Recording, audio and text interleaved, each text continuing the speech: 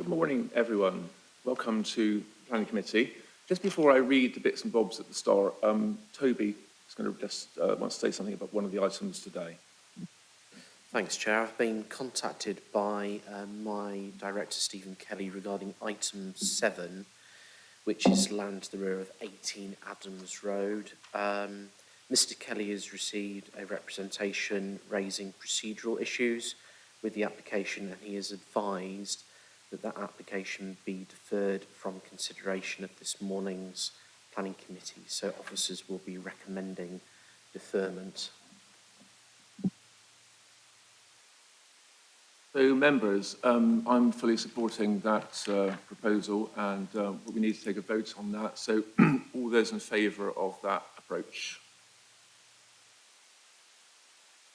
That's unanimous, Chair. Right, thanks so much. So that item will be removed from the agenda today, and we'll come back to a future meeting of this committee. Right, so I'll carry on. So my name is Councillor Smart, and I am the chair of this committee. I'd like to welcome you all to Cambridge City Council's Planning Committee meeting taking place at just after 10 on 7th of February 2024. Other members of the committee, I'll let them introduce themselves from down here. Councillor Bajan. Councillor Dave Bajan, currently from Romsey. Sam Carling from West Chesterton. Katie Thornborough, Petersfield. Naomi Bennett, Abbey Ward. Katie Porra, Market Ward. David Levine, Trumpington. Thank you, councillors. Apologies. Councillor Dryden's given apologies. So there's 7 of us today, so the quorum, it needs to be 3 to be quorum, so we're all good. Officers permanently at the table for this meeting are Delivery Manager Toby Williams, Legal Advisor Keith Barber, Committee Manager Chris Connor, and Producer Sarah Steed. Other officers and public speakers will join us throughout the course of the meeting. I will introduce them at the start of relevant agenda items. Housekeeping. Copies of the agenda can be found on the seats to the right of the dais. That's on my right. Copies are also available on the City Council's website under Committee Meetings, Minutes and Agendas. Please try and refer to specific page numbers within the agenda if you're referring to a specific paragraph or plan. It's also useful to give the item number for people who are looking online like me. Can I remind all of those present of the importance of using the microphones at all time when speaking? Please speak close to and clearly into the microphone. Please ensure you have switched off or silenced any other devices you have so that they do not interrupt proceedings. When you're invited to address the meeting, please make sure your microphone is switched on. When you finish addressing the meeting, please turn off your microphone immediately. Speak slowly and clearly, and please do not talk over or interrupt anyone. If anyone has any problems hearing me throughout the meeting, please alert me by waving their hands or advising a council officer. We aim to take a 45-minute lunch break between noon and 2 p.m. sometime. Please can those present in the council chamber note that everything on your desk, including your laptop screen, is likely to be broadcast at some point. The camera follows the microphone being switched on, so councillors and officers are requested to wait a couple of seconds before starting to speak to allow the camera to catch up. Please raise your hand if you wish to speak. Please can those participating in the meeting via the live stream indicate that you wish to speak via the chat column or raised hand option.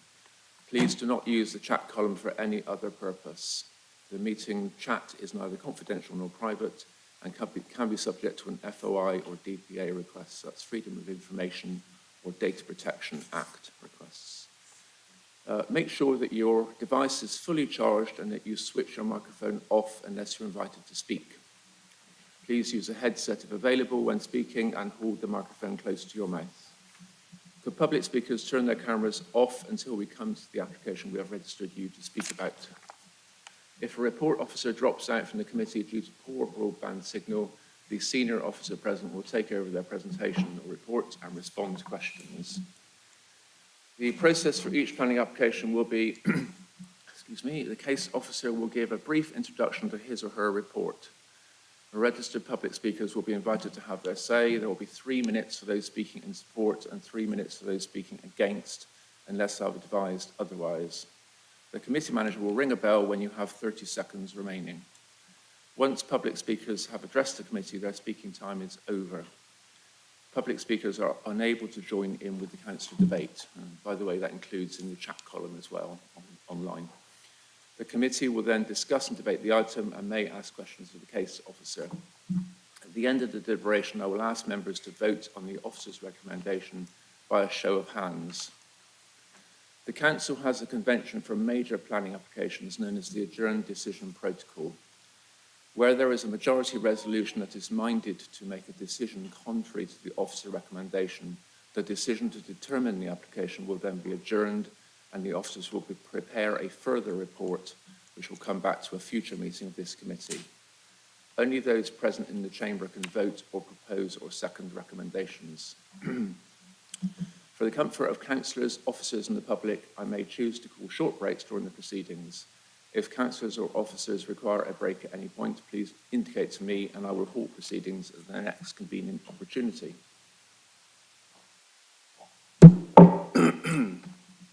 Right. So, apologies, I've already said. Councillor Dryden has given apologies. The rest of us are here. Agenda item 3, any declarations of interest, councillors? Councillor Porrer. Thank you, Chair.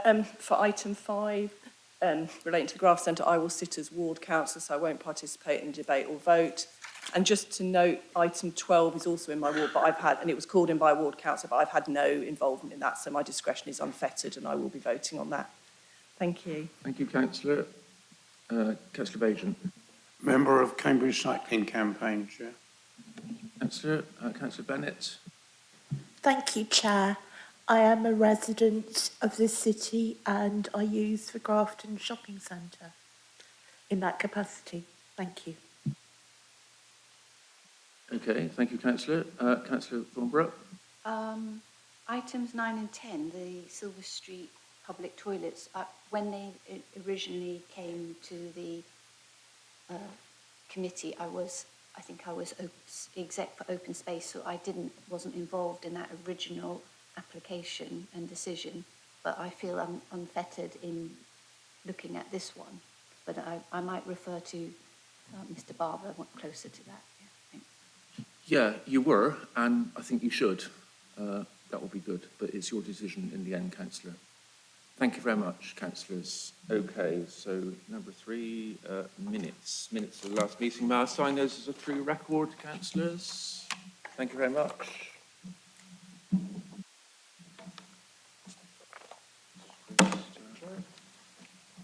Right, item 5, Grafton Centre.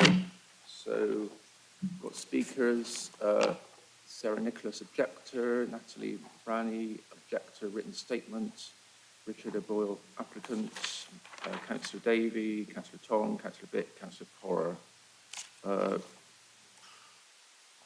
That's it.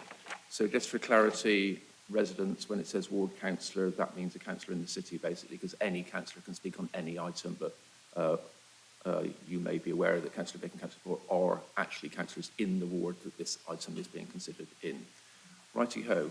So let's get it up on screen.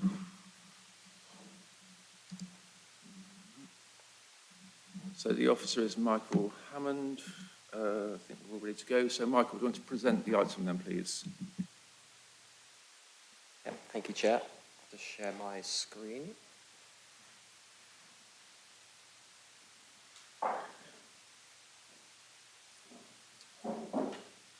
That is, it's in that format. Sorry, bear with me. I'm just trying to.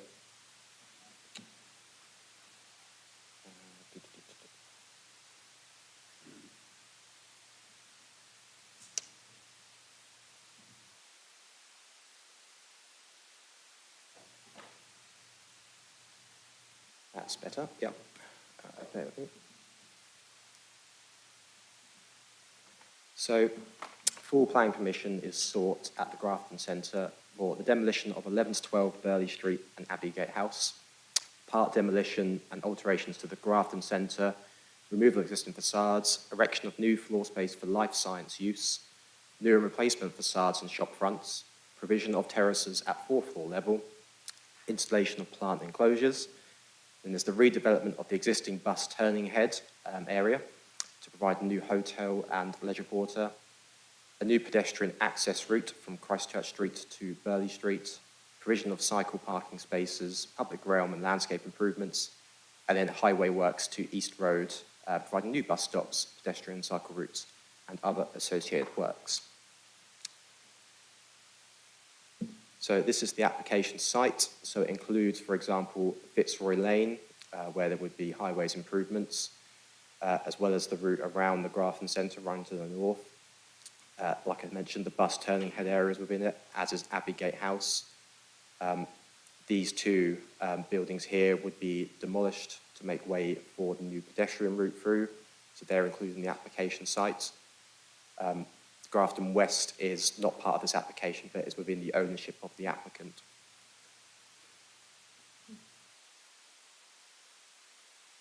So these are some photos of the existing Grafton Centre just around the site. There are LVIA views that I will go through later, which probably provide better information, but just for context, I thought this would be useful.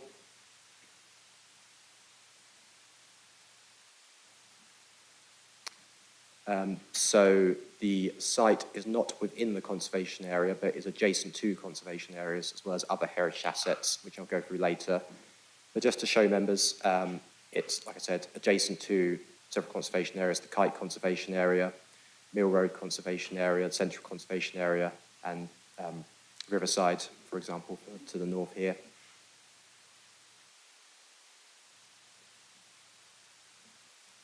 And then, look at more detail. As I mentioned, there are several heritage constraints around the site.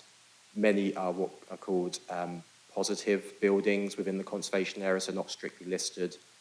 There's also buildings of local interest around, as well as, for example, Grade 2 and Grade 2 star listed buildings, such as the chapel here.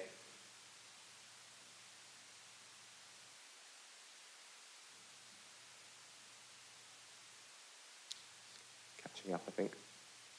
There we go. Surface water drainage-wise, oh, it's gone the screen. That's not helpful. Back. Surface, no.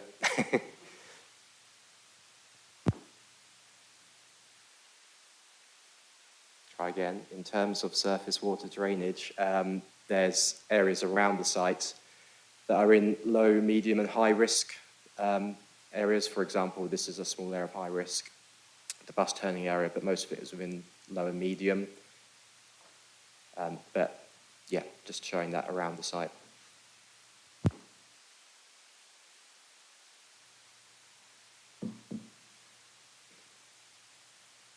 And then in terms of other local plan constraints, it is within what's called the primary shopping area, as well as the city centre. It's got primary frontages and secondary shopping frontages along it. It's also within the area of major change, which members will note links to Policy 12 of the local plan. Also, the East Road opportunity area to the east immediately abuts the site.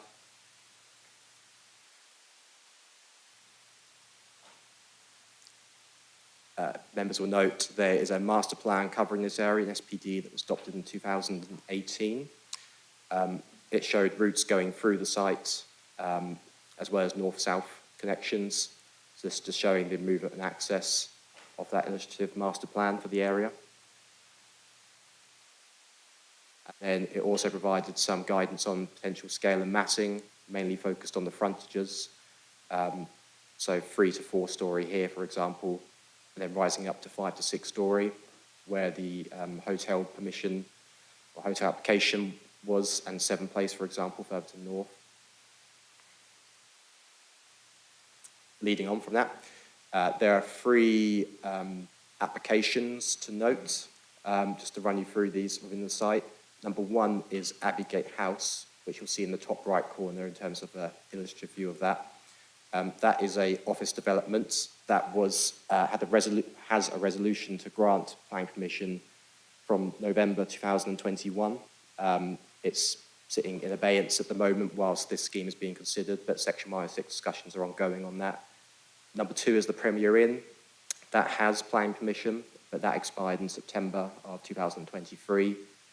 And then there's also Seven Place further to the north. That was expired before the application came in, but just pertinent to note those 3 applications.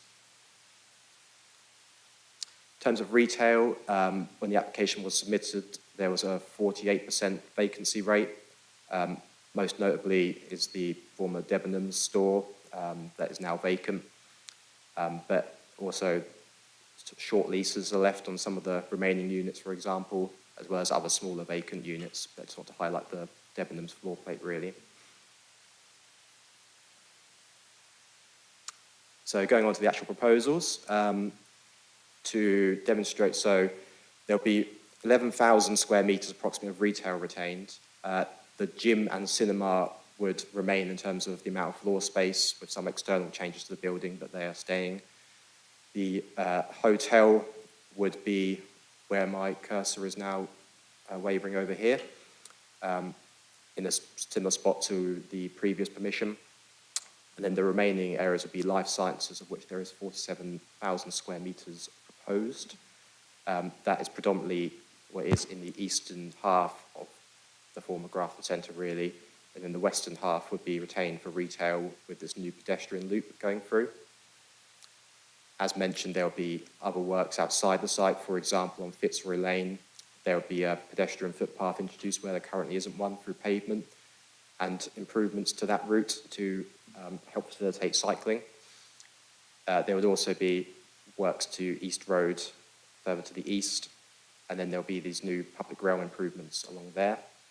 There'll also be a new crossing, important to note, on the other side of East Road introduced. Yeah, but I'll run through the proposals in a bit more detail. To bear with me, sorry, there's a lot of slides to go through. So this just are all the areas. So you've got the northern public realm area, Fitzroy Arcade, that element would stay as is. There would still be the arcade through as there is now. And then this new pedestrian route going through. There'll be landscape changes outside East Road, and then what they're calling the East Road Square here, for example. I'll whiz through these. These are the actual floor plans, but just to highlight that at the basement level, there would be a cycle store serving the life sciences. Wouldn't be the only cycle store, but it would be a larger cycle store. Just highlighting that's at basement level. And the ground floor is largely, as you just saw, this is obviously a more detailed plan. It will be lab and write-up space in the life science element, with a mix of some write-up space adjacent to the frontages, and otherwise the lab elements are sort of set further in. Cinema staying as is. A hotel with a new retail unit on the ground floor here, for example. And then this is that new retail loop. And then this would effectively, this line here, is kind of where the life sciences would start. It'll be public access through the site. And then this is the sort of upper entrance to the life science element.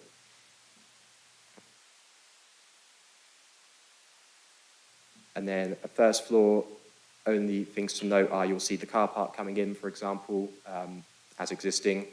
That Grafton East car park, this element is unchanged. There is a reduction in terms of the number of spaces down from somewhere in the 800s to the 400s. And then the residential existing flats above the Grafton Centre are unaffected, so they'll stay as they are above the Grafton Centre. And then this is a continuation of that, so you can start to see where, from a massing perspective, it's been set in slightly from the edges. But yeah, just showing continuation of that really, with the gym for reference over here. This is the third floor. And then at the fourth floor is where the roof terraces start to come in. So the largest, most used would be the southern terrace here, bottom here, which comes out from the lab area there. There would also be this terrace that wraps around here, and then small terraces either side of that one as well.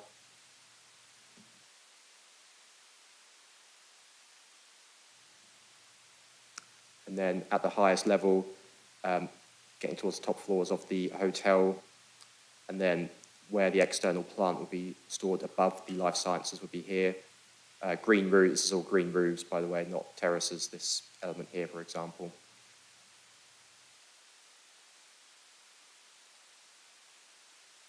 And then this is just showing it at roof level. So, as I mentioned, there's a lot of demolition as well as proposed works. So, for context, this is where the former Debenhams is, and above where the Grafton East car park comes onto here. This is largely where demolition would take place. Abbeygate House would be demolished, as would this part adjacent to the bus turning area and some of the atrium space. And then there would be other demolitions, for example, to create the north-south route through.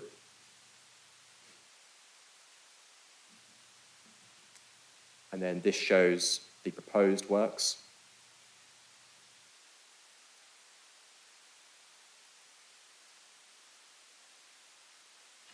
And then these are the indicative views of the heights. So at its highest point, it's 27.75 meters, the top of this plant area. The hotel is also just above 27 meters. And then it comes down to 23 meters further along East Road. And then to the top of these setback roof elements, it would be approximately 24 meters of life sciences. I do have some CGIs later, but just to show you the elevations. So this top one is looking from East Road. So this is the corner of the life sciences near where Abbeygate House. So Abbeygate House would be roughly in where my mouse is hovering here. This is the cinema. It would have a new curved screen outside of it, but the actual floor space and use of it would stay the same. This would be where the life sciences would be. This would be the hotel. As you can see, it steps down. And then the gym would be approximately here. And then this bottom elevation is looking from the north of the site, effectively from Christchurch Street, or going wide along the view. So you can see the existing residential, above the Grafton is retained. And then there is new work above where Grafton East car park currently goes into the centre of the site, where the former Debenhams is. And this is just showing that stepping of the hotel part. And then there would be changes to, for example, the fenestration of the Grafton East car park that's being retained here.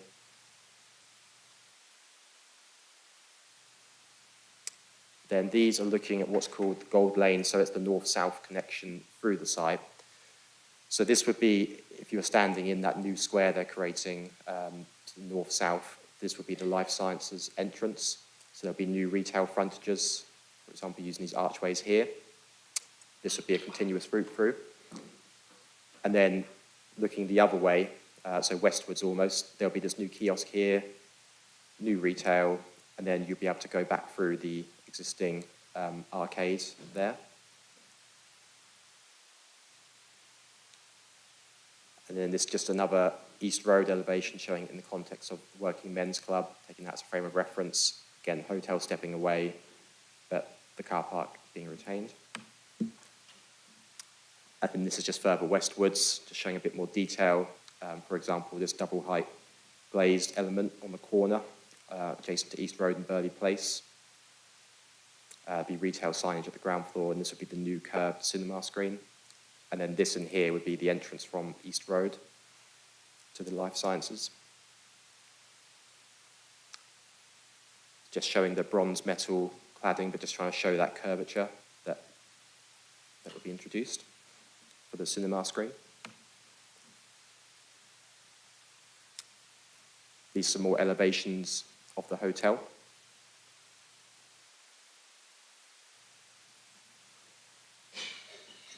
And then this is looking from Burley Place, so effectively the southwest. So here is that corner, that double height window I was talking about for reference, and then East Road going along here. Then there would be, it would extend further this way, going out towards where the Debenhams is.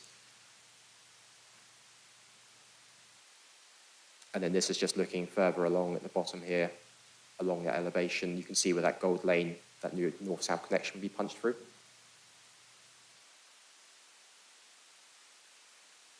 And then there's just a bit more detail on that Gold Lane. So again, there'll be sort of public art signage going above it. And then this new kiosk in here. And then these just some more detailed elevations of what's called Fitzroy Square, so that new retail loop that will be created. And again, just looking at those, but I'll get the sort of indicative CGI views up because it's probably easier to orientate. And then a bit more detailed elevations of the northern elevation. So showing life sciences, the ground floor, and then the car park, the retained element there. And then this is carrying on further westwards along that elevation. So main change is new sort of active frontage along the south here, and then the bottom here, and then this new route through. So this is that Fitzroy Square I was talking about, that new north-south connection. So there'll be this new square in here with 2 trees planted within it, as well as various other landscaping works. This is that new kiosk next to Burley Street. And it would cross over where Burley Place meets it.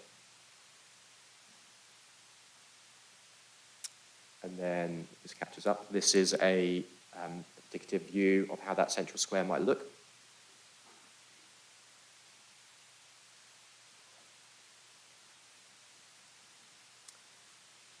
And then this is looking through that punched route through, almost from Christchurch Street, looking southwards towards Fitzroy Square. So on the left-hand side is where the cycle store would be, and the life sciences further that way, for example. And then this is looking in Fitzroy Square at what would be the new life sciences entrance, looking sort of southeastwards.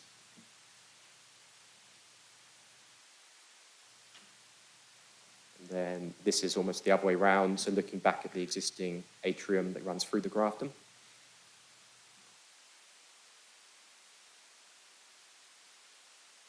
And then this is looking along that north-south route, but further south, so going towards Burley Street. And again, this is just an indicative layout of how, for example, cycle spaces would be incorporated along here. Green roof, for example, above the kiosk, but just the relationship with Burley Street.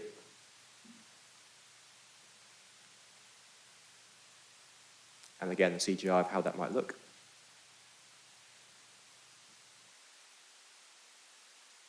And then from the other direction, so looking from Burley Street northwards.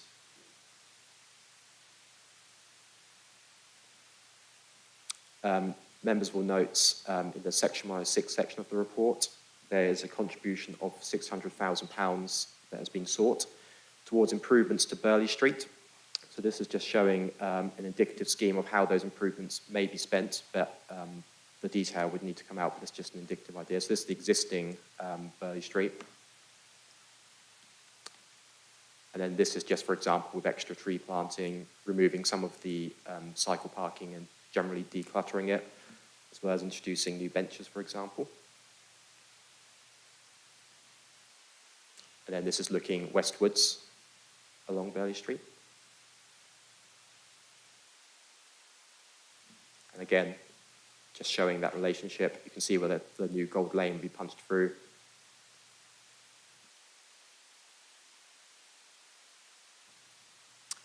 Then there's the what we call the northern route, so running from Fitzroy Lane to Wellington Street, where it sort of meets East Road near the Working Men's Club. So I'll go through each of these bits in turn, because there's a lot, I'm afraid. So the new pavement would be introduced along the east side, so bringing this down from 3 lanes to 2 lanes, Fitzroy Lane, in terms of vehicular traffic. There'll be new trees planted along here as part of the 25 proposed trees proposed on the site. There'll also be changes further down here to improve the crossings for pedestrians, for example. So this is just showing what it's like now from Maids Causeway in the background. And this is an indicative view of how it would look under these proposals.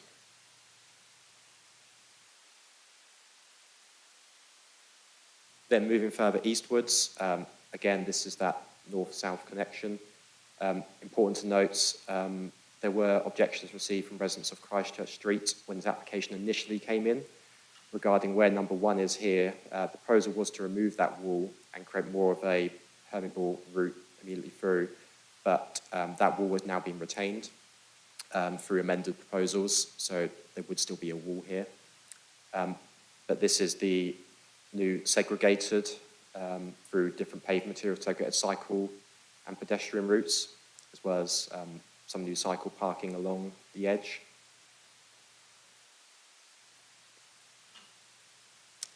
This is showing a photo of the existing.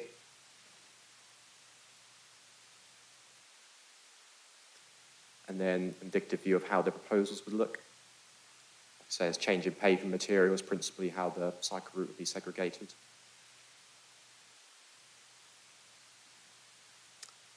And then finally, further eastwards, so getting towards Wellington Street, the cycle route would carry on, some new tree planting, and then there'll be this new the cycle route will continue on here.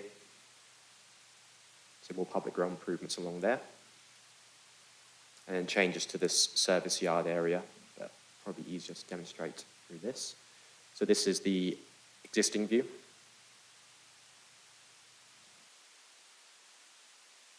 And then this is the proposed view.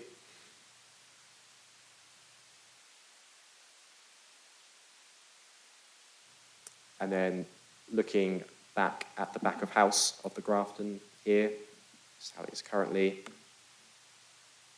And then this is an indicative view of how it would look. So there'll be a new sort of colonnade where you could walk under here, for example.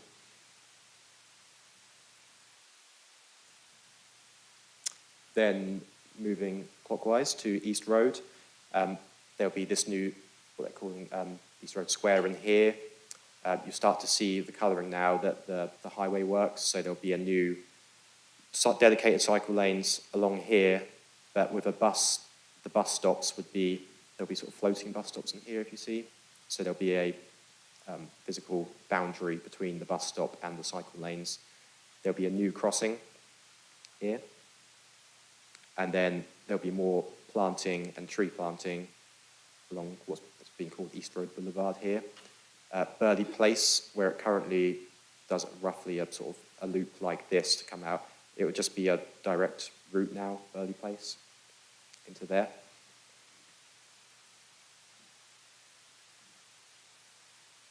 So this is an aerial view of its existing. And then this is an indicative view that catches up, of how it might look. So you see with the areas of the bus stops there and there, new crossing, new tree planting. This is that curved screen cinema, for example. Green roofs on top of the life science element, new tree planting, and then there'll be new retail frontages at the ground floor along here.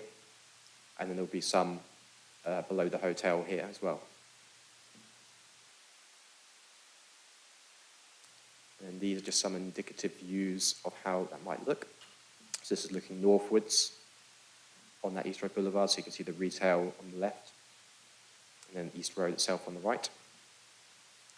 And this is standing in the centre of that crossing, looking towards the View Cinema. So the main entrance to Life Science would be in the background here. And then this is a view of that new entrance to the Life Sciences from East Road here, as well as the hotel up here, cinema on the left, and then further retail frontages down here, and then new planting, for example. And then this is looking back from that entrance. So southwards, East Road being on the left-hand side for orientation.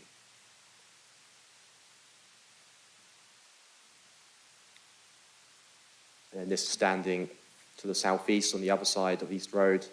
So this is the corner of the new life science element, the hotel in the background here, and then the cinema is roughly around here. And then looking from the northeast, so looking southwesterly, again, this is the hotel in the foreground, this is the curved cinema, and then you see where it steps down, going towards Burley Place this life sciences element, and then new tree planting, for example. And then this is just a front-on CGI of, oh, it's done again.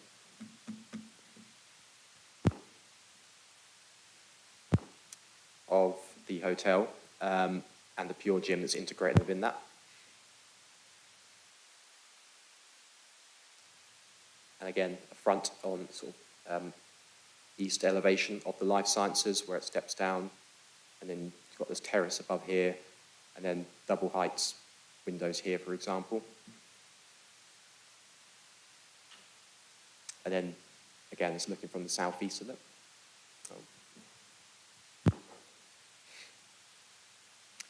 You can see we're extending further westwards into Burley Place. It's just to give an idea about type of use within the life sciences in terms of sort of being a mix of what's called write-up areas, in terms of desk space to do work, for example. And then there would also be lab elements in this bottom right corner. But these would be principally set away from the edges to try and encourage more active frontage. This is an internal view of how the atrium might look. So effectively looking through the existing Grafton Centre where there's currently a walkway through.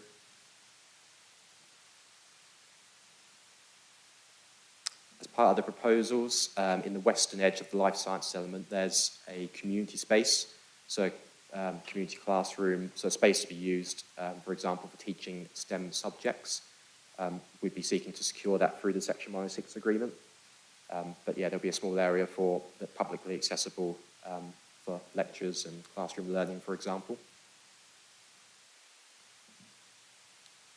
And then this is a view of how the atrium might be used, lectures, for example.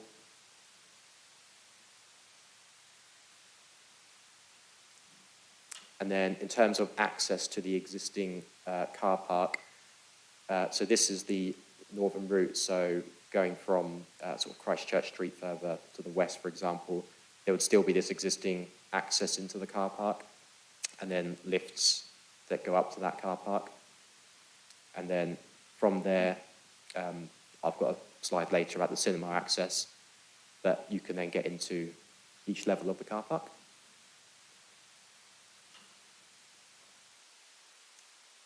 And again, with the cinema, there would be this ground floor entrance adjacent to the life science entrance here that you can use, as well as at the upper floor level from the car park and those lifts, you'd be able to access the cinema in a similar manner to what you can do currently. In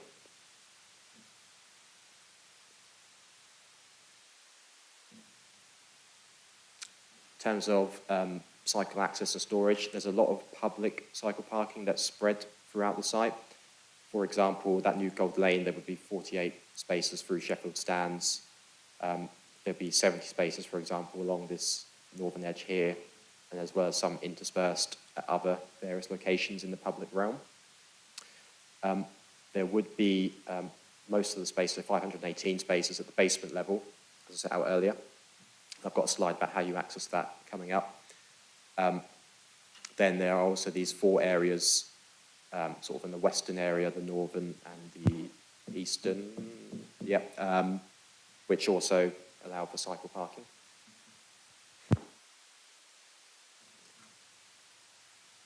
As I mentioned, there is this basement access, so there would be a ramp here that allows access into that basement, as well as lifts within the site.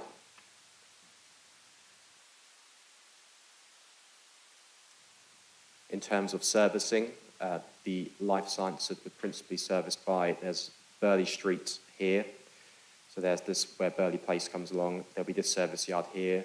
There'll be one Nelson's Close up here, for example, and then this Fitzroy Street would principally serve the retail elements, as well as this small area here.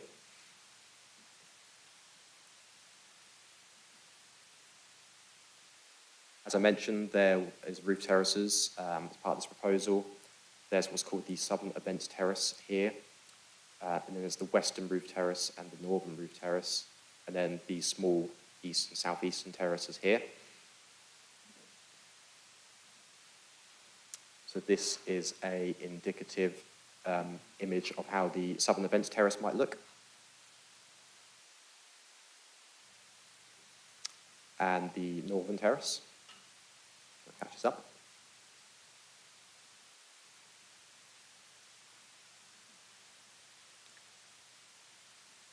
As I mentioned earlier, there's a lot of tree planting both on and off the site. So there's 25 new trees. 5 are being removed as part of this. So 3 category U trees and then 2 category B trees, I believe. And then there's also these off-site trees here as part of the 25 trees that we'll be seeking to secure through a Section 106 agreement. In terms of biodiversity net gain, as there isn't currently much in the way of value of biodiversity on there, the proposal is a significant uplift in biodiversity net gain. It's 538%.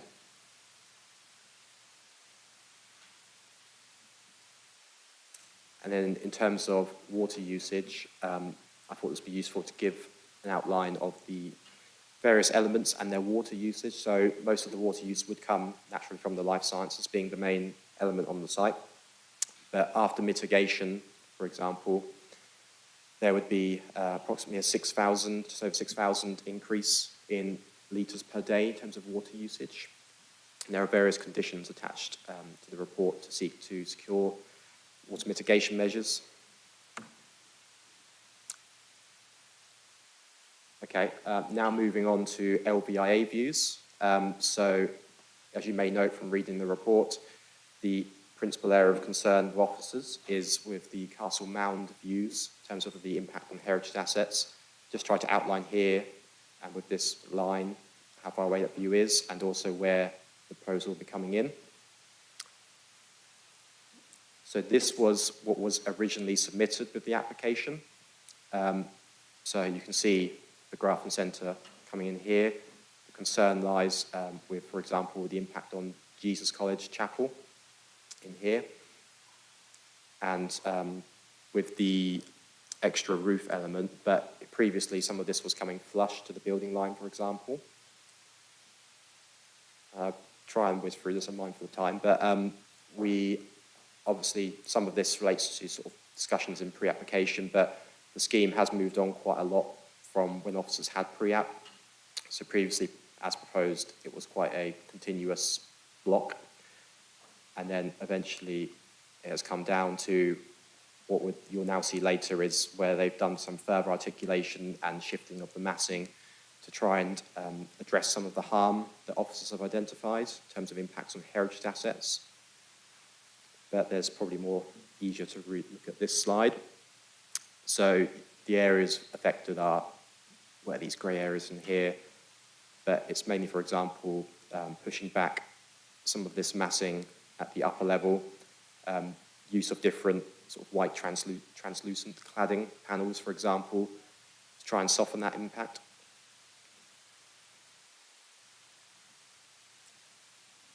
And then this just shows that, so you see on the right-hand image here, what I was talking about in terms of shifting that massing back. So you've got this element in here, for example, and then changing the cladding of this upper element, as well as various other changes, but those are the principal ones. And then this just to give an idea about that rooftop plan in terms of what translucent polycarbonate cladding would look like, and, for example, what a metal louver screen would look like, though we'd have to secure those details by way of condition. So just to remind you, this was how it had looked when submitted, and then following those changes, this is what's now proposed. Captures up. Oh, sorry, I moved my cursor, probably. So different change in material, but pushing back some of that massing further up.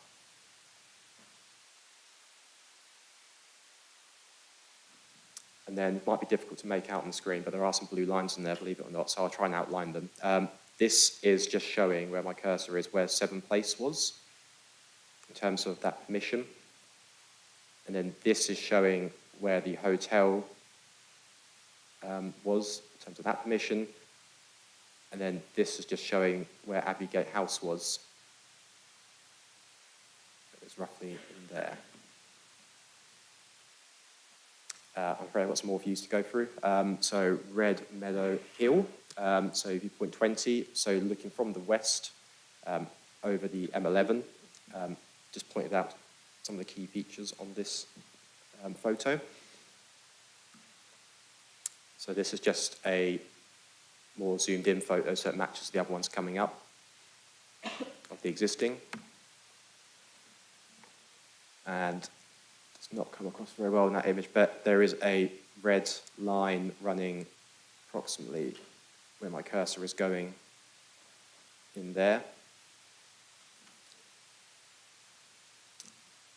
And then that just showing, you won't be able to see it, but the blue line, there's a blue line here showing Seven Place, for example, the hotel, which is where the existing is, and then Abbeygate House. And then this is Limekiln Road, where it catches up. From the southeast.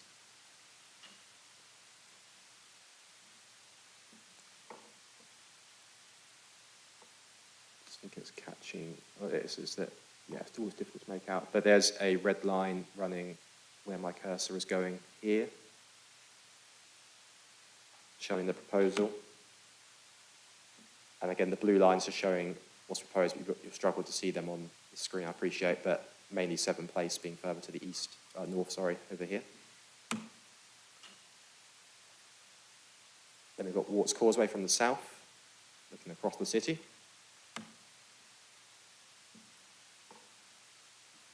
Just move my cursor to see if you can see it, but there is a red line running here where my cursor is going.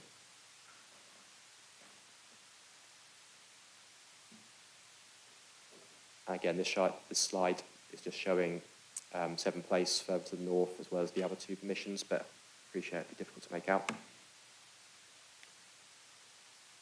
And this is Lime Trees Hill, so again, from the southeast, near the Magog Downs, looking out towards the city. So the proposed scheme, I'll move my cursor to see if you can make it out, but it's this red line in here.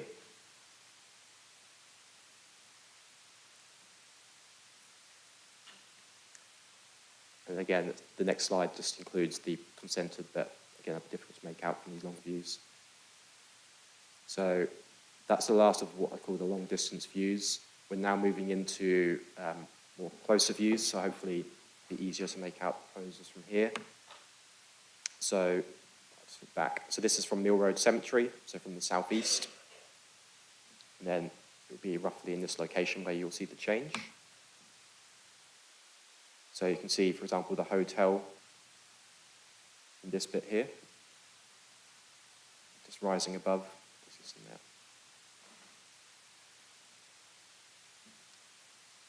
there. And again, blue line struggled to make out, but Seven Place was over here. The hotel is, like I said, in the same location that previous permission was in. And then behind the foliage is where Abbeygate House was. And then the life sciences of the proposal would be, again, behind that foliage. Then looking at Norfolk Street. So, again, from the southeast. So it's the hotel, again, that you will see from this view. So you see where it steps up and down. The existing car park is unaffected.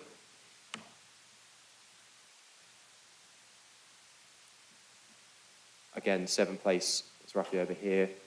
The hotel previously had a permission here. And then the life sciences would be behind this building, and Abbeygate House is here for context. And again, slightly further along Norfolk Street, but looking across Staffordshire Gardens. So this one should be easy to make out. So on the right-hand side here is the hotel. And then on the left-hand side here is the life sciences, the curve of the cinema screen just going above these flats here. But it's life sciences is this part. And then this is just showing the proposed previous approvals. or ones with resolution to grant, shall I say. Abbeygate House, for example, was here, so it's slightly taller at this element. And then that is where the hotel was before. And then this is looking from the south on Adam and Eve Street.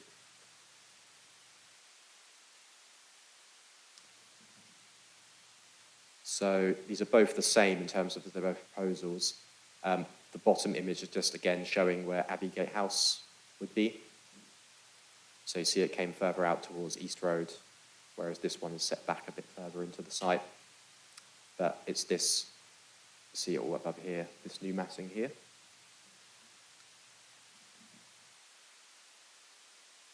And then we've got Victoria Avenue. So you'll see the spires of the church building here, for example. And then in terms of the proposed additions, it's largely where my cursor is going in here with some further above. That's the main change from this viewpoint. So it'll be the life science element above there. And I think it's catching up. Yeah. Again, you're struggling to make it out, but Seven Place, for context, was over here. The hotel, as was and as is roughly in this location where my cursor is, but not visible from this viewpoint, apart from the very top element. And then Abbeygate House was further along, so you couldn't see that from this view. And then moving slightly closer, so Midsummer Common.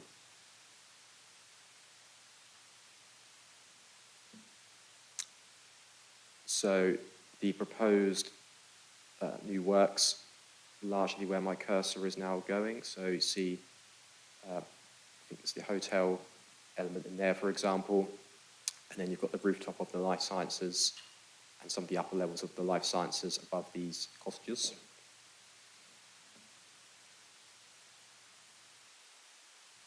And then again, that's just, this one just shows the consent schemes, but difficult to make out in there. But again, hotel was there. And then Abbeygate House in Seven Place. Looking from the north on Napier Street. So again, you can see the listed building here. So the proposed works would effectively be this element in here. See where it's filling this in.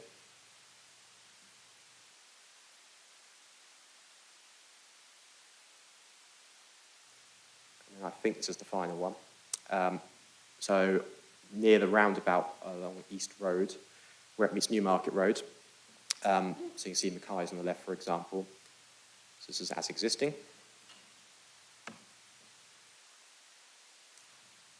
And then this is as proposed. So it is principally the hotel element here that is visible, as well as some of the upper elements of the life sciences. And then you can actually see this blue outline this time. This is where the Seven Place, the expired permission was here, just following that. So in terms of conclusion, so in terms of issues to discuss, from a refusal perspective, it's been identified there is moderate level of less than substantial harm to the setting of the central conservation area and the Grade 1 listed Jesus College Chapel. There'll be a degree of environmental harm in terms of the estimated increase in operational demand on water supply of 6,380 litres a day, which equates to 0.006 megalitres a day across the Cambridge Water Resource Zone. There'll be minor conflict with policy 3 of the local plan through the loss of the 2 flats on Burley Street to accommodate the new north-south route. And then there would be temporary harm in terms of construction impacts. In terms of considerations of approval, consider there are significant economic public benefits by addressing a shortage in demand for life science development, both locally and nationally. Be a net increase of 1,868 jobs, and then an improved retail environment for the retail that's been retained. There'll be improvements to the visitor economy through the 120-bedroom hotel. Moderate social public benefits through the community classroom, educational outreach, and the incubator and growing floor space that will be accommodated within the life sciences. There'll be significant environmental benefits through the facilitation of the Section 278 highway improvements to East Road, enhanced public realm on Fitzroy Lane and the Northern Route, and then financial contributions of £600,000 towards Burley Street public realm. There'll be the reuse of a previously developed site, so brownfield land, which has with it lower embodied carbon, and a significant 539% biodiversity net gain increase, and a very high standard of building sustainability, with no objections from technical consultees. Therefore, as set out in the report, just before I do that, just add, we did receive some late representations within the last approximately 12 hours.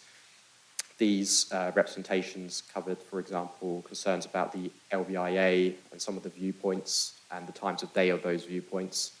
I've reported them all. I think members all received those emails, but just to be aware of those. Officers did also receive a letter of support from Anglia Ruskin University in support of the application. So I just want to report that orally before I conclude.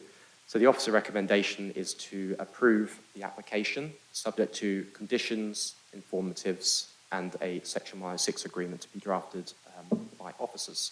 Thank you, Chair. Thanks, Michael. Very good. So we've got two speakers speaking in objection, Sarah and Natalie. Sarah, you're here in the room. Yep. If you want to come to the public speaker thing there, just in front of you. And Natalie's gotten a written statement, which looks like it's about 2 or 3 minutes. You've got 6 minutes in total. So whatever time is left after you've spoken, we'll give over to the written statement. So when you're ready. I am speaking on behalf of Cambridge Past, Present and Future, Friends of St Matthew's Peace and individual objectors. I hope you have read the email from the Friends explaining our 6 areas of concern. I will be speaking on the impact of the bulk and mass of the proposal on the skyline and the adjoining conservation areas. We are concerned that the report does not properly set out the impacts of the proposal's design and the large blocks reaching 5 stories for over 100 metres across the width of the site. The report before you considers that the harm to heritage set view 19 from Castle Mound. We disagree. View 20 from Coton Countryside Reserve shows the proposal breaking the skyline right next to the turrets of King's College Chapel. View 17 from Midsummer Common shows the proposal will result in additional built form behind Christ Church and houses along the southern boundary of Midsummer Common. The visualisations from Norfolk Street, across Staffordshire Gardens, from Adam and Eve Street, all on the edge of the conservation area, show how the hotel and 5-storey laboratories will loom over the 2 to 3 storey houses and flats. Your conservation, urban design and landscape officers, as well as Historic England, have all objected to the proposal as being harmful to heritage assets. Conservation officers considered the revised plans reduce the impact to between moderate and upper end of less than substantial harm on heritage assets. Historic England appear not to have commented on the revised plans, but were looking for amendment which reduced the impact to that of a low level. None of your officers consider this has been achieved. The planning officer has disagreed with the specialist conservation officers and considers that the degree of harm is moderate rather than moderate to upper. This demonstrates how subjective this assessment is and why people employ specialist officers. You are then asked to weigh this harm against the public benefits.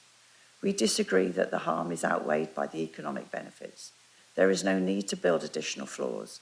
A 2023 update to the employment evidence concludes that the need is already met through the current permissions and allocations of the adopted and emerging local plan. Not the only development involving tall buildings. There is the Beehive, Coldham's Lakes, Westbrook Centre, sites on the Science Park, East. I appreciate you can only consider this application on its merits, but we're asking you to put significant weight on the impact of the proposal on heritage. If you don't, it will be to negotiate on other developments, and the skyline will be dominated by bulky, amorphous buildings rather than the slim and elegant towers and turrets of churches and chapels. We therefore ask that you refuse this application on the grounds that it is contrary to policies 60 and 61, by adversely affecting the character and setting of Grade 1 and 2 listed buildings, the historic skyline they create, and the conservation areas and the lives who live nearby. Thank you. Thank you very much, Sarah. So, Chris, if you wouldn't mind reading Natalie's statement now then, please. Thanks.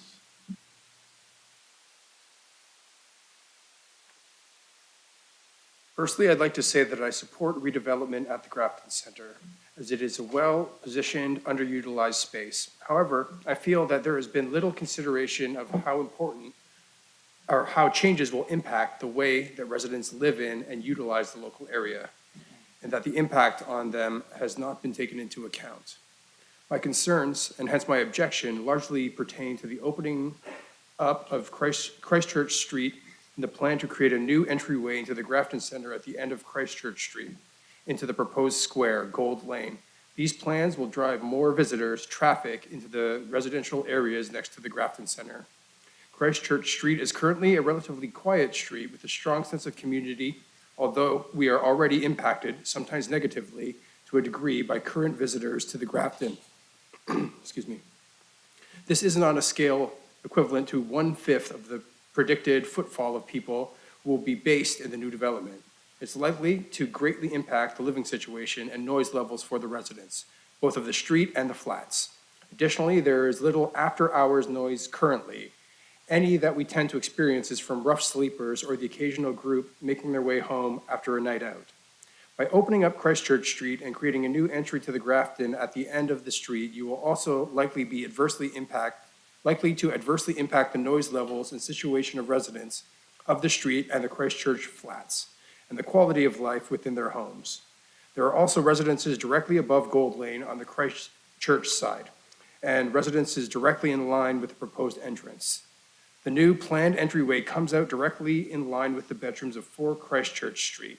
Despite double glazing, the sound is still loud in the house from passersby. This is likely to be increased hugely by the proposed plans and is likely to negatively impact on the residents' quality of life, both in the home and in the garden. The proposed new entry route of the Grafton Gold Lane will only be 8 meters from the wall of the house and less than the boundary line. Additionally, people tend to congregate at entrances and often smoke at entrances. Is it really appropriate to be relocating entrances to directly impact residential properties? There are existing entrances on the side, Christchurch Street / Newmarket Road of the Grafton Center, that don't go directly under or lead out directly onto residential areas. Could more be made of those entrances or spaces to reduce impact on residents?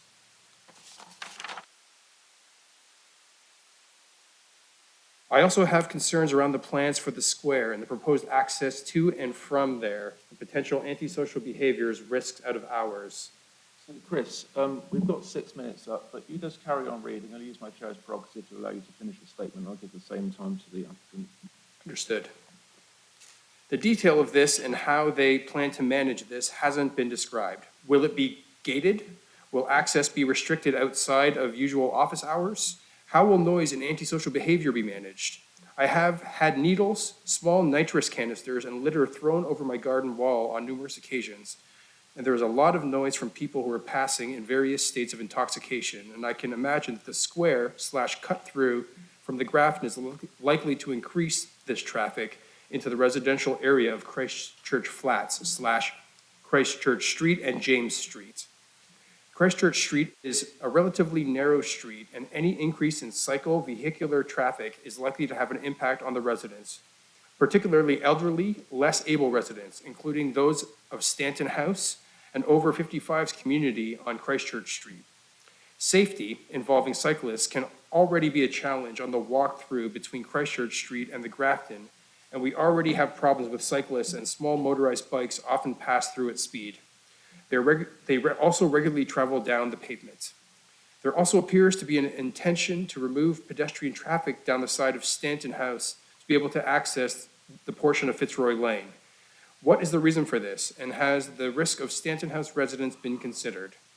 They will then have to cross Christchurch Street to access the walkway on Fitzroy Lane, putting them at additional risk and increasing traffic through the walkthrough. What will be done to manage this traffic?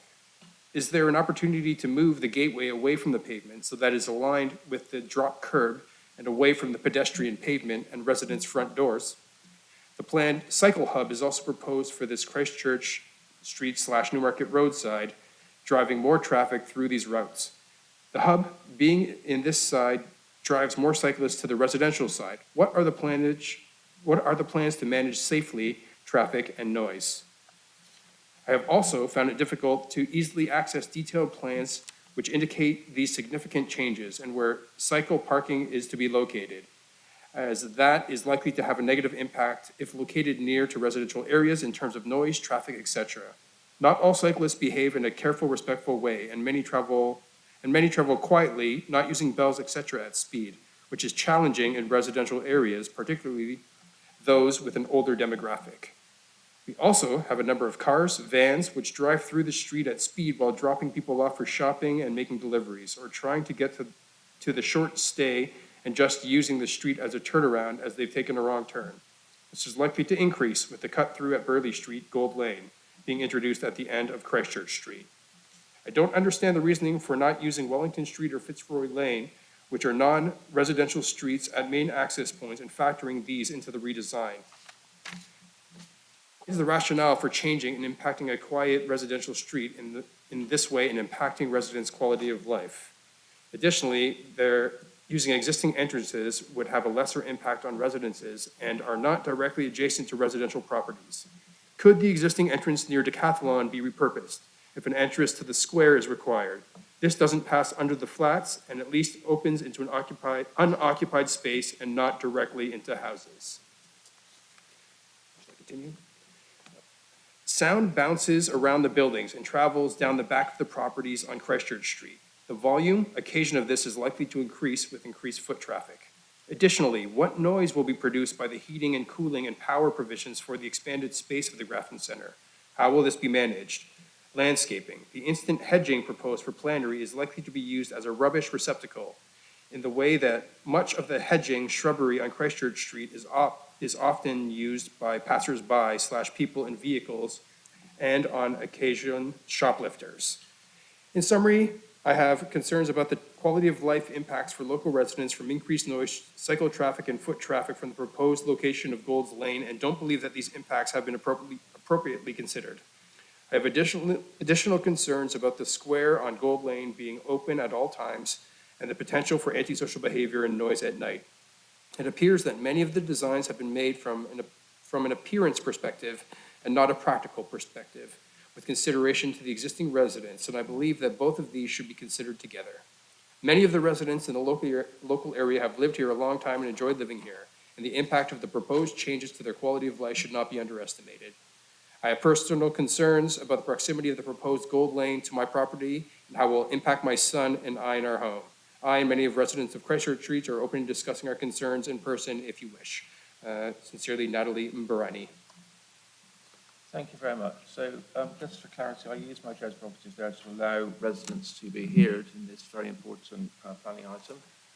That's unusual, but I thought in this case it was a good thing to do. So the next speaker is Richard, the applicant. Oh, Councillor Bajan, yeah. Chair, could you clarify who was making that comment? Do you mean the statement? Yeah, the statement was from Chris. Public speaker, Natalie Mbarani, local resident. So was she talking on behalf of somebody or was it just on her own behalf? I believe she was talking on her own behalf, but Chris, anything? All I have is what's in her message. She's speaking on her behalf. She did mention residents of Christchurch Street, but that's not been confirmed. Yeah, for the Councillor, we're in the future, middle of statements, but yeah, carry on. yeah, for the future, would we normally allow a speaker that amount of time to speak? It was unusual. I did it. So carrying on, the agent, Richard, are you in the room, Richard, or are you? Yes, if you want to come to the public speaker stand then. So we took 11 minutes and 6 seconds on that. So you had 6 minutes to talk to you. I apologise for giving you longer, but if you need to take longer, please do. If you want to respond to any of the points that Natalie made about local residents, access and so on, we've got a lot of detail there. So it might be useful for members to hear your response to any of that. There was yeah. Okay, so if you press the button on the right-hand side, thanks. Thank you, and good morning. My name is Richard O'Boyle. I am the Chief Executive of Pioneer Group. The application before you seeks to repurpose most of the Grafton Centre rather than completely demolish and rebuild. Our final design is a result of an extremely comprehensive consultation process. We listened and we made changes where we could. For example, with CamCycle, to get the locations, the quantum of cycle parking, the routes right, which is why they've written in support. We engage with businesses and the science community to make sure we create new opportunities for local businesses as well as the city's researchers. That's why the bid, Cambridge Science Centre, Anglia Ruskin, and so on have also written in support. People told us it's important local walking route, so we improved the surrounding areas, whether it's you're heading east-west, north-south, going to the cinema or going to the gym, it will be a better experience. We also listened as much as we could to our local neighbours, our immediate neighbours, and I'll come on to this point in a second. But for example, on Christchurch Street, as the officer mentioned, we listened and we reintroduced a wall to ensure that the street doesn't become a cut-through. Overall, though, from the consultation, feedback was consistent, that the Grafton Centre needs to change, it needs to evolve, and these proposals do so much more. They secure its long-term future, but also have the potential to bring huge social and economic benefits to Cambridge. Economically, our proposal means we can provide 5 times more jobs, and not just for the highly qualified. The senior scientists catch the headlines, but the reality is they need a large team behind them. And typically, up to 60% of the jobs don't need a degree, which means we're offering, or can offer potentially, a wide range of opportunities for the whole community. And going forward, we at the Grafton Centre, we want to remain in the community. And hopefully, by doing so, we can start to demystify the life science sector and help it to become more inclusive. A community classroom, along with public access to the Science Centre and exhibitions and events will also help achieve that. But as I mentioned, it was also clear from the consultation process that most people want shops to remain a big part of the Grafton Centre going forward, which our proposal does. But they also want them to focus on value and convenience, which they will. And finally, the new Grafton Centre will have at the absolute heart of it sustainable design, and it will be the forefront of that on our minds, which is why we are, as I mentioned, repurposing much of the building, as mentioned. By doing so, we are saving 20,000 tonnes of carbon. We're also achieving all 5 credits of BREEAM water consumption, incorporating a whole host of changes and measures. And crucially, there is no objection from the Environment Agency. Also delivering, as mentioned earlier in the presentation, a 538% biodiversity net gain. And at Pioneer, we are genuinely excited about the potential impact the Grafton Centre will have, helping Cambridge City Centre evolve for all. Thank you. Thank you very much, Richard. You're welcome to stay there or take your seat at the back, whichever. Turn your microphone off, then will you please, so? Press the button again on the microphone, that's it. Thank you. Okay, so we've got 4 councillors to speak as well. First up is Councillor Davey.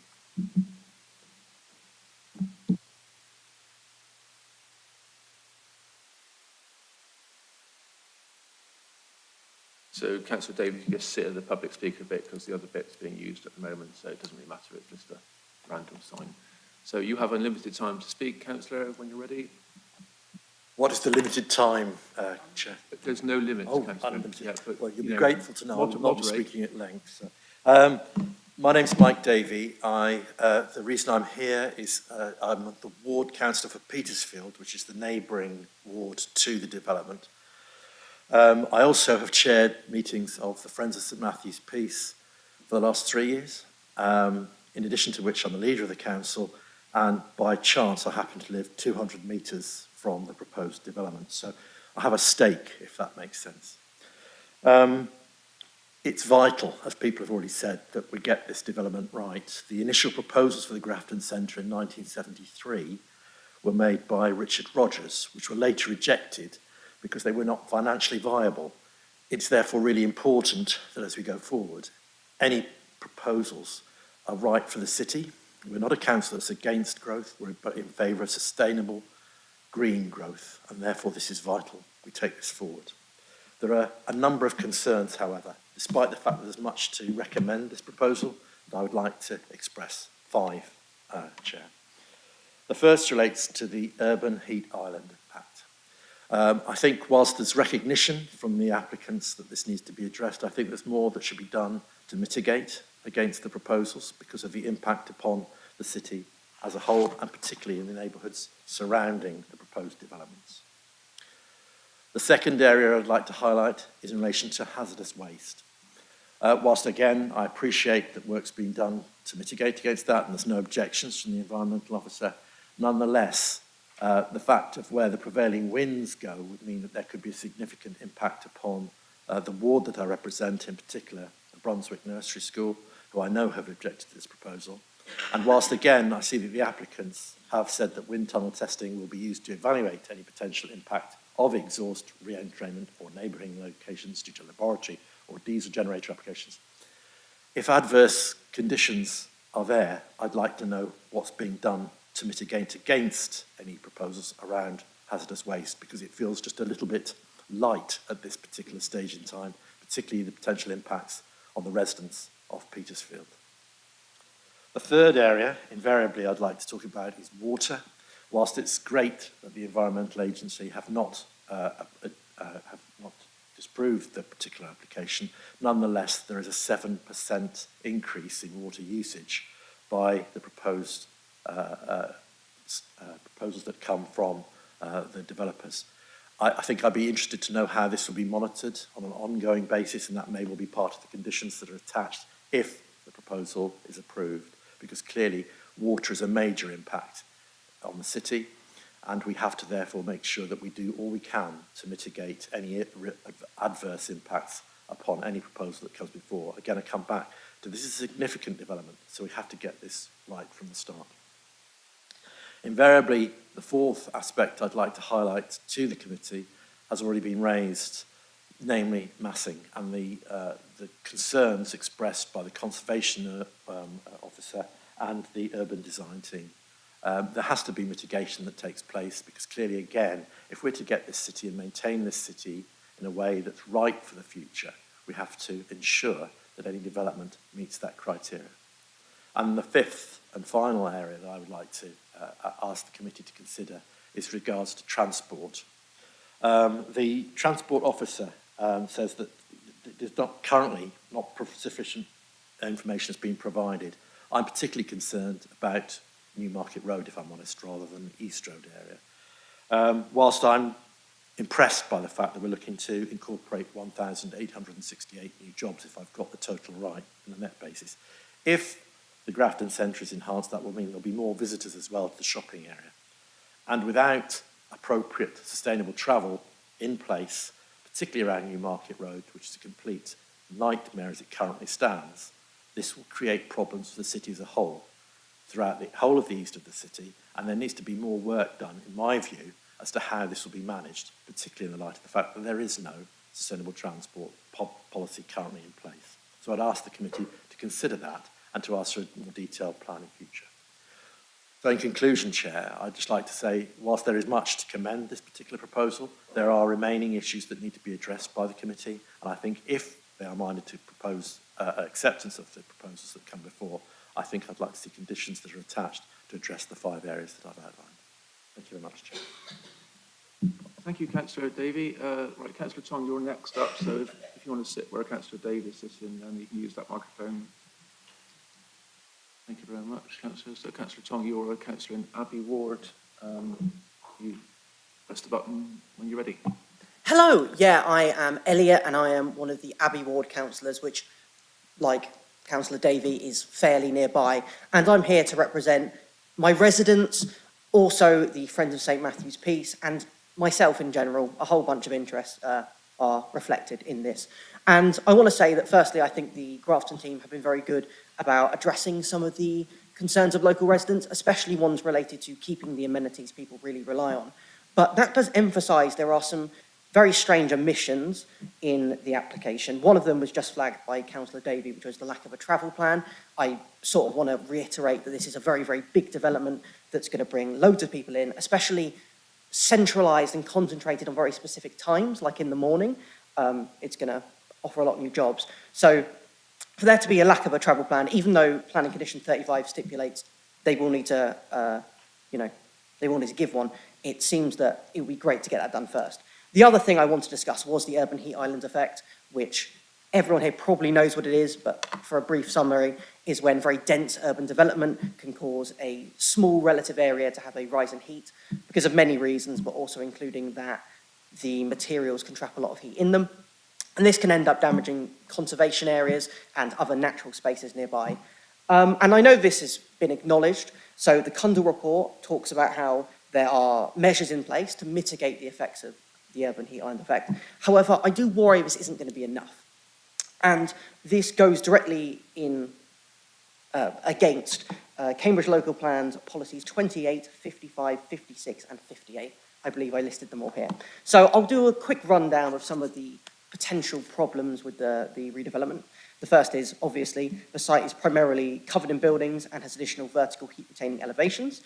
We could also aim for a higher than the proposed 2.7% tree cover increase. There are curved metal screen cladding finished with bronze aluminium, which is used on the cinema. There are bronze panels used unnecessarily on the Life Science extension.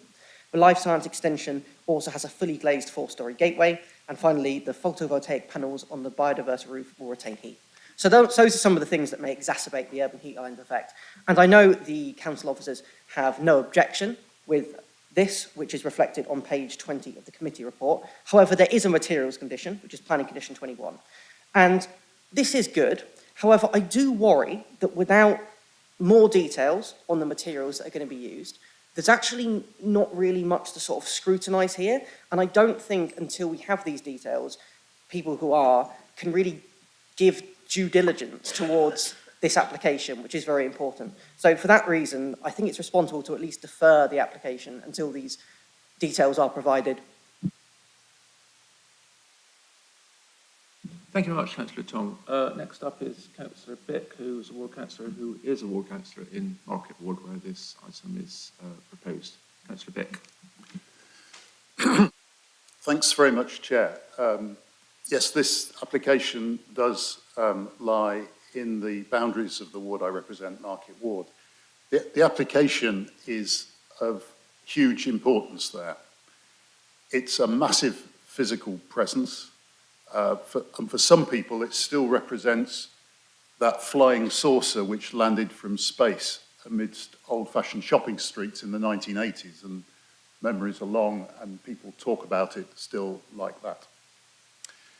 But in today's world, it's a big factor in the health of a shopping area that continues to be much needed, whether it's as a destination for its value shops from right across the city and beyond the city, or for its convenience shops, which make it the natural centre of its immediate neighbourhood where the people that we represent live.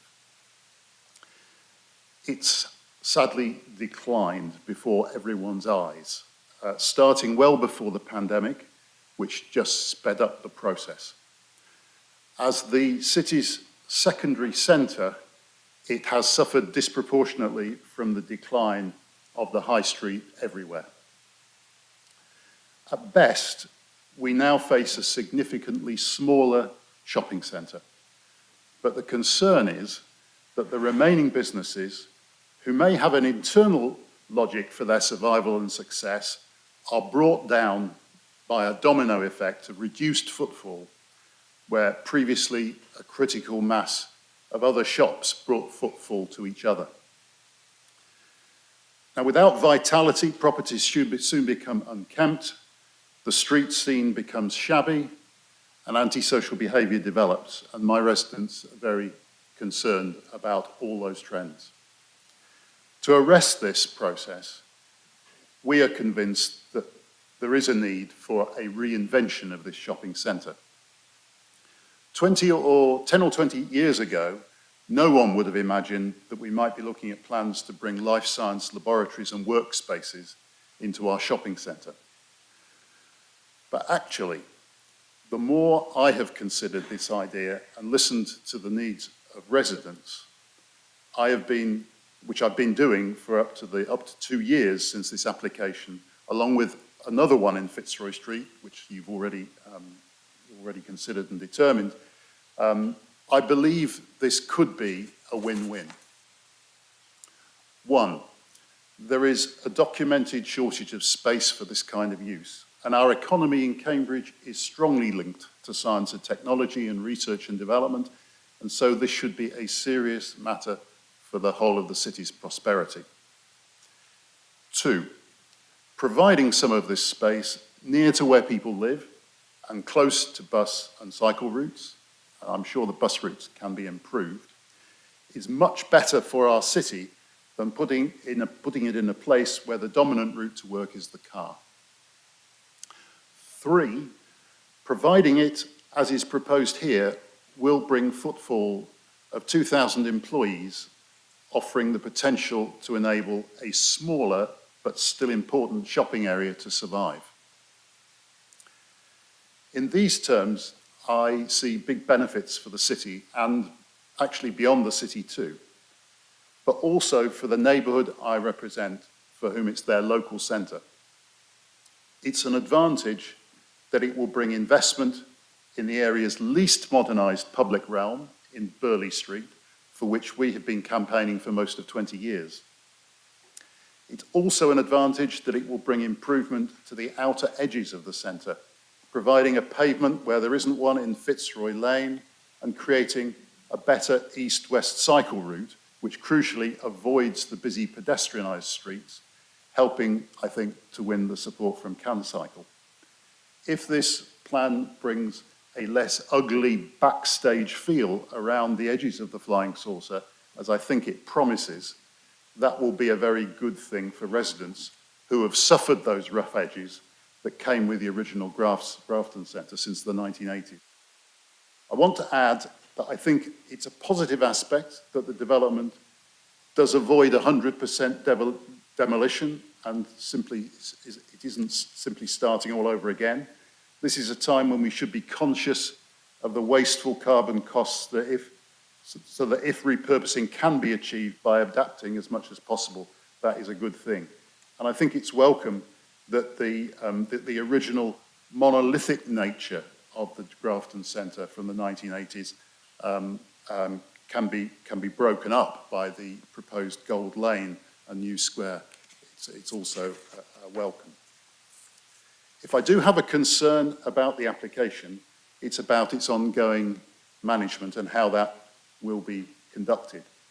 It will represent a significant change in the level and type of activity for surrounding residents. There are, and you've heard them, some fears that there might be aspects of this which will need effective management to reduce the potential negative impacts.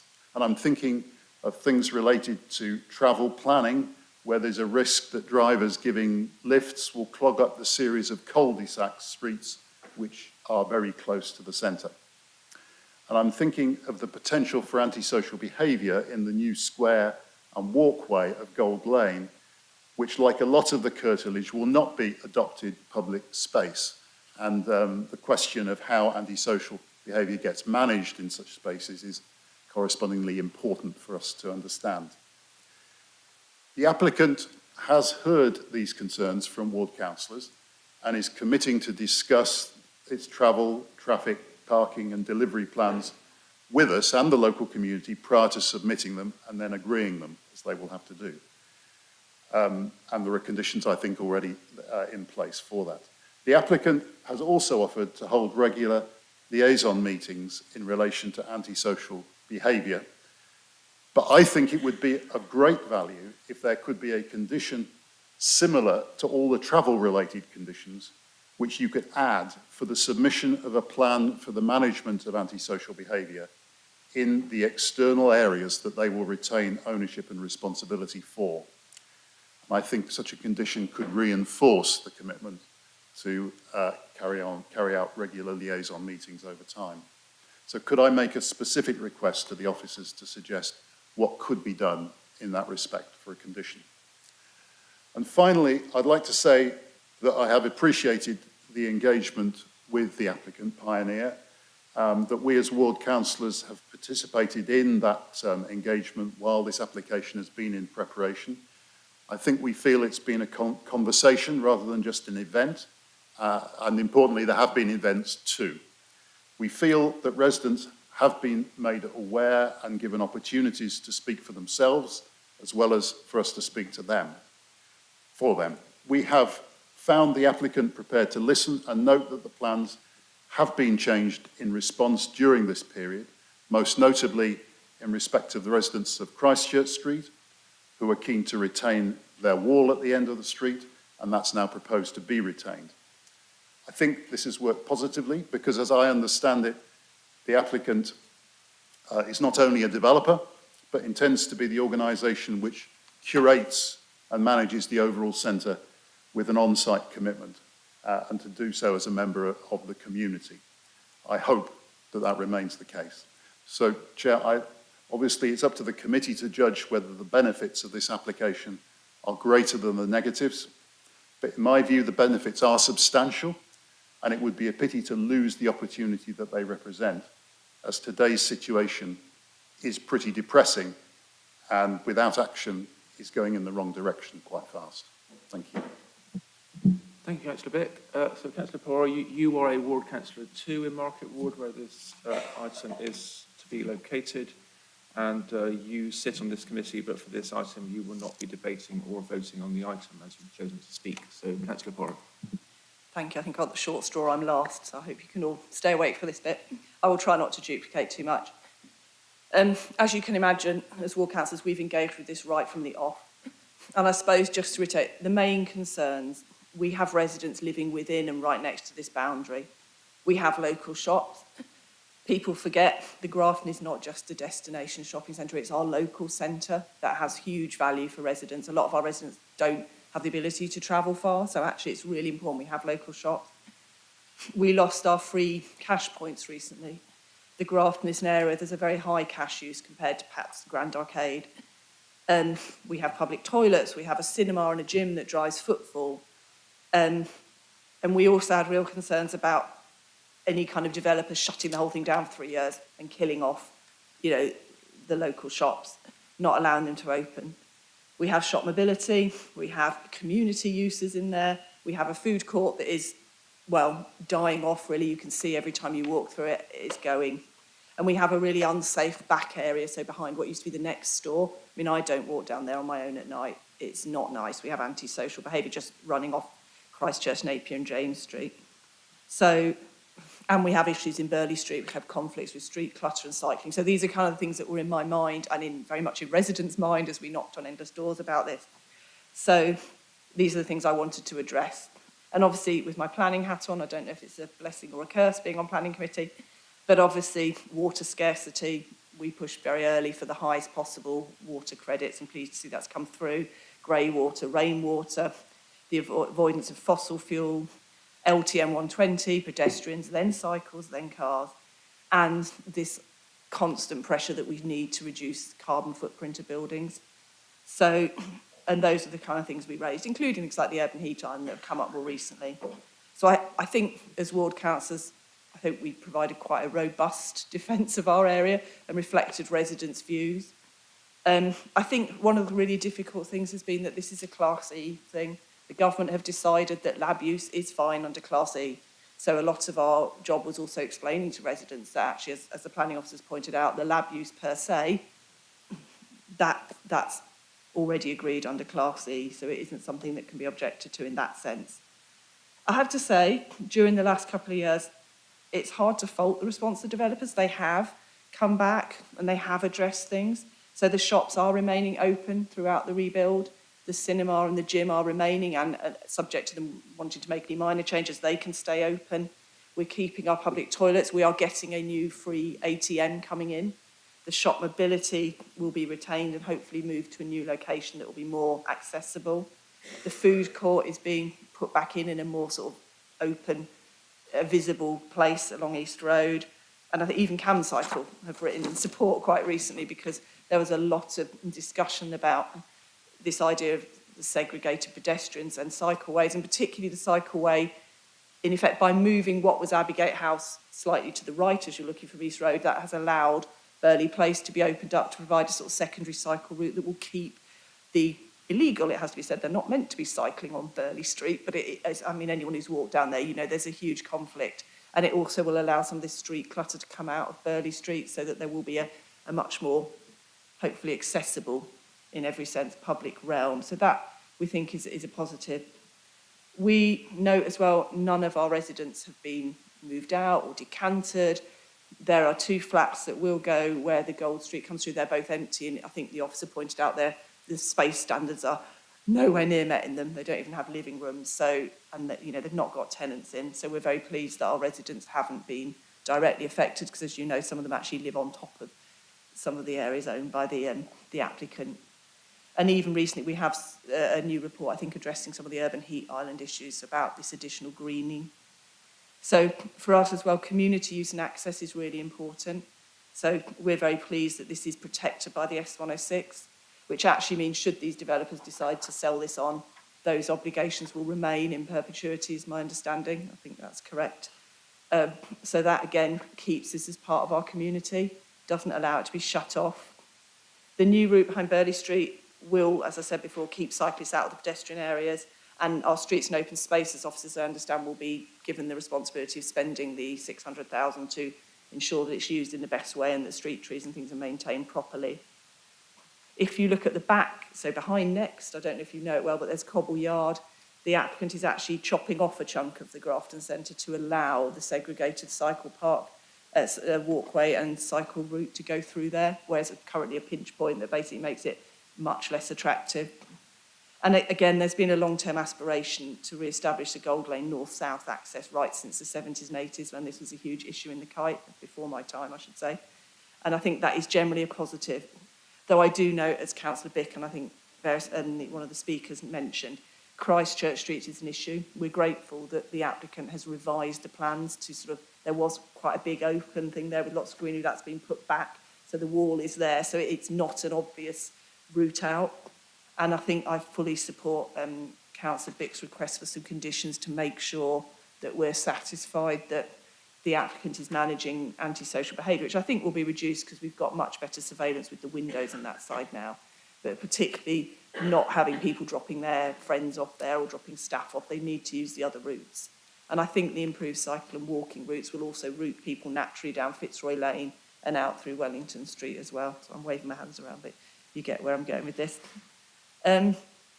Obviously, one of the other issues is the views, but I do note I had some concerns about the consented hotel. I was on planning committee for it. It's quite big and blocky. The new hotel is stepped down slightly, and most importantly, in terms of air quality, is no longer gas. It will be entirely electric.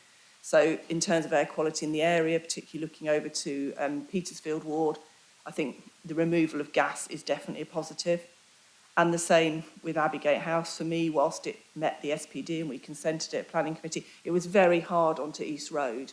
And actually by moving it slightly to the right and pushing it back, so merging it more into what used to be Debenhams, we've got new street trees, we've got a better public realm out there. So I think, to me, that is a positive as well.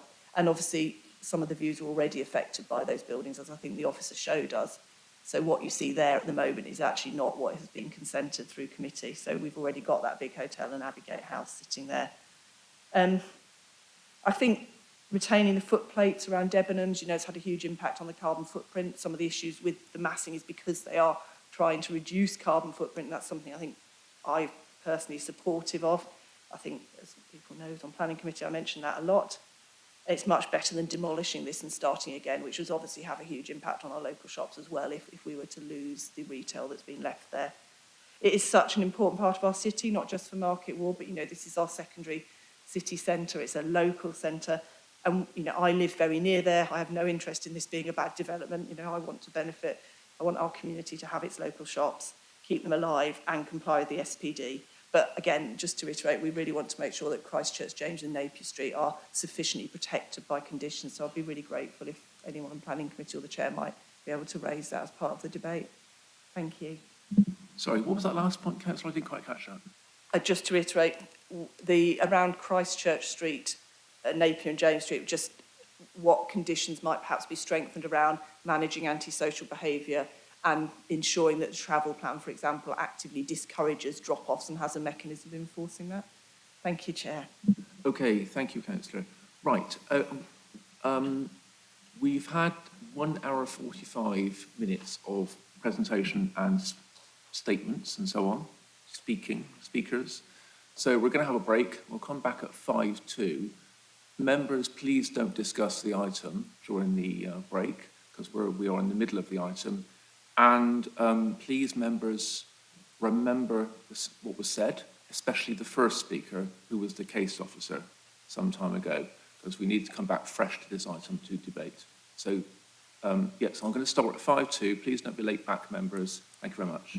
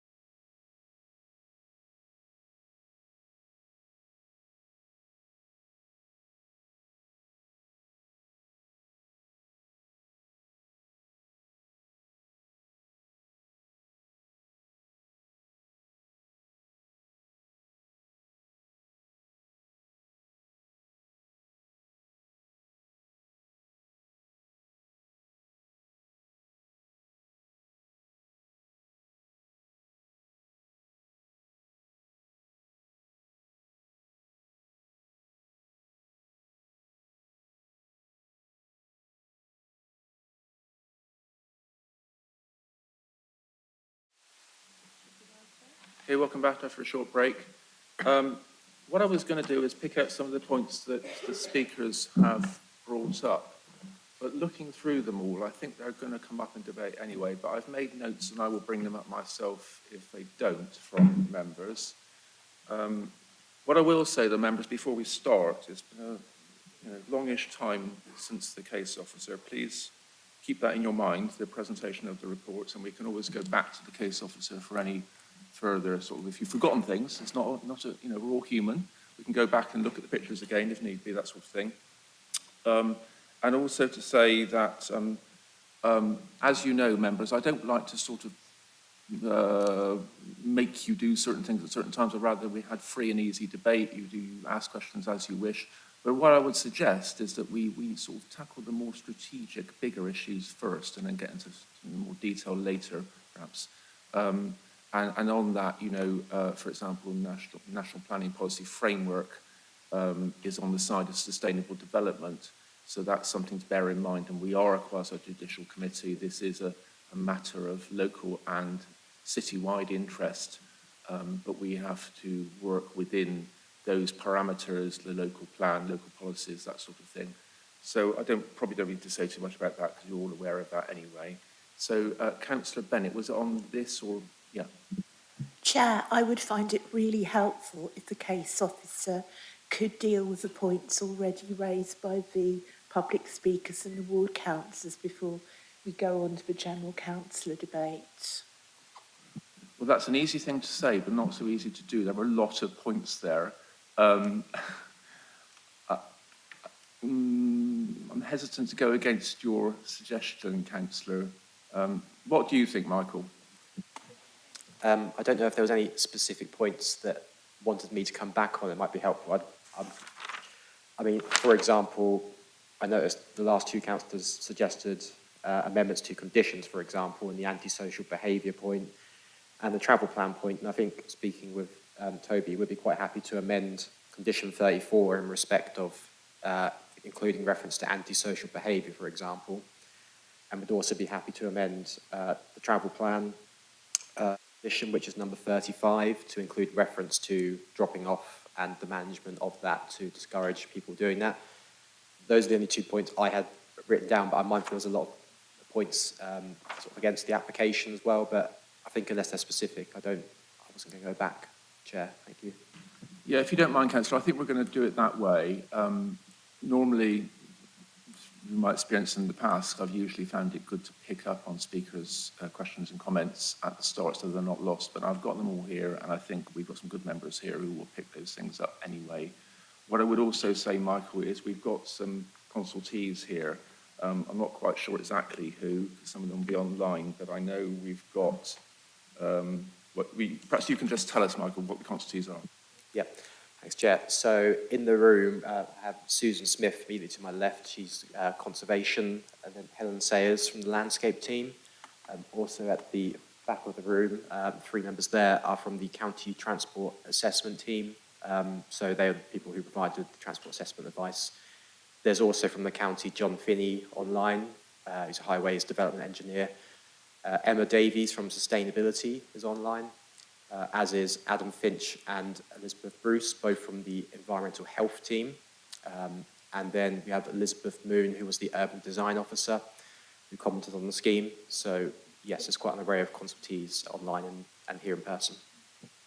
Yeah, okay. So sorry to hold you up, councillors, but just a minute more, just to say, please, Michael, do use those consultees. You're the case officer, or you're the person that's made the recommendation, but they have further evidence, perhaps, to present to members if it's appropriate. And on that, just for example, along the way, we've had reference from you and others to things like harm and heritage assets, and what else did I note down?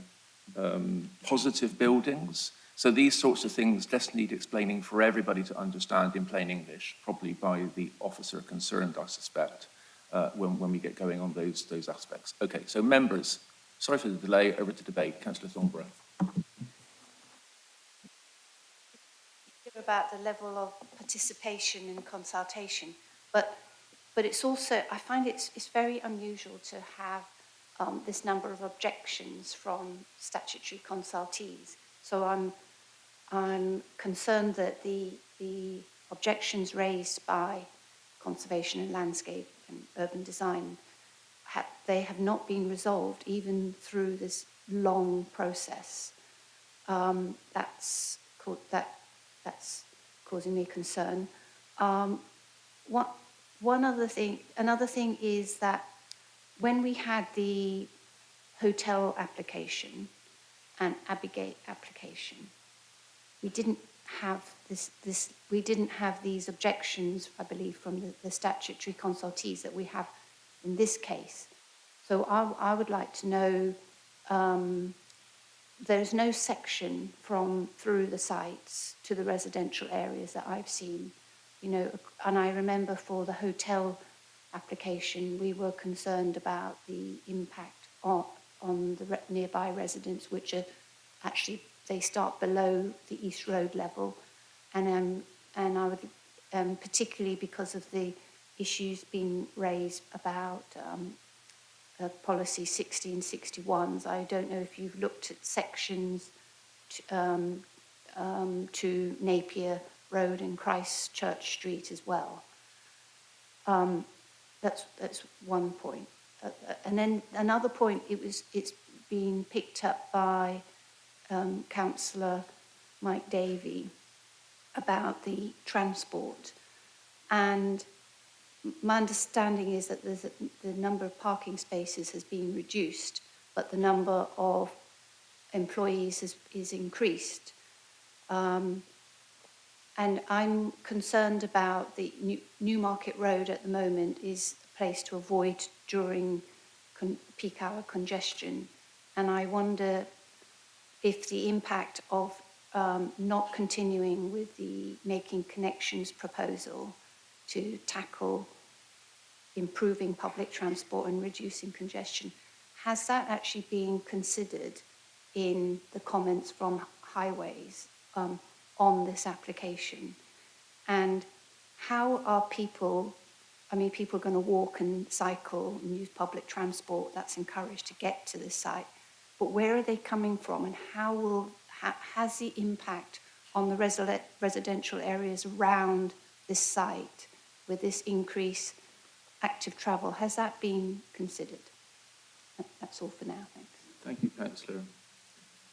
Okay, no more hands up. I'm going to go straight back to officers now then, I think, because those are two very big issues. Just in terms of objections from statutory consultees, there are 4 from Conservation, Historic England, Landscape and Urban Design. The first 3 are, no, Historic England and Conservation are similar areas. There's landscape separate altogether, and Urban Design relates to some extent to the first 2, but not directly. There are 19 statutory consultees that had no objection, by the way. So, Michael, can you respond to those 2 questions, please, on the first one and on transport as well? Oh, and by the way, in terms of car parks, you said reduce, so the car park spaces reduced from 874 to 501. Michael. Thank you, Chair. I'll just share my screen because I know there's a comment about the sections.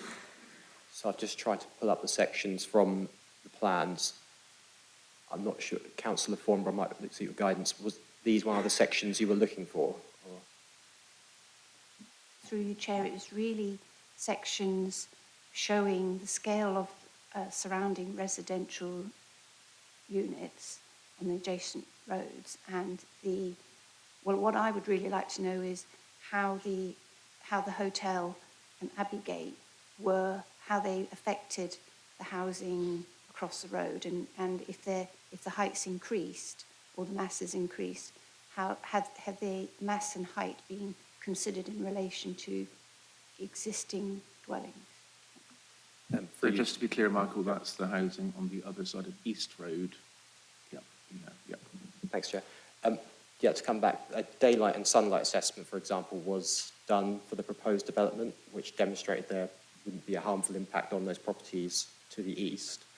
So there are obviously differences, like you say, between those 2 previous schemes and this one. But in terms of a section through, say, of East Road, that I don't immediately have to hand. I know in the presentation there were sort of indicative views, and there was a long elevation, but I don't have that specific drawing immediately to hand. I can look a bit more in the background, see if it's somewhere I can't find it immediately, but on that point, Martha Chair, did you want the Conservation Officer to come back on the heritage points, was that right? I think that'd be good, yeah. Yeah, Susan, are you okay to come back on that? Yes, we worked with the developers all the way through this, and we were, I think there was an element of surprise with the final drawings about the increase in height. And then we looked at the strategic views. I haven't got concerns on the Midsummer Common view, for example, or any of the more strategic views on the outside of the city. I can see that it's going to change from close to, but I didn't consider that those were particularly harmful because it's new development behind new development. But it's the view from Castle Mound where at one point it was very evident that the tower of Jesus College Chapel was going to be somewhat lost in that view. And the development team have made alterations and pushed it in and out to try and reduce that level of harm. And from my point of view, it did come down from the higher end of less than substantial harm towards the moderate to higher end with the amendments that we received, I think that was in November. But it still hasn't completely mitigated the impact in terms of effect on the heritage, because we've got quite obviously being very low city, and you can see for quite a long way it's quite flat, and then suddenly you get your towers and your spires, etc., and this kind of interferes with that being a very horizontal line, and so we still have an objection on that because of that. Okay, and I think I may have found a section that might be of help. Just bear with me again. So, in terms of one that looks up East Road, the nearest I can find is this one, which is this is the edge of the life sciences, and then East Road is this central element here. So these are the residential properties, the other side of East Road. So for context, that's the relationship, if that helps at all. But in the meantime, Chair, there was a point about transport, and it might be prudent to go back to transport assessment team perhaps to see if they're able to comment on that impact on Newmarket Road in terms of anticipated people and how they're going to get to the site, for example. So I'll defer to county colleagues at the back of the room. Yeah, thanks, Michael. Is it John Finney, is it? Good afternoon. My name's Jez Tuttle. I am the Transport Assessment and Smart Journeys Manager at Cambridgeshire County Council, and I can assist you with the transport questions. I think the first question was about the Making Connections. I think it's worth me just mentioning that Making Connections itself has not been parked, or for the want of a better word. The only thing that's sort of disappeared off the table at the moment is the Sustainable Transport Zone. But the principle of Making Connection was a wider area, including bus travel and sustainable connection links, which are very much still on the table.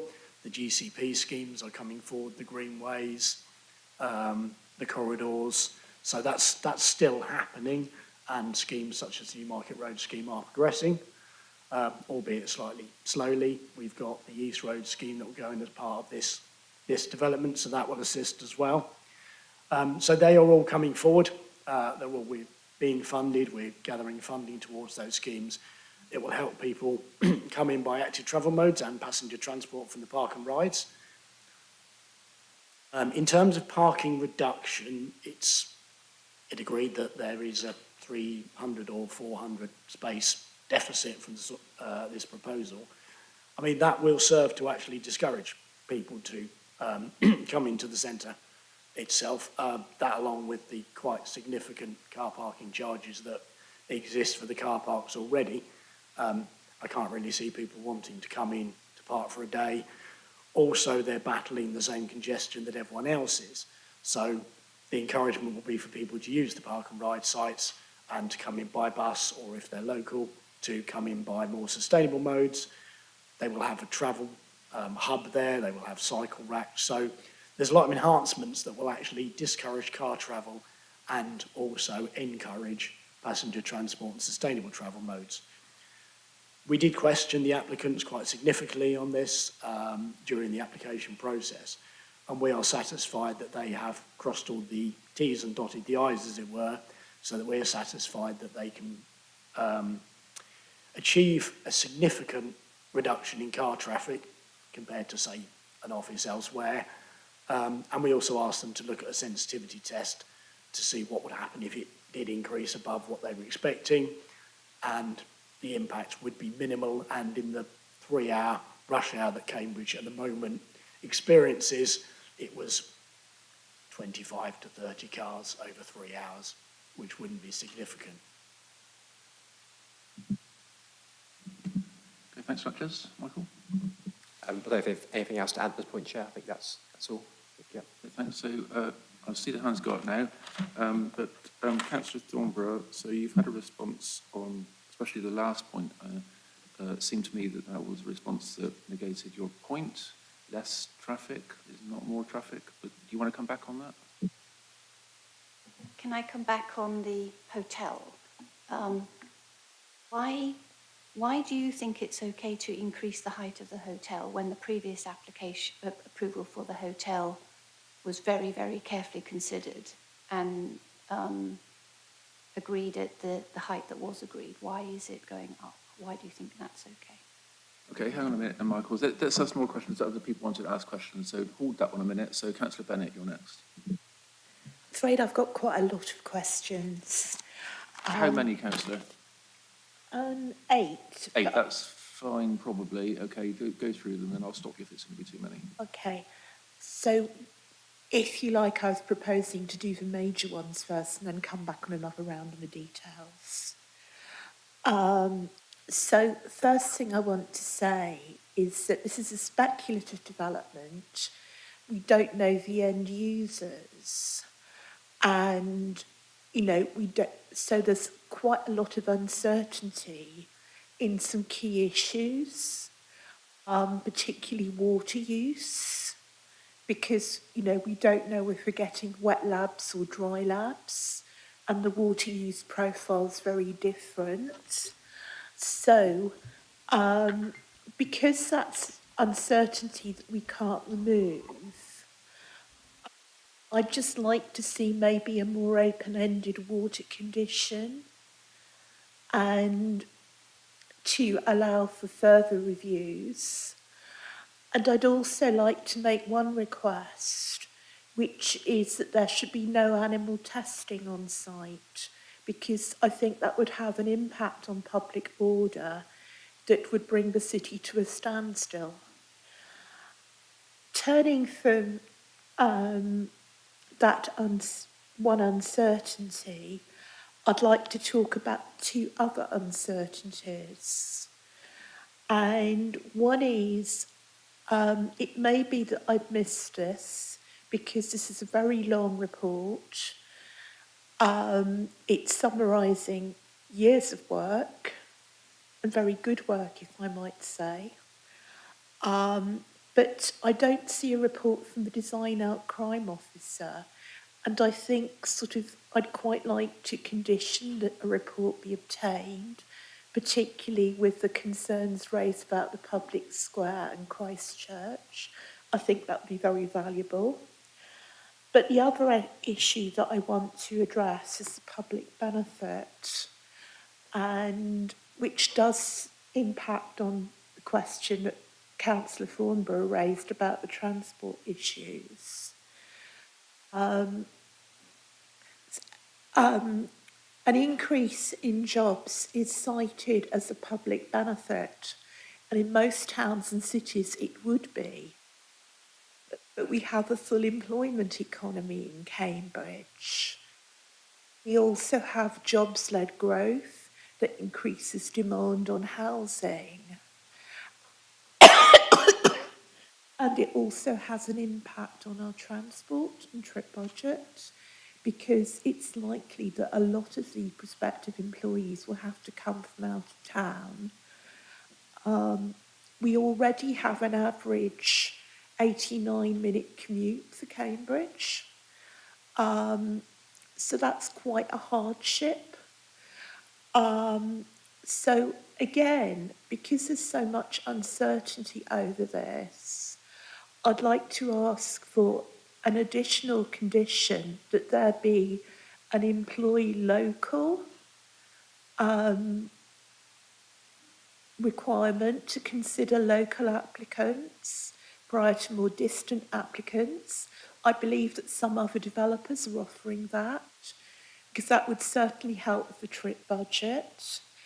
And I'd also like to reiterate Councillor Tong's point that it's not so much the amount of traffic, but how densely it's concentrated. I live on Newmarket Road. My home office overlooks the road. It's in sound and sight. And yes, Newmarket Road is a car park in peak hours. Between peak hours, it's pretty much empty. So if we change Grafton Centre from a shopping destination to an employment destination, we are shifting a lot of the traffic from quiet times to much more crowded times. So I would quite like to ask whether these additional conditions can be incorporated.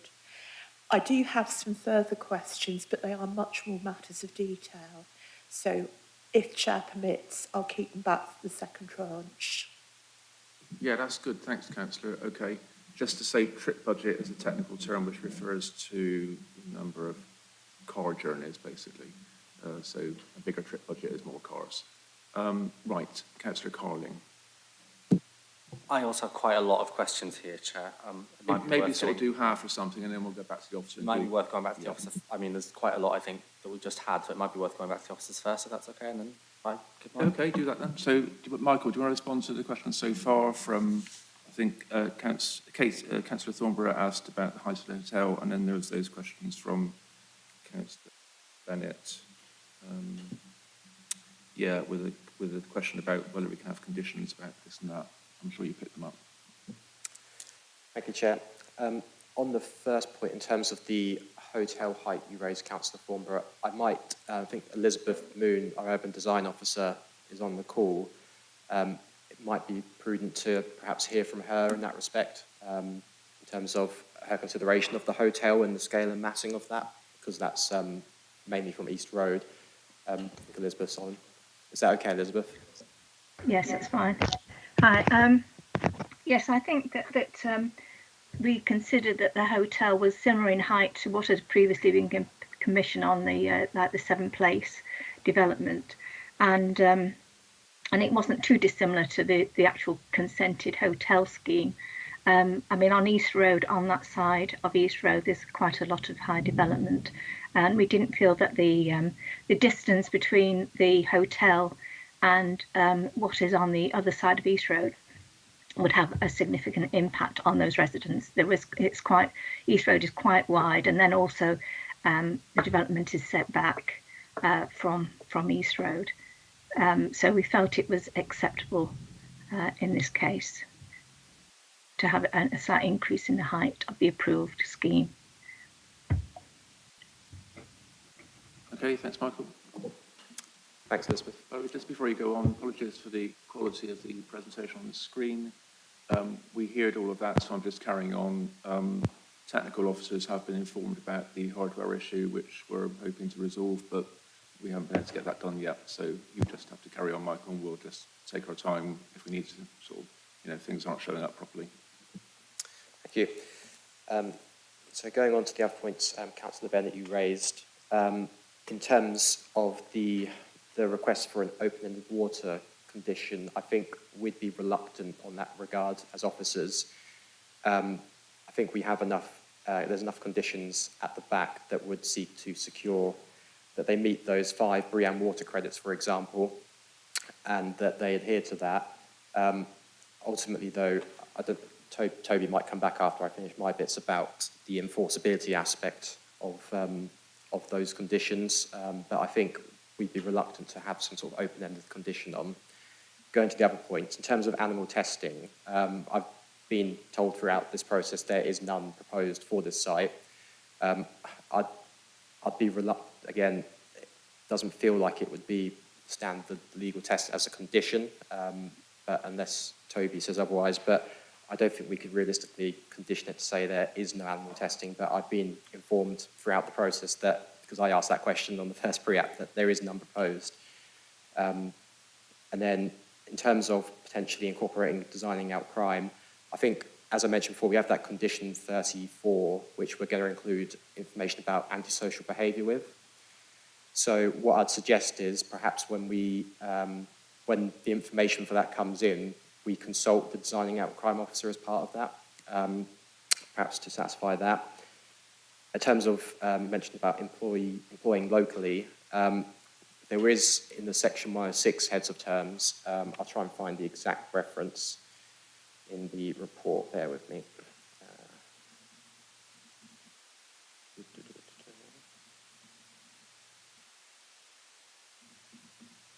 So let's have a look.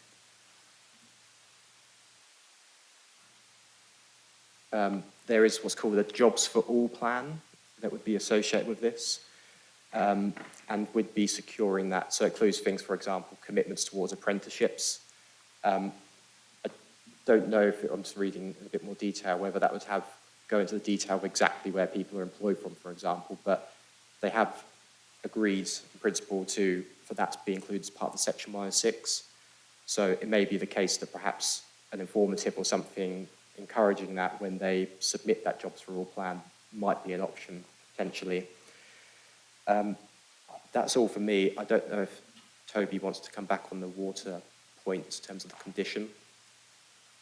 Yep, thanks, Michael. So Michael's case officer, Toby is manager, so Toby. Thanks, Chair. So we do have a very comprehensive list of conditions regarding water, which kind of seeks out to confirm that the WAT credits are going to be adhered to, that they're going to have to use the water calculator, they're going to have to come forward with detailed plans showing where the grey water recycling and rainwater recycling provisions are going to be located, then a compliance condition demonstrating that that's all been done. From officers' point of view, that is where the local planning authority's control stops. We can't control who is going to occupy these labs, when, and what they're going to be undertaking in terms of the particular kind of research and development. And I'm afraid, Councillor, that is the extent of the LPA's control with regard to water. Just lastly, just to come back to the point around cross-sections that Councillor Thornborough raised, what's quite interesting, if you look at the daylight assessment, for example, there aren't cross-sections. They've actually three-dimensionally modelled the proposed built form and then tested that built form in terms of all of the affected residential properties around the scheme, including those opposite on East Road that are within that kind of sunken section. And the daylight report is fairly conclusive that the impacts are acceptable generally for those residential neighbours. So that has informed the officer recommendation in terms of amenity impacts. Yeah, thanks, Toby. LPN? You mean LPA? I probably meant LPA. Yeah, I thought so. Yeah, that's a local nursing thing or something. So, right, not that. LPA, Local Planning Authority. Councillor Carling. Thank you very much, Chair. So I'll try and keep to the strategic ones and leave the detailed ones for later. A number of the objectors talked about waste, particularly waste gas coming out of the development, which is, I think the plans say will be sort of pumped out at a number of metres above the roof. I just want to check whether there's some method by which it's treated in advance of that kind of being pumped out, because that may help to allay some of those concerns if that gas is treated in some way before it's released. I do want to say, before I sort of start picking faults with the development, that I just do want to commend the developers on all the positives that are in here. Every time developments come to planning committee and we focus on the negative things, because in many ways that's what we're here to do, but we are all very cognizant of the immense positives in here, and I just want to flag that. It's not just us nitpicking about everything. We do appreciate all the work that's gone into this and the consultation that's clearly gone on with residents. In terms of drainage, looking at the photos of Fitzroy Square in particular, I do have concerns that there may be drainage issues there, so I'd just like a bit more details on how that's planned to be addressed, and maybe sort of drains that I can't see in the CGI, or perhaps the ground material's going to be a porous material, or if not, perhaps we could look to condition that. That might help with that issue. On page 52 of the report, I noticed that one of the energy use targets seems to be really badly exceeded. I was trying to find it now. One moment. Yeah, so under paragraph 11.68, the second bullet point, we have energy use intensity for the life science element is proposed to be 232 kilowatt hours per metre squared against the emerging Greater Cambridge local plan target of 150. That seems to be quite a lot higher than that, so I'd appreciate any thoughts on why that's the case. The urban heat island effect, I think we could just do with a bit more detail on whether the new development will be an improvement from the current situation, because that is certainly a concern that has come up several times, but my initial thoughts were, well, that's already a very concreted over urbanised area, and I'd like to hear whether the new application would improve upon the situation. I think that's probably all of the major issues to discuss. I'll bring the minor ones back in a moment. Apart from one point I did want to make, just about the height and massing. It does seem a shame to me that there hasn't been more effort put into bringing that down a bit, because a lot of the images we were shown in the presentation showed extremely high ceilings in a lot of the floors, from my view. And I did think if a little bit of height had been removed from those, we could have quite significantly reduced the height of the building, which is unfortunate. Obviously, we can't redesign the scheme on the ground, but just a point that I thought worth making. Okay, thanks, Councillor. Any more? Yes, Councillor Bagent. Chair, I tend to be a bit of a knee-jerk responder, but I do feel that we are in danger of meandering all over the place on these questions and the way they're being answered. So I've broken mine up into a number of topics. I'm going to start with the first topic and then I'll come on to my second and third, but I'll do that in separate stages if you prefer. Enormously enthusiastic about the amount of public consultation that the ward councillors have talked about. I think that sort of thing is really important. We know this is an area in decline, and it's important that we move to stop that happening. So many cities are not able to do that, but we have a backdrop. We can move from shopping to science labs and bio labs. We could even build houses there, but that's not been chosen. I'm concerned a little bit about when people come in and comment on behalf of groups, when they say, I represent, for example, ARU, and they send in a support, and Cambridge past, present and future. Are they the views of one person, or are they the views of the whole group? Is there a democratic decision behind ARU putting in a message of support, or is there a democratic position behind past, present and future? Do they hold a meeting of all their members, or is it just the person in charge that's speaking? In the same way as we had a very extended letter read out on behalf of one person, and I think she said her daughter. So I'm really concerned about that sort of democratic side, but I think having so many ward councillors come in to speak, especially from the area, is really important. I agree with the idea of putting in a condition about effective management. I think that's really important, especially as regards to maintaining the area and keeping crime or local difficulties under control. We have to answer a question, really, I suppose. Is the harm outweighed by the economic development? Is it possible that this whole site would decay if we didn't move forward with some new idea? Because it's very clear that the Grafton Centre is not working at best, the world's changing.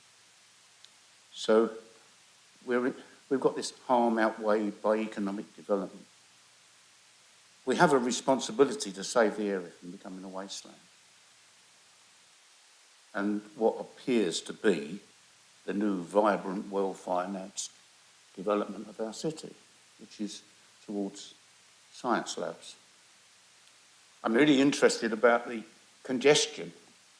People in this area voted down a scheme to reduce congestion. So really the congestion is not unwanted, it's what people voted for. So it's democratic congestion, it's not congestion that people didn't want. They wanted it to be there, they voted for it, they wouldn't allow us to stop it. So more cars on the road, maybe that's a good thing, I don't know.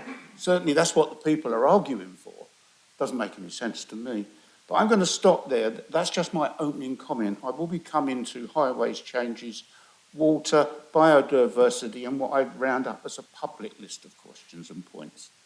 But right at this moment, I just wanted to open up my feelings that this is a really important decision that we're going to make today. Have we got the best that we can get out of it? Or is it time to send it back to us for something different to happen? Thank you. Yeah, thank you, Councillor. I don't know. Oh, okay, Councillor Levine. Well, just before you go, Councillor Levine, on that point about groups speaking, I don't know if Toby wanted to say anything about that, but what I'll say anyway is that we have to take individuals on trust if they say they're speaking for a group.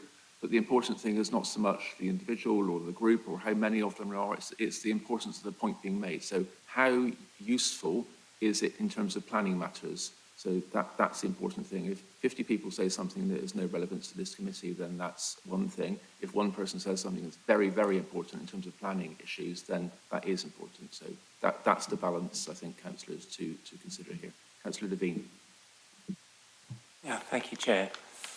I've lived in Cambridge now for quite a few years, and I've seen the Grafton Centre develop, I think from the kite, maybe.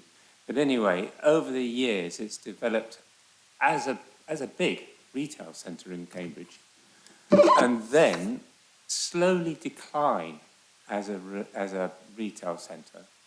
Times are changing, as many people in this room have acknowledged, and Cambridge has always been a very important science centre to the country, and has, if anything, that has probably accelerated that process. So we're shifting from retail in Cambridge to science, and I think that's a very natural process to be encouraged. So in principle, I'm not against what we're talking about today, the development that we're talking about. One detail, we've spoken about travel plans, and again, travel is transforming over the years. There'll be less cars, I think that's probably a good thing. One thing I have noticed throughout Cambridge is there's always a lack of bicycle parks. The Sheffield stands are always absolutely stacked out, and I would suggest to the planners here that, as far as I can make out, it's 820, but the number's distributed a number of times in this report. I would suggest that 820 is inadequate, and there'll be people parking bikes up against walls. I would plan for more. That's just a small specific point, but I think it's probably a very useful one. It's nothing more frustrating than getting to a bunch of bicycle stands to find they're absolutely all full. So those are just two background points that I would like to add to the discussion. Thank you. All right, thanks, Councillor. And so I think back to you then, Michael, for that on Councillor Bajan's questions. And just if you could just, with the last one there, tell us if it's policy compliant in terms of cycle storage provision. Thanks. Thank you, Chair. In terms of the cycle storage provision, they're providing effectively for 44% of employees are riding by bicycle. So, yeah, I think when we did the maths as such, it was coming out above the standards. So, obviously, a lot of the public one is spread out on Sheffield stands throughout the site, but we're happy with and the urban design team, for example, are happy with the internal cycle store arrangements. So going through the points, I'll refer to colleagues for some of them, but the one that I will try and answer myself was related to drainage. Councillor Carling, you raised the point about Fitzroy Square. Let me just share my screen.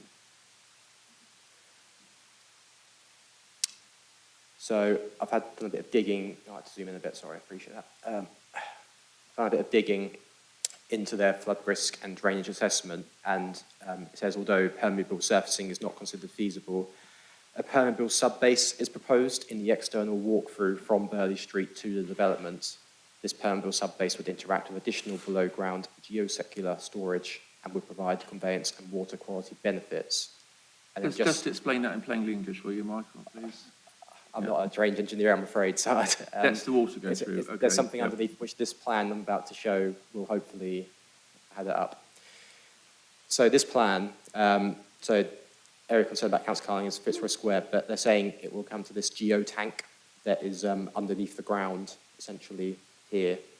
That's what the report is saying. So I'm just referring to what the report is saying. Obviously, the lead local flood authority have been consulted on this. They're happy with it. Equally, Anglian Water recommended surface water drainage related conditions as well. So I'll defer to their expertise on those matters. On that vein, I'll probably first go to, in your order of questions, there was a question about treating gases before they're emitted. I think either Adam Finch or Elizabeth Bruce from the Environmental Health team might be able to assist on that and whether that's feasible. Thank you. Hi. Yeah, the storage, handling and disposal of any hazardous substances associated with developments such as this are heavily regulated by the Control of Substances Hazardous to Health, or COSH regulations. That falls under the jurisdiction of the Health and Safety Executive. But branching off from that and linked to the COSH regulations are various British standards that guide the design of fume cupboards. And this is outside our area of expertise, but my understanding is that there are filtration systems included within fume cupboards before emissions are released to the outside air. From an environmental health perspective, what we would be looking for was to ensure that the design of any system also includes management and abatement of odour and smoke. Right, thanks for that. Just to be clear, COSH is COSHH, that's Control of Substances Hazardous to Health. Just to be clear for residents. Thanks, Michael. Thank you. And carrying on, there were a couple of questions, Councillor Carling, one about the energy calculations, I believe, and the other about whether we could have a sort of more of a summary of the urban heat island effect. I'll defer to Emma Davies, who's preempted that I'm going to ask her, about those points, as she's really the technical consultee on that matter. So I'll hand over to Emma. Thanks, Michael. Hopefully you can all hear me okay. So if I start with the points Councillor Carling raised about the energy and the energy use intensity figure, I think the important thing to first note is those emerging local plan targets don't have any weight yet. They're not adopted policy. However, I think from quite early on in our discussions with the applicants, they were really keen to see how far they could get towards meeting our emerging local plan targets. So they are improving on the target for the hotel use. It is a little bit trickier when we get to kind of research and development type uses. So we've got the kind of average figure in the emerging local plan of a target of 150 kilowatt hours per metre squared. But again, this is one of those areas where it does kind of vary depending on the type of use that's actually happening and how energy intensive that use is. So I think when we kind of considered the approach that they'd taken, it was felt that it kind of was representing good progress towards the targets in the emerging local plan. There is potentially still some room for improvement as well. So those calculations are going to continue throughout the process of bringing forward this development. So there's definitely some room for improvement, and that energy use intensity figure could also come down as the proposals kind of progress and more is known about the actual energy use taking place. And we have got the kind of implementation of those targets covered in one of the conditions on the application. So if I just double check my note, I think we've actually got condition 57, which talks about the implementation of the measures set out in both the sustainability statement and also the water cycle study. So that will actually kind of cover those sorts of targets for energy use intensity. If I move on now to urban heat island, and I think Councillor Carling is absolutely correct in what he says in terms of this is already a kind of fairly built up urban environment. So it does already kind of suffer from urban heat island effect. We're aware that the area is already impacted by high temperatures. Now, really, in order to reduce the urban heat island in this area and thinking about the city as a whole, we do need more strategic scale interventions. But when I've been looking at the application, I've been kind of mindful of, right, what can this application actually do to try and mitigate urban heat island? I can't put a figure on the extent to which it will help improve the situation. There's no real nationally described methodology to enable us to assess that. So I've kind of looked more generally at, are they trying to maximise the sorts of measures that you can apply in a new development, design-led, landscape-led, to try and mitigate that risk? And as set out in that urban heat island statement, there are a range of measures being implemented. We have got improvements to landscaping in those areas of public realm that are included within the red line of the application. So we've got enhanced tree planting, we've got more in the way of kind of street level landscaping being included. We've also got things like rain gardens and so forth. So they will help with in terms of evaporative cooling. Also, I think Michael teased in his presentation earlier on that there has been some funding secured for public realm improvements to Burley Street, for example. And in Michael's presentation, he gave the example that, you know, you could enhance tree planting in that area. There are possibly also some other measures that we could explore as part of those enhancements to further help to mitigate urban heat islands. We've now incorporated impact on her urban heat island into the materials condition as well on the application. So that is condition 21, I believe, because I know a number of respondents have raised concerns about some of the materials being used and what impact they could have. So there is now a reference in that condition to cool materials and assessing impact of materials on the urban heat islands. And also we've got the biodiverse roof, which is coming forward. Now, I know there's been some concerns raised about the impact of the photovoltaic panels that are also proposed for the roof. We've got around 1,400 metres squared of photovoltaic panels, but we've also got around about 3,940-ish metres squared of green roof as well. So that will also provide an evaporative cooling benefit. And that's also going to help to cool the space around the panels as well. And that also actually has the effect of helping the panels operate a little bit more efficiently as well. So hopefully that responds to some of those queries. Okay, thank you, Michael. Thanks, Emma. Thanks, Chair. I think there was a final, I think it was more of an observation about the massing and whether we've kind of are happy with where we've got to in the scheme. I think it might be helpful, Chair, if I just share, this is from the applicant's design and access statement, so it's in the public domain, but there's a bit of background about the level of sort of pre-application meetings and consultation that took place between officers as well as the design review panel, for example.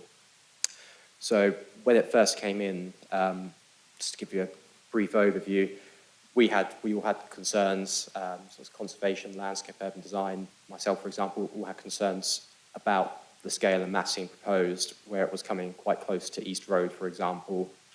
Admittedly, in these early forms, it's a lot of blocks on plans rather than the detail we've got in front of us. But we did have those concerns.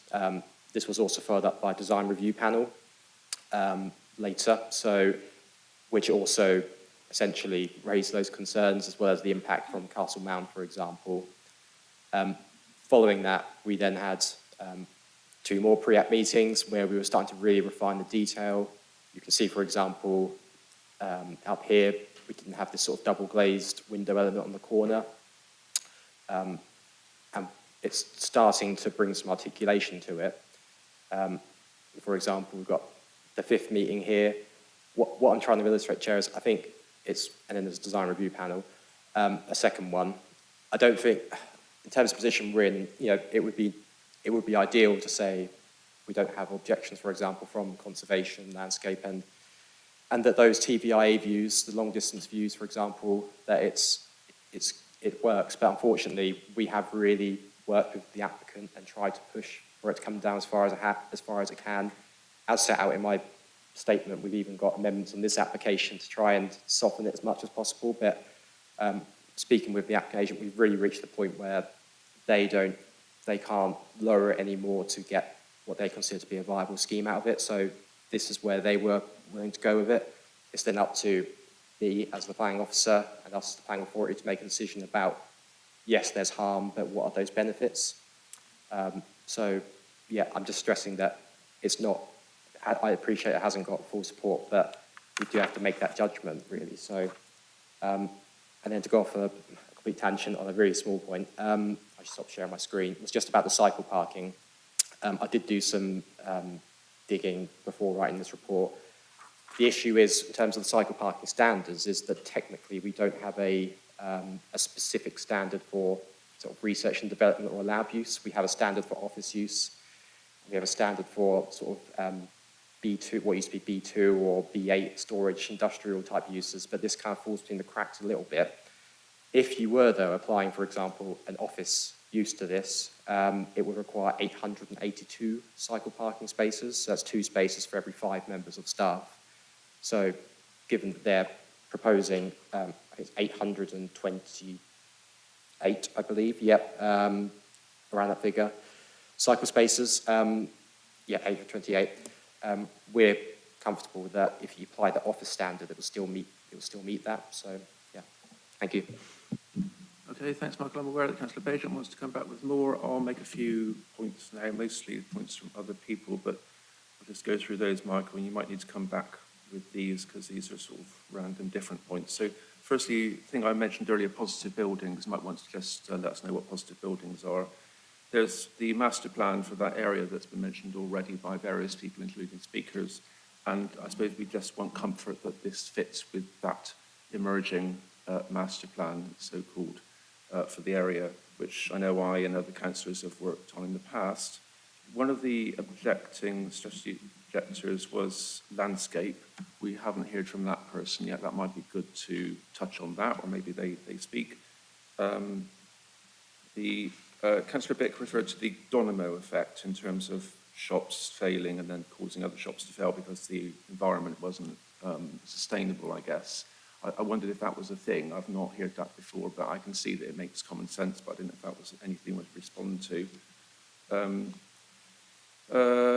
Small point, but Councillor Davey referred to Richard Rogers, who is a superstar architect, and the fact that we didn't have that person design a scheme for us in Cambridge in 1973 sort of seems to allude to the fact that this needs to be a really good scheme. I presume that's the point, which is what we're trying to do today, I think. Other points have been covered. And in terms of the more important, I think, to me anyway, resident speakers, there was a bit about Christchurch Lane and Stanton House and so on, and making that area work in terms of potential drop-offs, that kind of thing, transport. So as long as that's been covered off, I think we've talked about that a bit already. And finally, the point I'd make myself is that what sort of city do we want? I mean, we've had, as councillors, we've had briefings about, you know, in terms of big developments in the city, about what the city looks like from outside, especially. So when you look at the city from, for example, as Sarah mentioned, I think from Coton Countryside Reserve, should it look like a city, i.e. should it look like having big buildings, which is what we all understand the city to be? I mean, obviously a city to be anything we want it to be, but that's what we've got at the moment in society, is big buildings make big cities. It's not a big city, it's Cambridge, but it is a city. And so there's that, but there are differences there, and I appreciate it's a balance. That's one thing.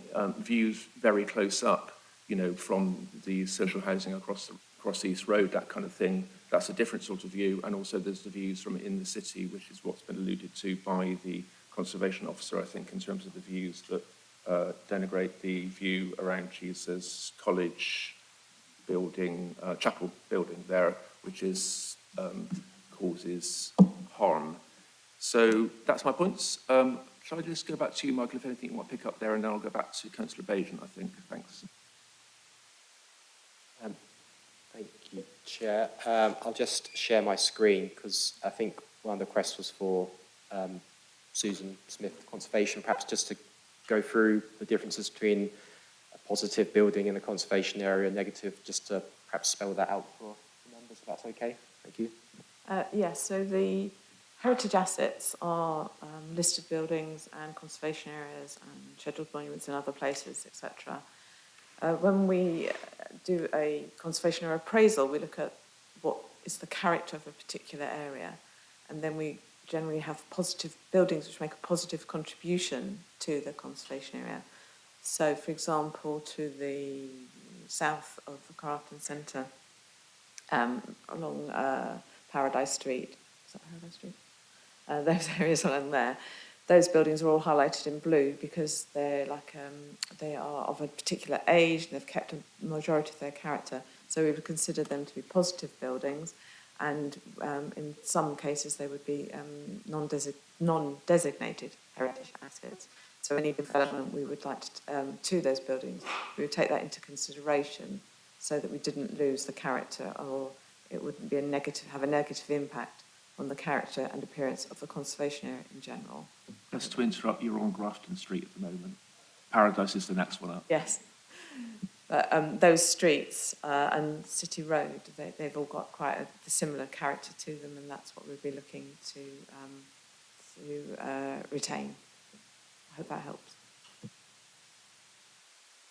Thank you, Susan, through you, Chair. I'll just stop sharing for the time being.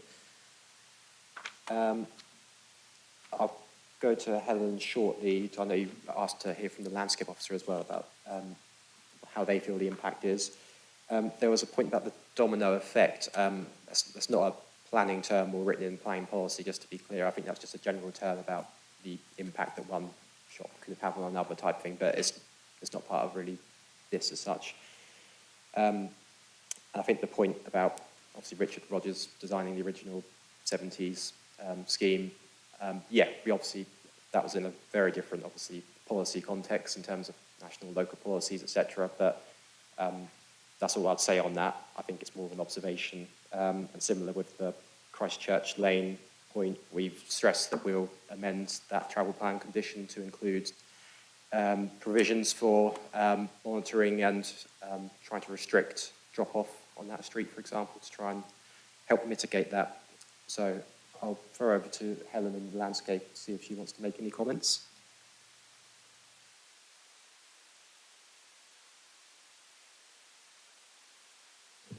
Thanks. I think everybody's mentioned that we've worked with the applicant for quite a long time. I think the first pre-app meeting and site visit was in July 2022, and we've had numerous pre-app meetings and workshops and 2 design review panels. And they've got their own landscape architect on the design team, and they've sort of worked thoroughly through the design and responded to our comments. And then sort of just to talk about the site a bit, it is in terms of landscape, it is quite constrained because the site ownership boundary is quite tight, close to the building, and because for lots of reasons, the decision was made not to demolish large parts of the existing building. That does limit the scope of landscape work. So, but then I think the opportunities have been, limited. So at ground level, we've got, I think, 24 or 25 new trees. They've looked, we've pushed for more trees, but I think they've maximised the number of new trees that they can fit in, because there are also lots of underground services that restrict, how many trees can go on the site. We've got new public realm on East Road, so that the bus station will be removed, and there's a whole new public space outside the cinema and the new entrance to the life sciences area. And then on the north of the Grafton Centre, I think will be considerably improved from how it is now, with much better cycle routes. The route on to the western multi-storey car park will be much improved, because currently there isn't any footpath there and there are no trees. So I think that's a great improvement. And then moving up into the higher levels of the building, we've got roof terraces and green roofs. So I think they've done pretty much everything that they could. The point that we objected to was the same point as conservation officers and the urban design officer objected to, and it was around the policy 60 views from Castle Mound, which I think has been covered already. But it was just particularly we're concerned how the building rises up above the horizon of the hills behind. But also we recognise that the design has been developed and modified like many times to try and mitigate that, but we've still got a concern around that. Thank you, Helen. I think that was all, Chair, unless there's other points you want to come back on.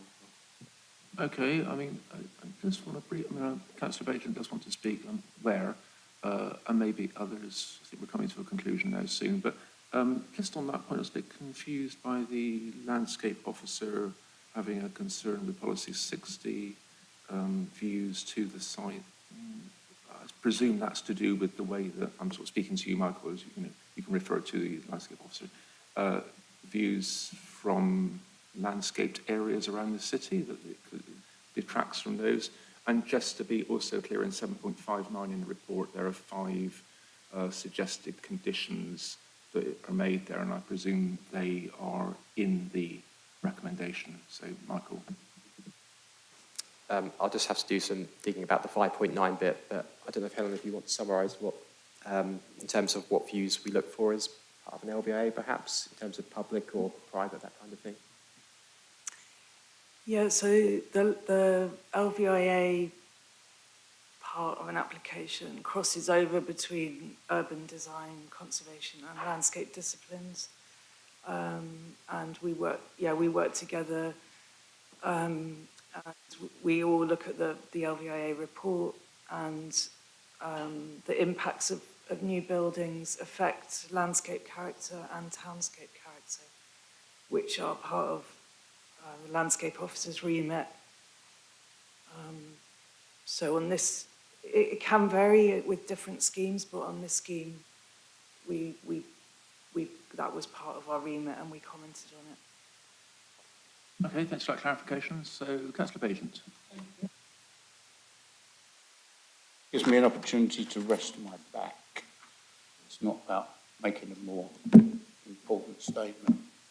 I'm confused a bit about the red line around the car parks. I always believed that the car park was owned by the city centre, but by the way this reads, it looks like it doesn't.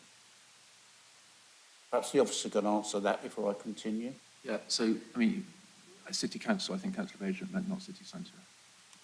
So, So, yeah, the Grafton Centre falls within the city centre boundary in terms of our local plan, if that's what you're referring to. No, I thought that we own, the city council owned the car park. Yeah, we do. City Council is the landowner of the car park. Yep, yep.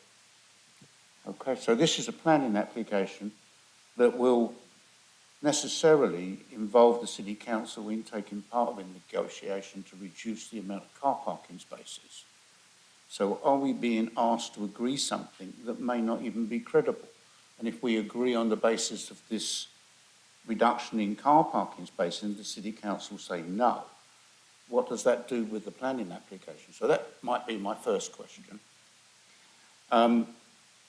In regards to the changes on East Road, which as a cyclist, I've declared my interest in that area, I think is really good because it's reducing it to single carriageway on each side. Does that include the whole of East Road? Or is there yet to be further discussions with County Council GCP about making that a joined up idea? So maybe that's the second question. So I think on traffic, apart from this idea about democratic congestion, I think they're my two major questions, car parking. Oh, and I would like a condition, if we could, because it is a car-free development, that the condition says there will be no special privileges given to staff in regards to car parking charges and places. Right, thanks, Councillor. You might have strayed away from planning matters there, I think, slightly, but I'm sure Michael will clarify. And it's, just to be clear, I don't think it's a car-free development. It might be a car-freer, but there's 501 car parking spaces. So, Michael. Thank you, Chair. So, in terms of the City Council as a landowner and having an interest in the Grafton East car park, ultimately, if permission was granted, they would need to negotiate, this is the applicant, would need to negotiate with the City Council and agree to whether that's the sale of that part of the land, leasing, etc. But really that's outside of the remit of the planning. We've got to consider what's in front of us in terms of whether future sales happen, etc. That's not for our remit, I'm afraid. In terms of East Road, I might refer initially to, I'm mindful John Finney's on the call, in terms of from the County Council Highway Development Management Team, who might be able to advise. I'll just share my screen whilst waiting for that, about whether that continues further along East Road. Do you want to come back, John, and I'll just try and put the slide up on the screen. Good afternoon, councillors. The answer to Councillor Baton is no, it doesn't go along the entirety of East Road. The developer is mitigating their impact along a particular section of East Road. However, having said that, the developer is agreeing to do works all the way to Elizabeth Way roundabout in relationship to widening the existing cycle lane as much as possible. We've also have had conversations with Greater Cambridge Partnership and Active Travel in relationship to their proposed schemes, and this scheme will, to use the euphemism, plug into their schemes with no particular difficulty. So we are aware of what they're doing, they're fully aware of what's being proposed here, and the schemes are compatible. I hope that answers your question, Dave, Councillor Baton. It certainly does. Thank you very much. No problem at all, sir. Anything else, Michael? No, the only final thing was there was a request for a condition about no special privileges, presumably to the life sciences future employees, as that would be a car-free development. They wouldn't have any dedicated car parking for the life sciences. I'm mindful we've got the travel plan condition, which essentially is about discouraging. So I feel like it could be weaved into that, or perhaps some sort of informative could be added to make it clear that no car parking for the life sciences should be explored or something to that effect. But we do have the travel plan condition, so that's my thoughts on that, Chair. Yeah, thanks for clarifying that. Did you want to come in on that as well, Toby, or are you happy with what Michael's done? I'm happy with that, Chair. Okay, thank you. Right. Time's getting on. I think last round of questions then perhaps councillors. We all want to speak. So I saw Councillor Carling's hand first. Thank you, Chair, and thank you to the officers for replying to my previous questions. I'm still not thrilled about the drainage on Fitzroy Square. from the CGI images to me, this is a very flat square with no evidence of how it will drain out. I appreciate we've had an Speak a bit closer to your microphone, sorry. I appreciate that we've heard where it will drain to, and I think that sounds very reasonable, but I just can't see how it's going to get there. Because this is a flat square, there's no evidence of any drains on it that I can see, and I do have concerns that that will end up waterlogged and flooded, particularly given the buildings are on the same level, so I don't see how that is viable. We've talked about rain gardens in other parts of the development. There would have been an opportunity to put quite a good one there to have dealt with a lot of this, so I would like to hear just sort of whether officers share my concerns on that front. In terms of other issues, the only other one I wanted to talk about, actually no, there were two. One of them was a question about the design panel's views, because from the papers, it looks to me like the design panel still weren't happy with the last iteration of the designs. So there were 2 meetings, but even after the second meeting, they did have concerns. I just wanted to check if that's, okay, the officer's nodding, thank you very much for that. So that is still a little bit worrying to me in that case, as we've previously said, as is the scale and massing. The other one is light pollution. Quite a lot of the signs, the life sciences signs, are they planned to be illuminated? Because it seems to me like that is an unnecessary sort of bit of light pollution that could be avoided, as well as saving on a bit of the energy use problem that we discussed previously. I do think they look quite garish and would not be helpful. And also, people can be in labs very late at night. Experiments sometimes take a very long time to run and you can't get away, as I know personally. So I'm a bit concerned that given the amount of glass in the building, we may have a lot of light pollution coming out of that late at night as well. Obviously, we are in a city centre, which does mitigate, because there's already quite a lot of that, but I just wondered if there's any views on that and on whether we can condition that blinds get closed late at night or something. I realise that's a bit of an unusual request. I think that was everything. I'm just quickly checking. Oh, and I just wanted to check with the condition that Councillor Bick requested around the antisocial behaviour. Do we need to formally propose that? Because if so, I'm quite happy to propose that we vary condition 34 and have the details go back to... No? Okay, great. That makes things easier then. Okay, thanks. Yeah, I think we've got the antisocial behaviour one sorted already, and yeah, I know you speak from some experience in terms of labs, but perhaps with regard to the drainage one, councillors, we do have to be careful of taking account of the expert opinion. I presume, Councillor Colling, you're not an expert in drainage, but obviously you have your own opinion, which is very, very, very valuable here. But anyway, I'll let Michael answer that. So we'll get some more questions. Councillor Bennett. Thank you, Chair. I said that I was going to leave my detailed questions for later. And so here is the first of my detailed questions, which is on the access and shop mobility. I understand from the report that the applicant has said that they will continue to host shop mobility, but I don't see where that is in the conditions.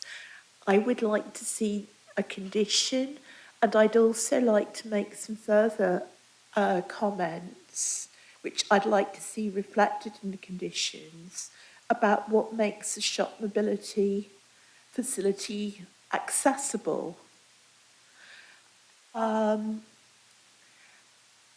It's no good having a shop mobility facility if you can't actually access it. I notice that we are losing some of the car parking. We're also losing the park and ride bus stop close by. So I would like in the condition for it not just to include a condition on continuing to host the shop mobility, but having a plan to ensure that that facility remains accessible given the requirements for very high quality and very close public transport links. And I'd also like to propose that a shop mobility facility be located as close as possible to the hotel, because that would actually open Cambridge up to genuinely accessible tourism, and I think that would be a huge benefit. Shall I stop now and allow officers to come back, or shall I continue? I think we could stop for a minute, and then there's a couple of other councillors who want to speak as well, I think, I've got here, and we'll come back to your points. And just to say, you might have slightly, I mean, the condition needs to be fair and reasonable to the applicant, and shopability is something that's provided by the authority, you know, with the benefit of the applicant's facility. So we might be straying a bit there, possibly. It might be more of an informative than a condition, but I'll let Michael respond to that. So, Michael, would you want to come back on those now, and then we'll come to some more questions. Thanks. Thank you, Chair. I might need to come back on the last point you raised, Councillor Bennett. Sorry, I was beavering away writing something, but we'll get to that. In the drainage point, Councillor Carling, I'll refer at the end to Toby Williams, I think might be commenting on that. But yeah, just to confirm orally to everyone, yeah, the DRP, the second comments, they still had concerns, just to make sure everyone's aware that that's why I was nodding. In terms of light, I have some slides, bear with me, share my screen again. So as part of their design and access statement, they have submitted a sort of indicative lighting strategy in terms of the architecture of it.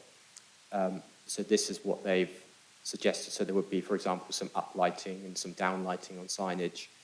I note your point is more about perhaps the people using it late at night and people working all hours. I think, as you might have alluded to, I don't think we could go into specifics of saying blinds must be closed at certain times. I think that would be, I don't think that would be reasonable to add that. But if they were to add some sort of external signage or an advert, that would need advert consent outside of this. We're not granting advert consent here. So if there were concerns about illuminated signage, for example, they would need to do that independently. So yeah, there's just some further slides showing the East Road side, for example, of that illumination. And I think they might have some sort of examples of how this might, how it looks in other schemes.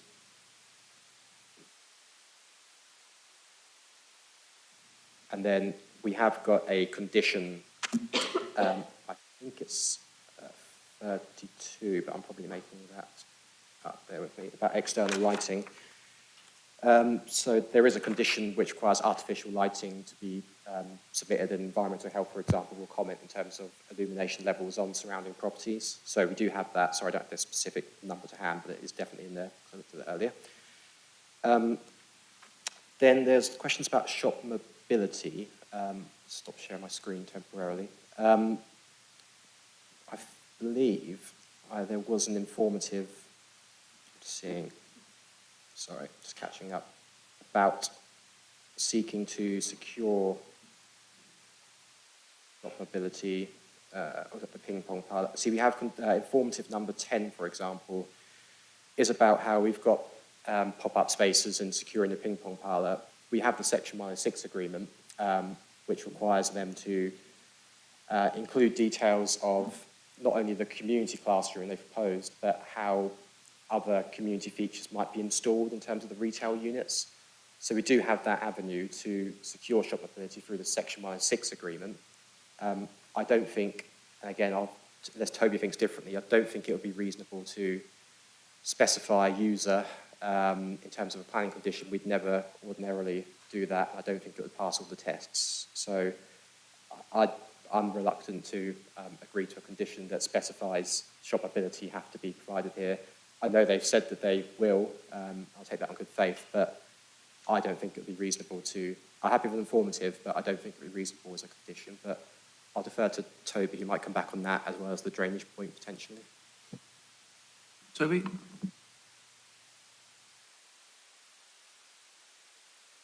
Thanks, Chair. I think Michael's right around our ability to control that specific use, but I would think a specific standalone informative encouraging the retention or relocation of that shop mobility facility within the applicant's kind of remit in discussions with the city councillors as far as we can go, and I'm sure that that will resolve itself. In relation to surface water and the new square that's being created, there are proposed conditions that would seek to control the detailed design of the surface water flow within the entirety of the public realm areas that are being proposed. It's very rare that you get fully flat public realm surfaces proposed. There is always a kind of canter in these spaces for water to flow, and what Michael showed you was an underground water attenuation cellular tank on the new Gold Lane, where I would anticipate all of that surface water would flow. That the design of those cellular tanks is such that they then control the rate of flow of water out into the sewer system, and their capacity is specifically designed to account for rainfall, extreme rainfall events. So that will all be accounted for. I think it's in condition 23 on page 91 of the officer report, and that condition, together with the hard and soft landscaping condition, would account for those concerns, Councillor. Right, thanks, Toby. So, Councillor Bennett, Councillor Colling, officers are suggesting that your condition suggestions don't work. Did you want to come back on any of that, councillors? Councillor Bennett?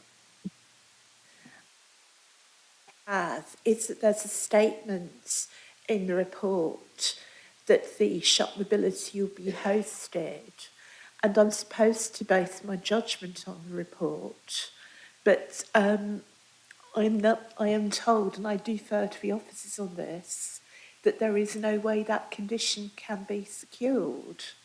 So should it even be in the report? Because that influences my judgment, and if it can't be upheld, I feel quite uncomfortable about that. I do have some other points, but I'll defer to Councillor Carling.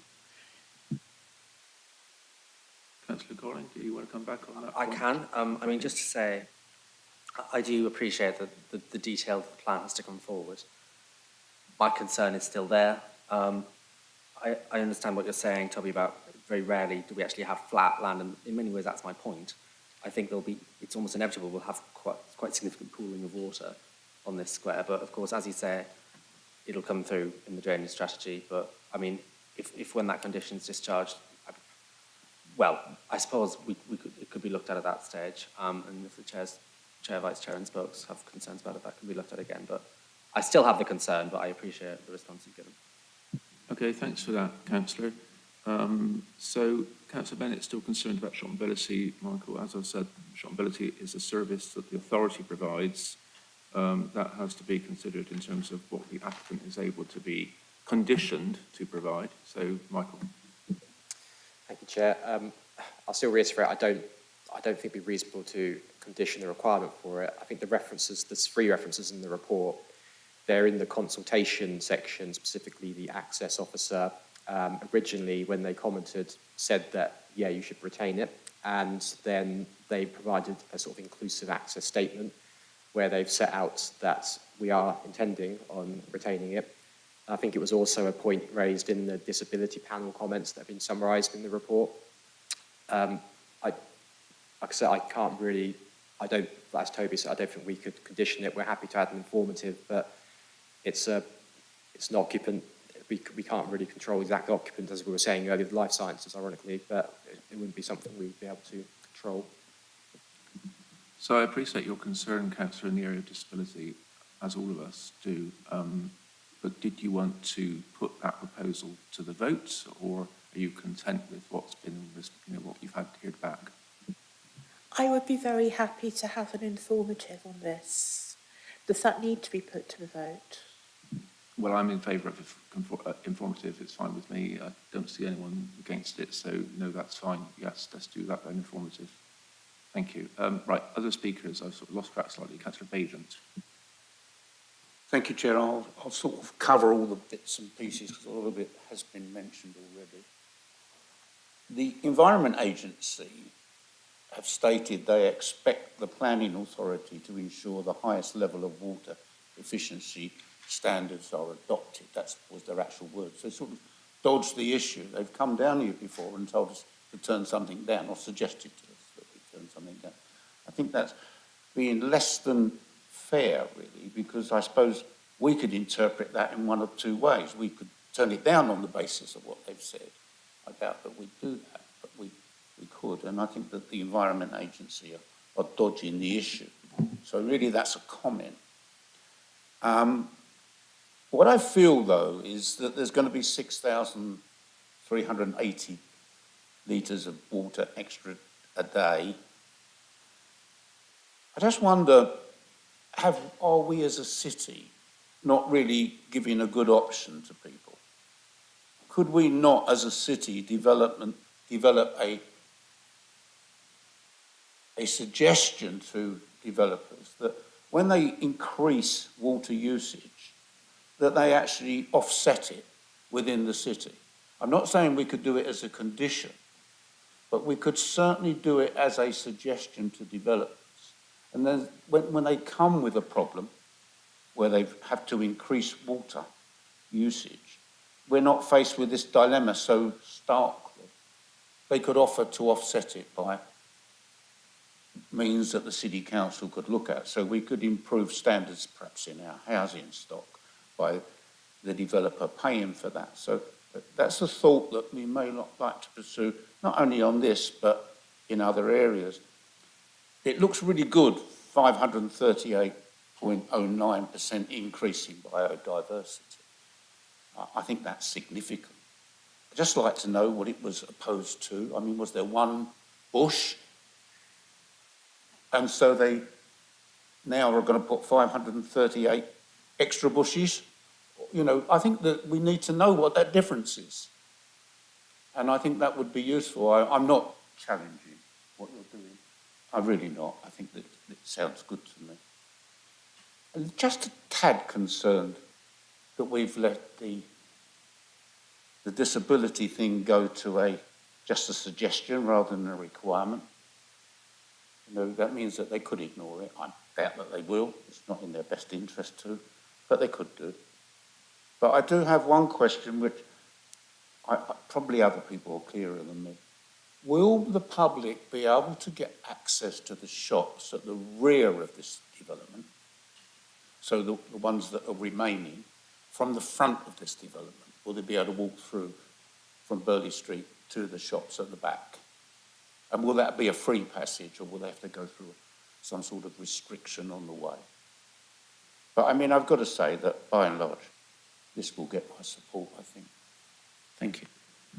Yeah, thanks, Councillor. So just for clarity, offset as a technical term, it's about if an applicant uses more of something, that less of something is used somewhere else. So that's been used in schemes for energy, for example. So an applicant might pay for local residents to insulate their houses better around the scheme, that kind of thing. But this particular matter that Councillor Pagent raises is about water, which is a very, very important matter for us in Cambridge.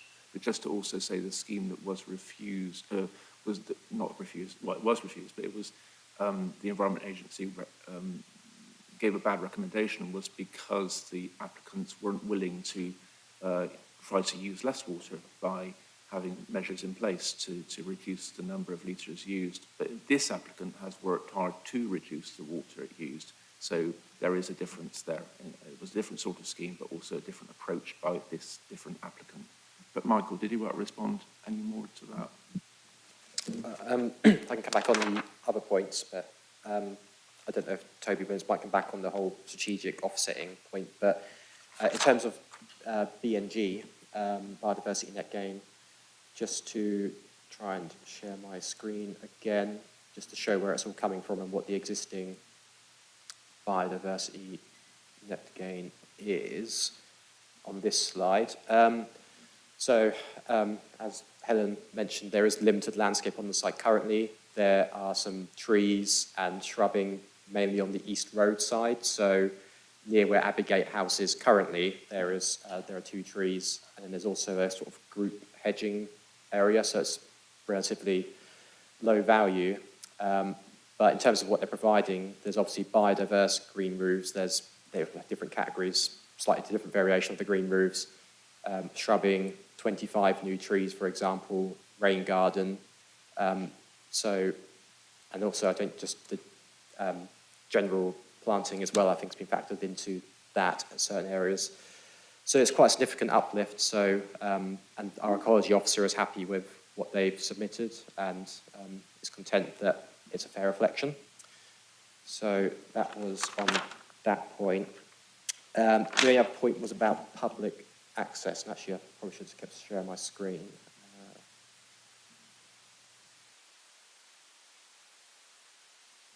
Just find a plan to show it.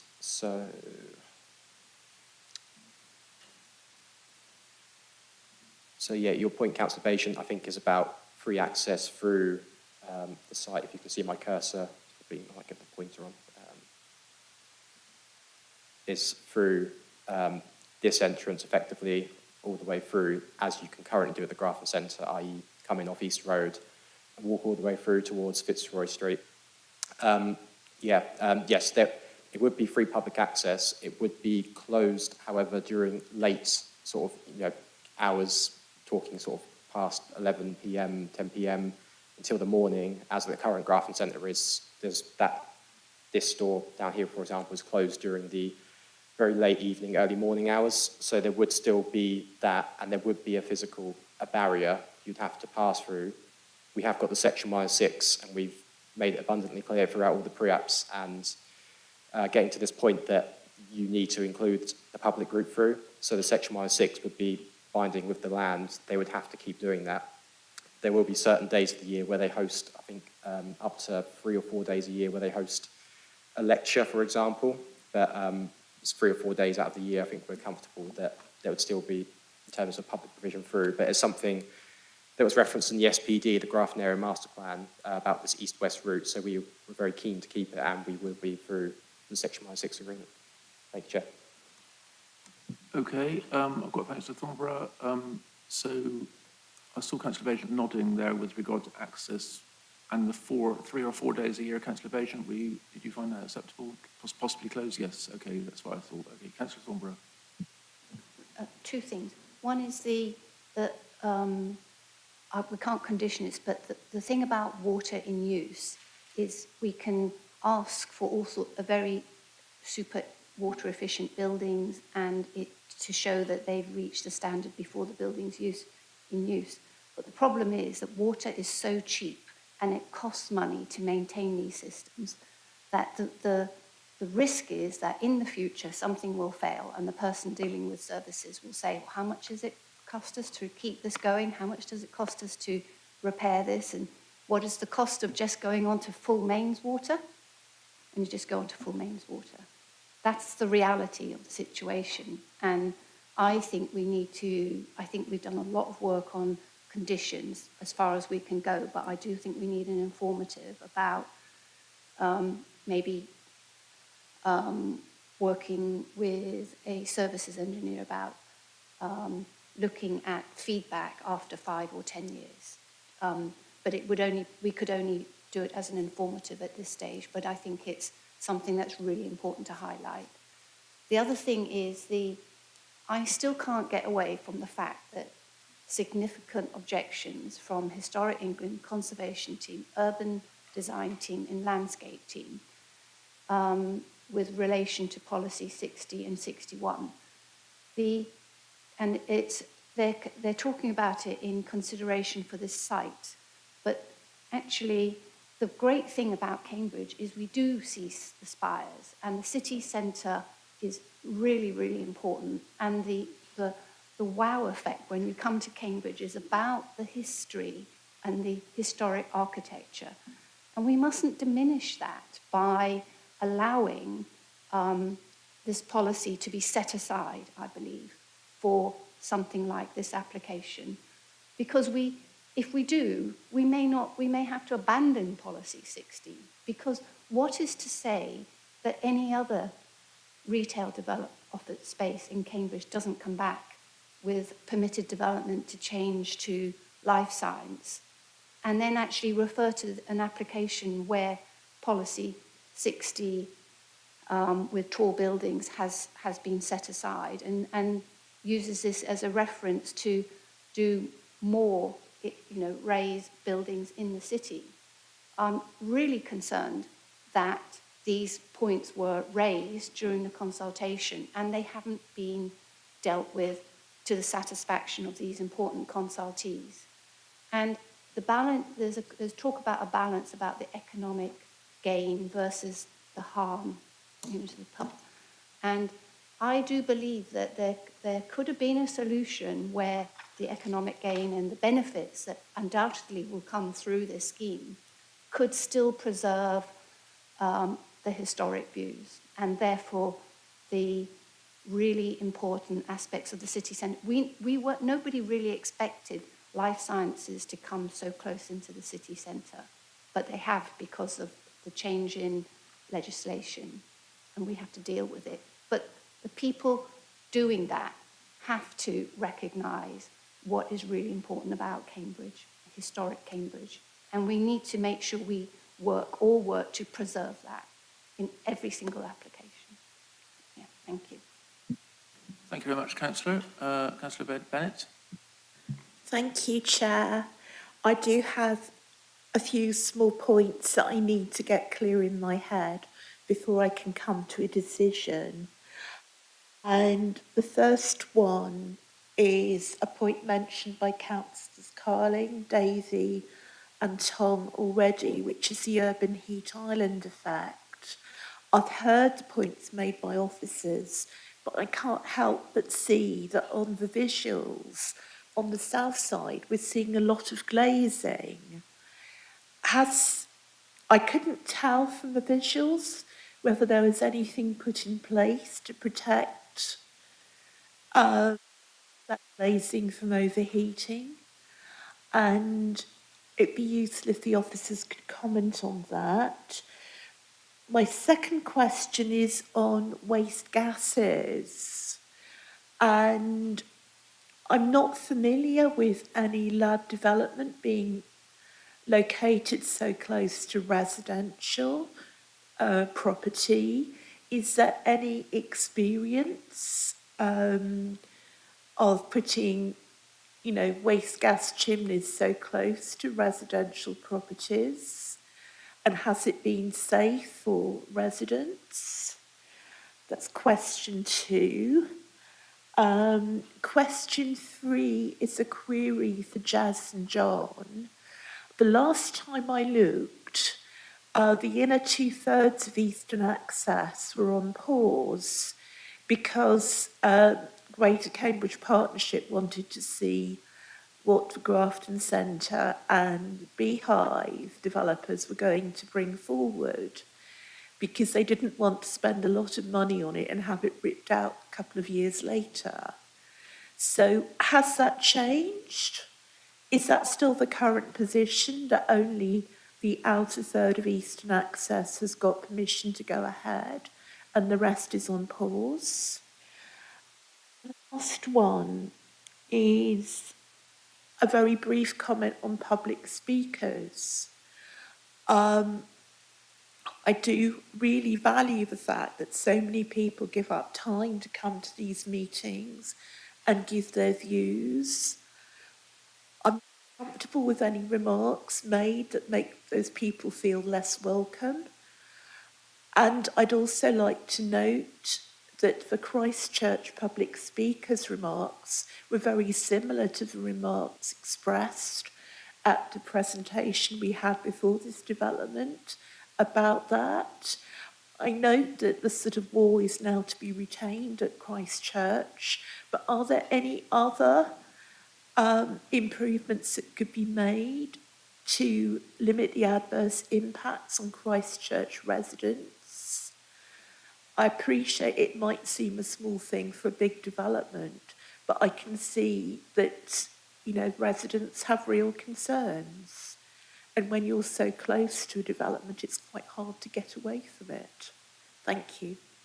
All right, thanks, Councillor. I think the debate about public speakers can be had in another place when we have a meeting of members about, the way we run committee and so on. So that's not really pertinent for this item. And the developer, applicant, is in the room, hearing all we're saying. And the thing about Christchurch, I'm sure, is come over loud and clear. I think that's the end of questions, and I'm going to go back finally to Michael, and then we're going to have recommendation and then the vote. Michael. Chair. I'll answer my bits first, but I'll be deferring to colleagues throughout. In terms of the waste gases element and whether there's other examples of similar type schemes close to residential properties, I'm mindful that there are, for example, schemes. There's one in Oxford, for example, which is a similar city centre location, and there are examples in London where this has been done. I couldn't say whether there's residential properties exactly nearby or not. All I can say is that obviously we've got conditions regarding air quality that would need to be addressed, and that they have had to do amendments through the air quality officer who is on the call. I don't know, Elizabeth, would it be Elizabeth Bruce says to Elizabeth? Would you be able to just perhaps provide a brief commentary on the air quality considerations? Hello? We can hear you, yeah. Hi, yes.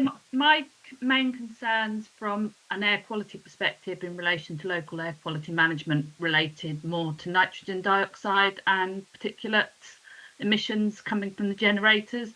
And we did quite a lot of work with the developer to raise the heights of those. Plus, we've got the recommended condition to ensure that emissions are not above any limits set under local air quality management.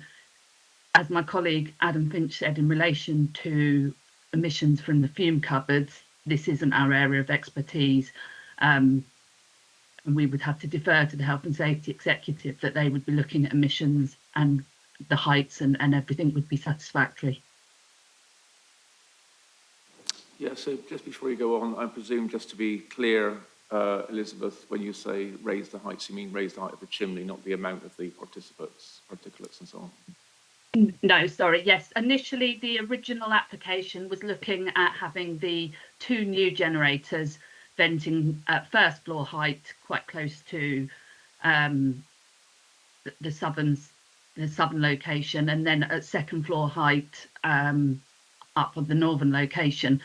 I did have concerns, and we've got to remember these are for backup only, so they'll be tested a limited amount each month, and they are there for use if there was power cuts for emergency operations.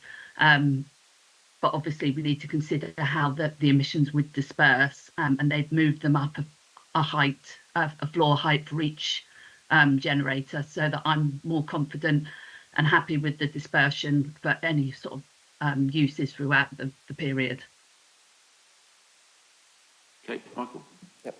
Thank you, Chair. Yep. So carrying on, I'll go to Transport colleagues shortly, but just on the point about Christchurch Street and whether there's more we can do. Obviously, as members know, we can't redesign the scheme that's in front of us right here, but I'm also mindful that they have, to be fair to them, the applicant that is, reintroduced that wall.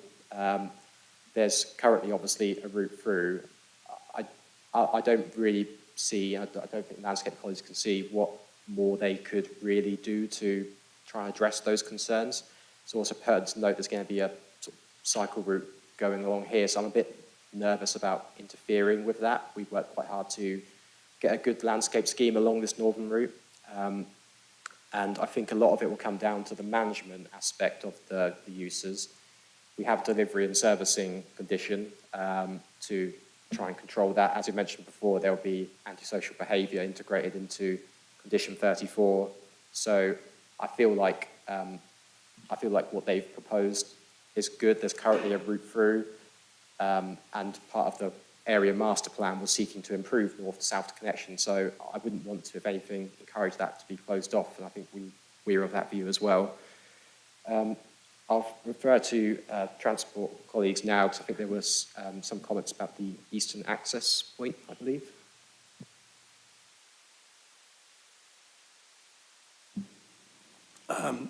Good afternoon, through the chair. It's Jez Tuttle again. Yes, we have been speaking to the GCP, and there are a few pieces of the jigsaw that we've got to fit together in the Newmarket Road area. So certain elements of the eastern access are being put back so that we know that we're looking at in terms of planning doesn't compromise what the GCP are doing, and vice versa, because we don't want to be ripping things out that we've already put in. I think in this case, given that the works are going to be developer delivered, it's slightly different to the case of potentially the possible redevelopment of the retail park, where we might actually be asking for predominantly funding, which will then go to the GCP to actually complete their scheme.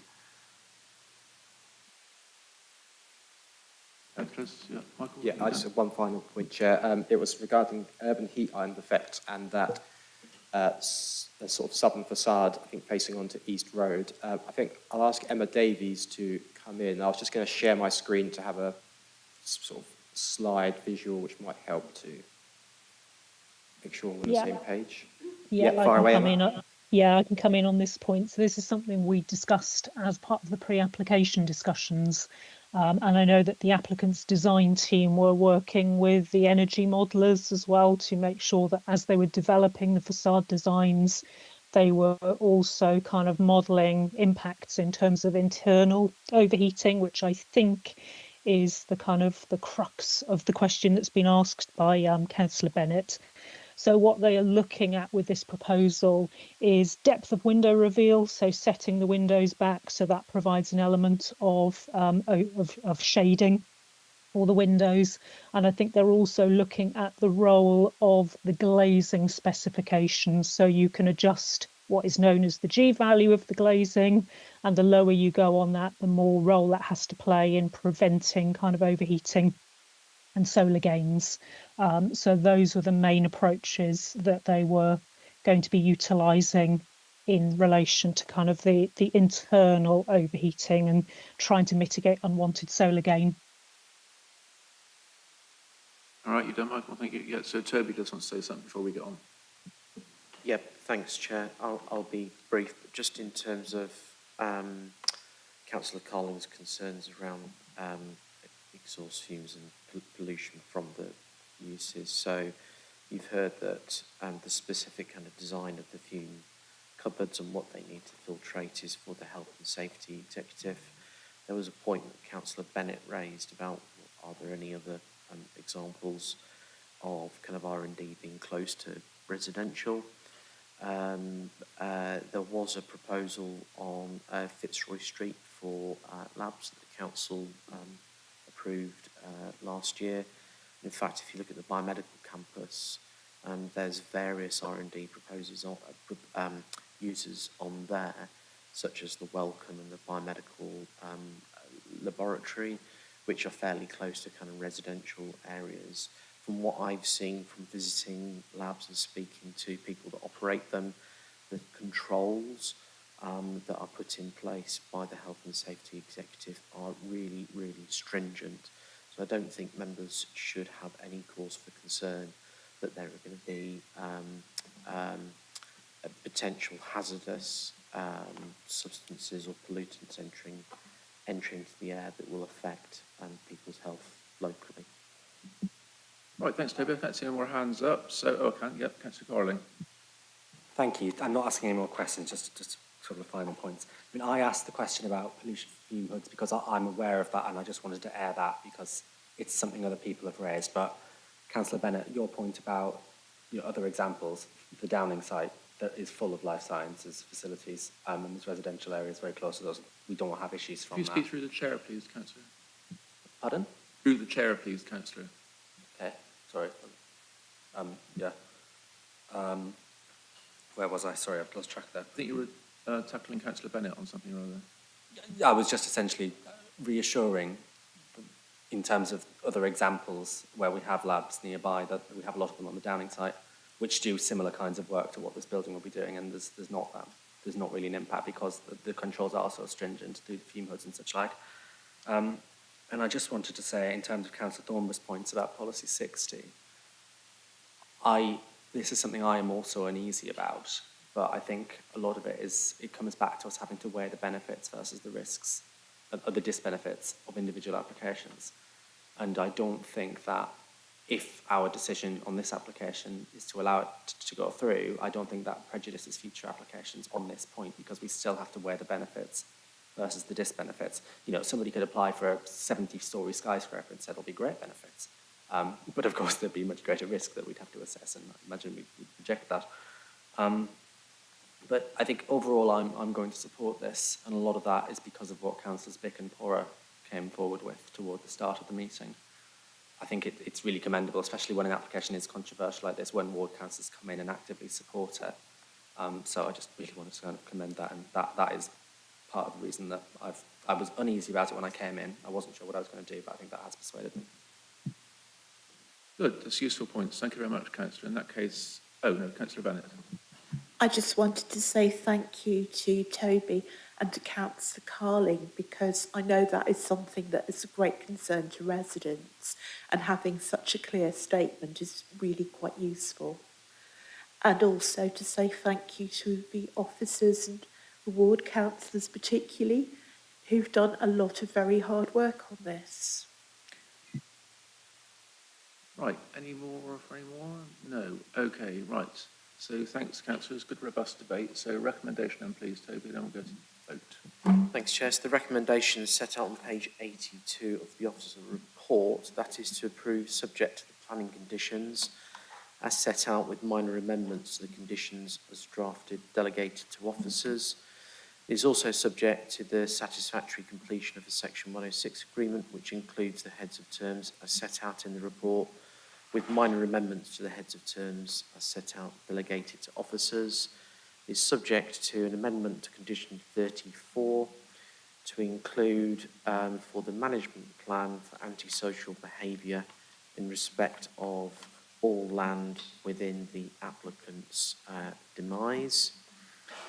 So antisocial behaviour would be covered by condition 34. An amendment to condition 35 to include wording to discourage and ensure the monitoring and management of casual drop-off and pick-up arrangements for employees arriving by car in surrounding streets, particularly those streets to the north of the Grafton Centre. Subject to 4 informatives that have been discussed during the course of the debate. The first one is in relation to the Jobs for All heads of terms, an informative which would seek to encourage local employment to the site in the interests of minimising vehicular trips on the network and local employment. An informative in relation to the travel plan to ensure there are no special privileges for employees seeking to utilise the car parking within the retained Grafton car park. An informative to encourage the retention of the shop mobility facility in discussions with the City Council. An informative, lastly, with regard to water in use and a review at regular intervals. Chair, those additional informatives and amendments to those conditions, the final wording, be delegated to officers. Thank you. So the recommendation is to approve. All those in favour of the recommendation? 4, Chair. Against? 1, Chair. Abstentions? 1 abstention, Chair. So the item is approved. Thank you very much, especially to speakers and officers and members. It's been a good, robust debate. It's a very important item for Cambridge, and I hope that the applicant can continue to work with officers going forward. We'll now have a lunch break. If you come back at 2:37, please. Thanks very much.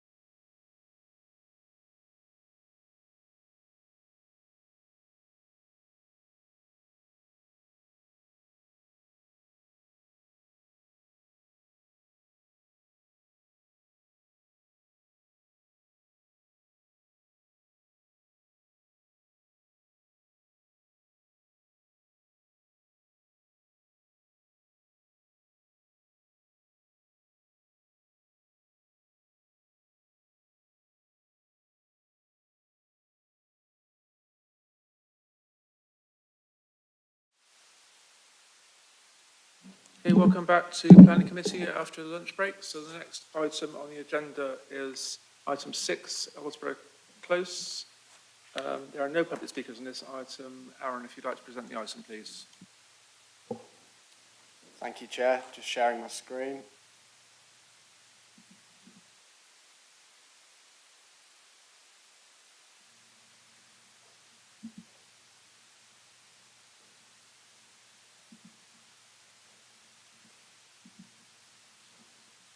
Okay, so the application is a Section 73 application which seeks to vary the originally consented scheme, which was granted planning permission at the October 2022 committee meeting for the erection of 70 affordable homes, car parking, landscaping, bin and bike stores, and associated works. The application is submitted by the Cambridge Investment Partnership, and therefore it's being determined at Planning Committee today because Cambridge City Council has a direct interest in the application as part applicant.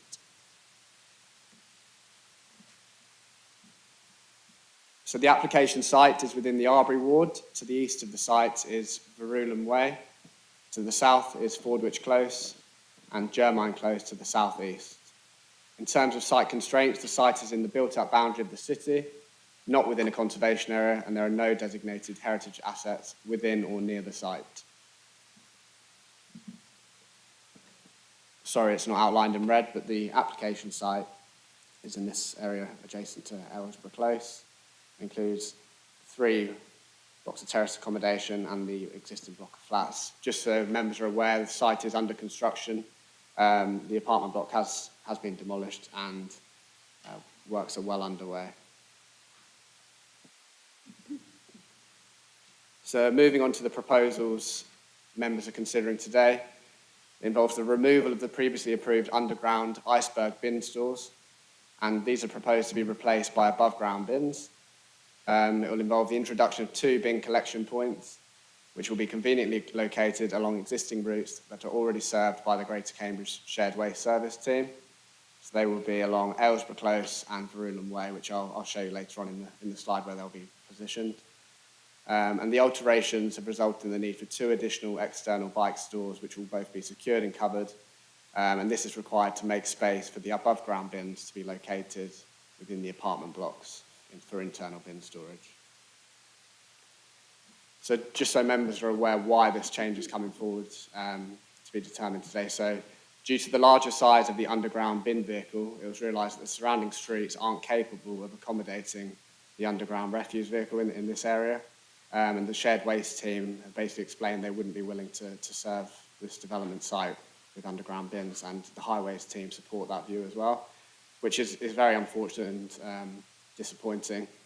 But we've worked really closely with the shared waste service, the urban design landscape team, to come up with a retrofit for external bike stores to serve the future occupants of this development. So this slide shows where the iceberg bins were previously located, along Aylesbury Close, and then one along Verulam Way, and one internally within the site as well, one area.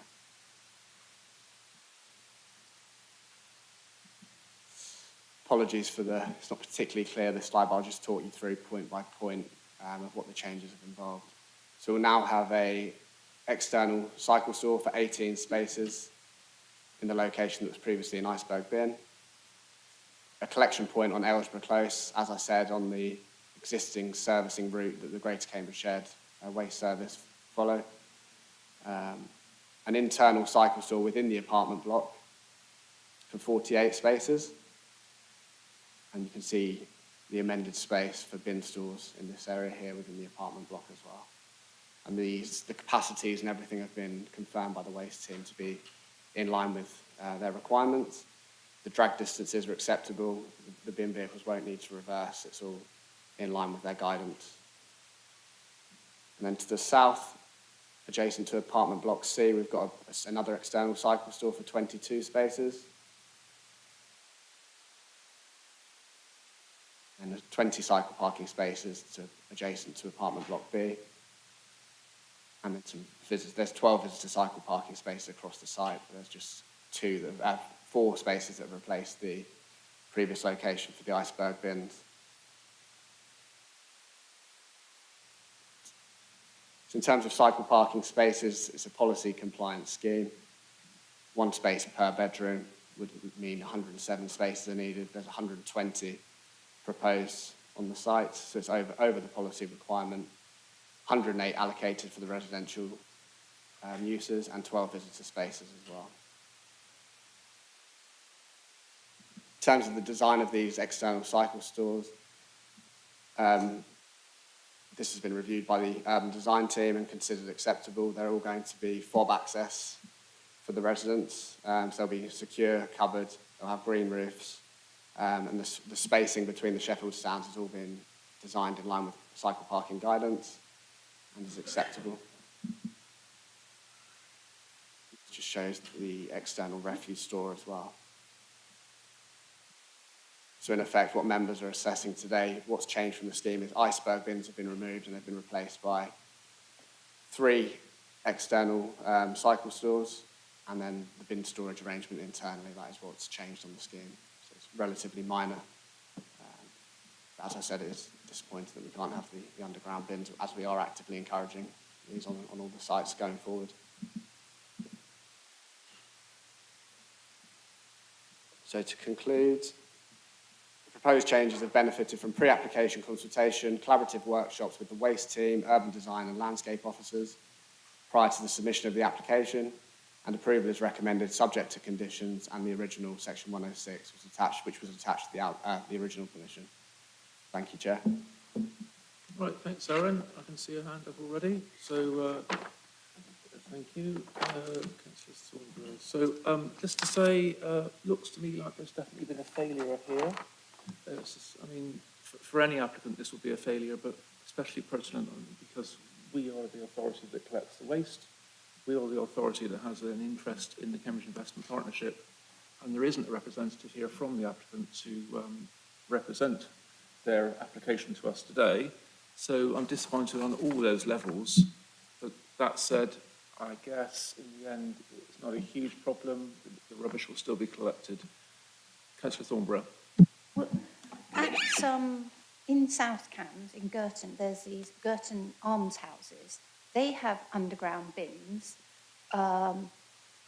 which when you press the platform that the underground bins are on, it all rises, and underneath are Euro grade bins, which the shared service empty.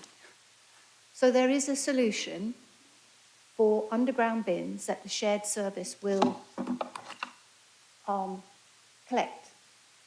So I don't understand why the previous design was maybe the ones like at Eddington where you need a special bin lorry to pick it up. You pick up the bin.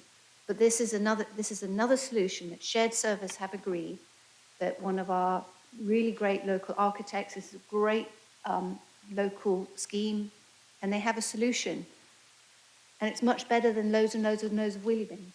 So I think, personally, I think you should go away and come back with this EU bin solution that the shared service are happy to do. Thank you, Councillor. I shall defer to the officer, but just to say it's probably more expensive, but it's a fair point, and it might be, I think you were basically saying let's defer the item for more information, but are there any more points for the officer before I go back? Councillor Porrer. Thanks. Could you just let me know how many cycle spaces we're losing for the bins to be put where they are in the blocks A and B, and where they're being replaced? I think in effect it's just a swap that you're putting somewhere the iceberg bins were, but could you just give me the numbers, please? And Councillor Bennett. I want to welcome the use of the fob-based security on the cycle stores. I know that in areas where there are high crime rates, residents will take cycles up 3 or 4 flights of stairs rather than leave them in an open cycle spaces. So I really welcome this practical step. However,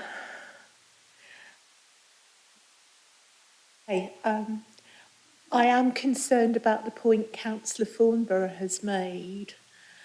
And, you know, are we seeing a redesign purely to save money and avoid the amount of underground work, rather than to one that's essential to find a bin solution? Thank you. Right, back to you then, Aaron.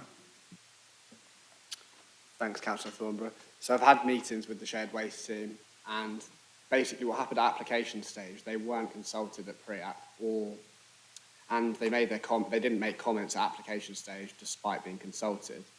And the vehicle tracking that's been completed for the development as approved, it doesn't work. The vehicle size for the underground bin vehicles, I'll just go to the aerial view to show. It's not like we're dealing with a strategic site here. It's quite a constrained site where these bin vehicles, which are large, need to navigate through parking on both sides of the road and tight spaces. The tracking hasn't been done correctly, which, as Councillor Smart said, it's an error at previous application stage, and we are trying to solve the problem to make it acceptable. And the information that's been submitted and the work that's gone into this with the design team to provide external stores is considered acceptable. And the tracking for the north, it will work for this scheme as submitted. So we are satisfied that it's acceptable. Back to you, Councillor Thornborough. The solution I was talking about is to use a normal bin for collecting a Euro bin.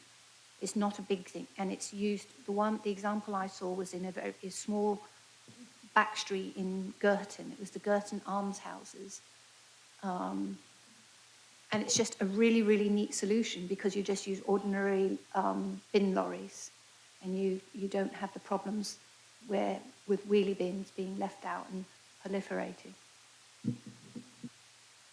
Now, Councillor Thornborough has clarified. Is there anything you can say in response to that? I don't know if there's a different number of wheelie bins involved. Yeah. I appreciate the comments that Councillor Thornborough has made, but I'm not sure if viability does cut in terms of cost of delivering that solution. I'm not sure if that comes into it, but we haven't got a specific policy that requires the bins to be underground, but take on board your comments. And it is being actively encouraged on sites where it's possible. In this case, we've approved a scheme where it isn't possible for the refuse vehicle to service that development. Chair, may I move for a mistake has been made, Councillor. The scheme is already on site. It's a compromised situation, I guess, we're in at the moment. So, do you want to speak? May I move for a deferment so that they could actually look at this specific solution? You can. It's just a question if you have a seconder in the vote, really. That's the main thing. But I think it's important to bear in mind that, my view on deferment is that if you're getting more information, I suppose you are sort of getting more information, aren't you, in terms of the proposal that you're making from the example you've given. So, yeah, Toby. I mean, it's a fair point that Councillor Thornborough's making, but it's suggesting a redesign. It's not for committee members to kind of redesign a scheme. You've got something in front of you, Aaron. The case officer's explained that it's policy compliant.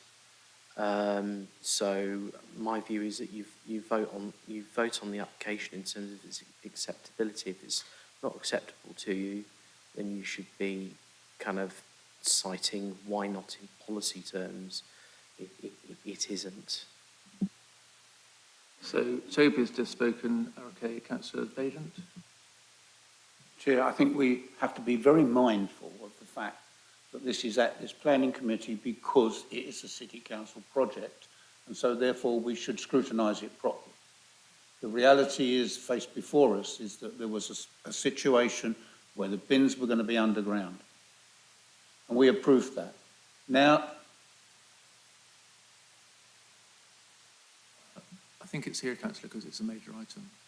Sorry? It's a major item, not a minor item. That's why it's at committee. It's at the committee because it's a city council involvement. True, true. And we need to be extra diligent about this. So I think that the idea of putting it back and saying, explain to us why you can't do this system, is not out of order. You make a good point, Councillor, but please, members, remember that we have the right to do that, but we also have a responsibility here. And this is an applicant who has put forward a scheme, and we should, there's no policy compliance issue here. Councillor Thornborough is the executive councillor with responsibility in that area, and she is suggesting that we defer this item on the basis of not having access to waste facilities in the ground, but there's no policy compliance issue there. We don't have to do that. The applicant doesn't have to do that. So there is, it's a bit of a tricky area, but I appreciate that we're going to have the vote to have, whether we have a deferment or not. I just want you to be all aware of where we are with that. Councillor Thornborough. I think there are other schemes. There are other schemes where we have deferred and they've gone back and come back with a different design, and it's always been improved. This is a county council scheme. I just think they probably didn't know about this really simple solution that would enable the original design to be retained. And I think, our housing officers, might be really pleased to know about this. I mean, what are we going to lose? Possibly nothing. Councillor Bennett, you had your hand up? Yeah, I just wanted to say that navigating round bins and bike stalls in such a constrained site as Aylesbury Close can be very difficult. And there's such a big benefit from using Councillor Thornborough's solution to adhere to the original design. And given that we have 2 planning committees coming up in March, I do not feel we will be holding the project up unnecessarily. If we, deferred to either the early March or the late March committee to allow that to be investigated. Yeah, so just to be clear, 2 things. Firstly, we're not going back to the original scheme. We're redesigning the scheme on the table because the proposal by Councillor Thornborough is to use a different methodology for waste collection, not the one that was originally proposed but failed to operate. And secondly, we can't say when it will come back. It will come back to a future meeting of this committee. That won't be specified here and now. Did you have your hand up as well, Councillor Porro? Just to see if the officer could answer my question about what the bins are replacing. Because I'd just be really interested to see, partly pertinent to Councillor Thornborough's point, is whether we're reducing the quality of the cycling in parking, because I think some of it's moving outside. Right, okay, thank you. So Councillor Thornborough, I haven't forgotten the proposal for deferment. We'll just go back to the officer and then we'll do that next. So, Aaron. So yeah, the cycle parking, as approved, is entirely in this area underneath the apartment blocks A and C. And now we've got bin stores in this location as shown, and cycle parking with ample space for circulation and cargo bikes maintenance as required. We have lost 2 cycle parking spaces from the approved scheme. However, it's still above policy requirements and is acceptable. We've got 108 spaces allocated, 107 are required by policy, and you've got 12 visitor cycle parking spaces as well, so 120 in total. Councillor Porro. I'm probably just being a bit thick here. So don't say that. The bins must have replaced what was cycle parking. So, but you said we only lost 2. Where has the cycle parking that was previously undercover and secure gone? Has it gone to the outside and it's not covered anymore? And the same for Block C. Is there any difference? Yeah, if you could just talk us through kind of what we had before and where it's gone. Because I do have some slight concerns that by doing this, we are now having fewer secure cycle spaces, which I think Councillor Bennett points out they're very important. And that to me would tip slightly more in favour of seeing if we could get a slightly better solution, because, this kind of cycle parking will be critical to helping this block be car free. Are you able to answer that? Yep. So this slide shows the previously approved all of the cycle parking internally within the apartment block, and you've got some cycle parking in an external store in this space here, adjacent to apartment block B. And now I'll move to the new proposal. There we go.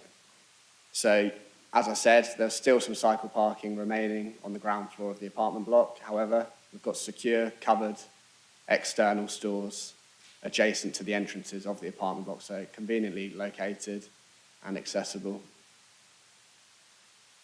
This external store for Block A, and where the previous location for the external store remains adjacent to Block B. But we also have a very small bin store in this location. Is that clear, Councillor Porra?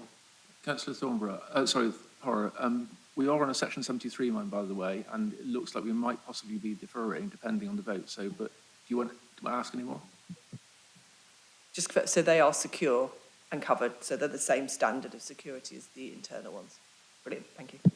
Okie doke. So we've got a proposal to defer the item for Councillor Thornborough. Is there a seconder? Yes, I can take my pick. I'll go for Councillor Bajent. And all those in favour of that proposal to defer the item?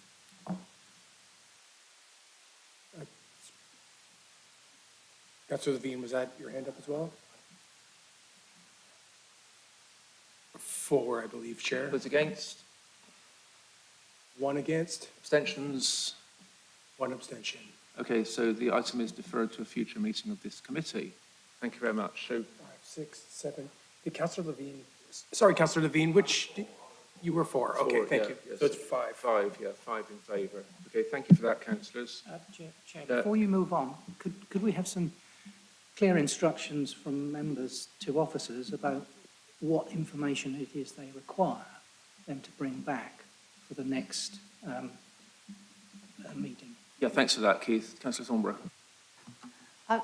I would like for them to come back and have they considered the underground scheme, the underground bin scheme that the waste services use where they use Euro bins, and the example is as the Girton almshouses, and I can send the officer some photographs.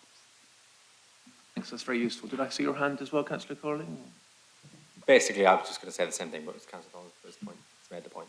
Okay, right. Sorry, I was a little bit lapsed there and not picking up on that. Thanks very much for that, Keith. Is that sufficient, officers? Toby? Chair, I'm aware of the Girton scheme and the architect, so I can point Aaron in the right direction. Thank you, and thank you for your effort of help with that, Councillor Thornborough. Right, let's move on to the next item then. So item 8, so 54 and 54A Cherry Hinton Road. Tom Cheney is the officer. We've got Julian Hittling, objector, Ronald Pyle, applicant, and Councillor Griffin to speak. Yeah. Okie doke. So is the officer, is Tom online, is he? Oh, sorry, yeah, hi Tom. Afternoon. So you get settled first then, Tom. Plug yourself in.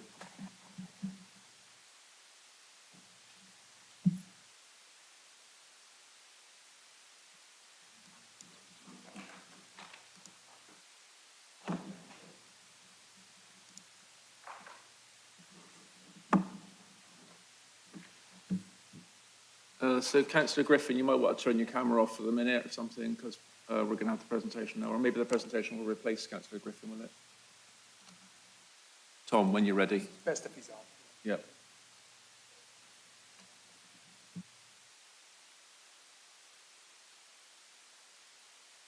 So bear with members, Tom's just getting ready to present.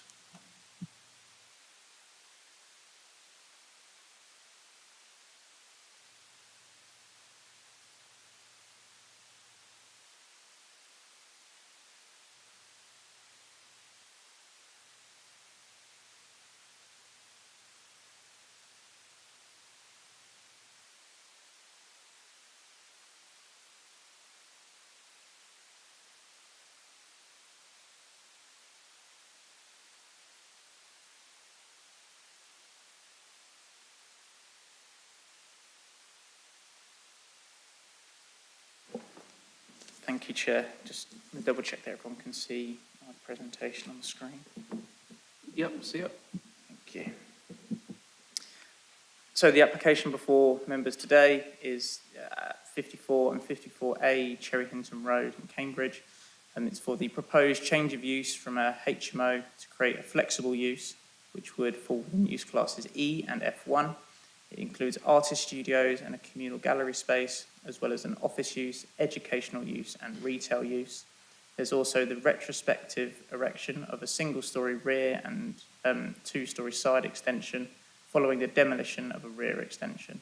There's also the retention of the barber's premises and the retention of a studio flat.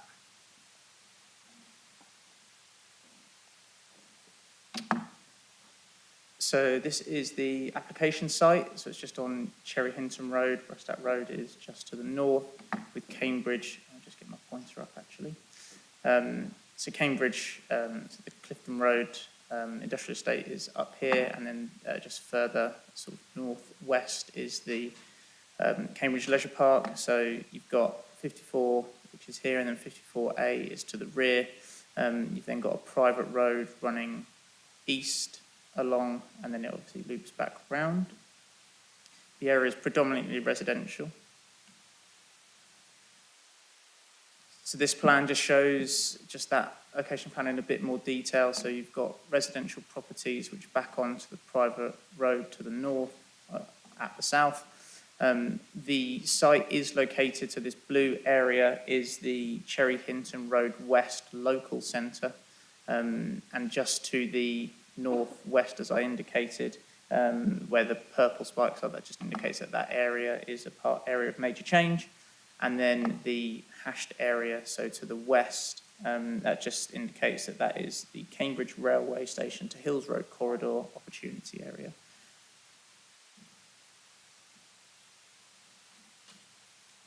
So this is just the Google Maps imagery of the site. Obviously, as I indicated within the beginning of the presentation, it is part retrospective. So you've got the extension, the single-storey rear extension has been constructed in this image. The area to the south here is the car park and cycle parking area.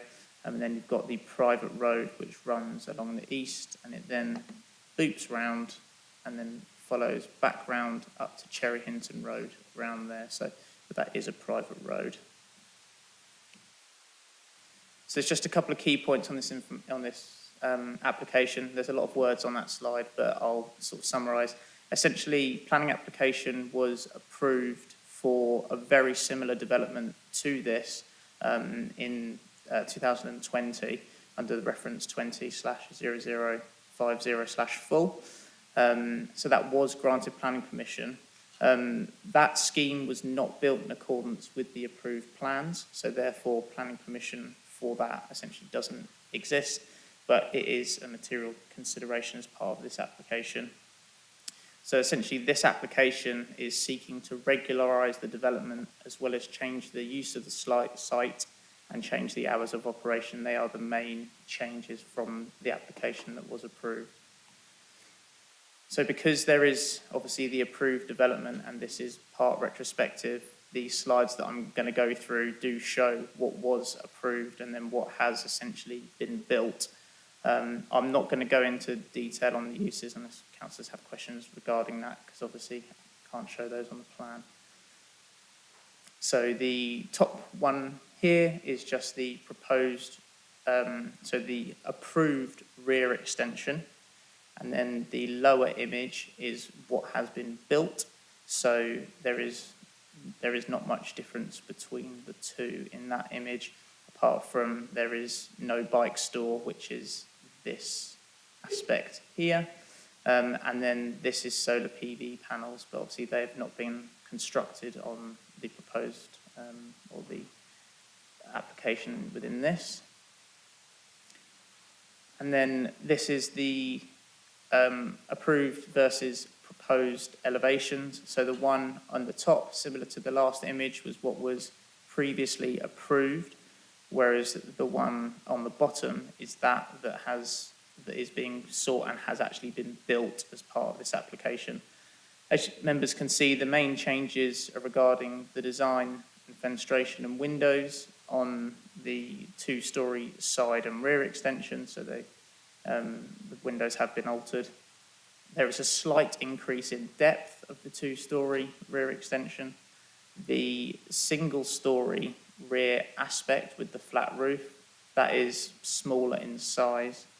And then the dual pitched roof, single story rear extension, that is also smaller in size. As you can see, there is also amendments to the windows and the fact that a new one's been added. And there is a very slight increase in ridge height of approximately 5 centimetres or so. Regarding the site plans itself, so this just indicates what was originally approved with the parking layout at the back here. You've also got the bin stores and the cycle stores. And obviously, as you can see from this image, that obviously the building is shorter than that which was approved. And then this one just shows the differences in the first floor. So the communal studio is essentially the same. There's been some slight alterations internally, but one of the main things that members would be able to see is that there is a window, sort of an aspect window at the side. As I said, the single-story aspect is shorter, and then the dual-pitched roof, single-story rear is approximately the same as what would have been approved. Same goes for the ground floor. It just shows the layout is broadly similar to that as which was approved. So I just thought it'd be clear for members to just appreciate what the internals would look like. I just thought I'd indicate the parking and cycle layout because that is slightly altered from the scheme which was approved. So there is 8 secure cycle parking spaces at the front on Cherry Hinton Road. There is one underneath the undercroft of the 2-storey side and rear extension, and then there is 2 secure cycle spaces to the rear at the back as well. And then there are a number of car parking spaces for the different uses. So you've got 54 Cherry Hinton Road, 54B Cherry Hinton Road, which is essentially the art gallery, and then 54A Cherry Hinton Road, which forms part of the barber shop and also the use above as the studio apartment. So as indicated earlier, there has obviously been an approved scheme on the site. However, this is seeking to regularise that. So the main differences between this and that which was previously approved is that there is a there's a change in use.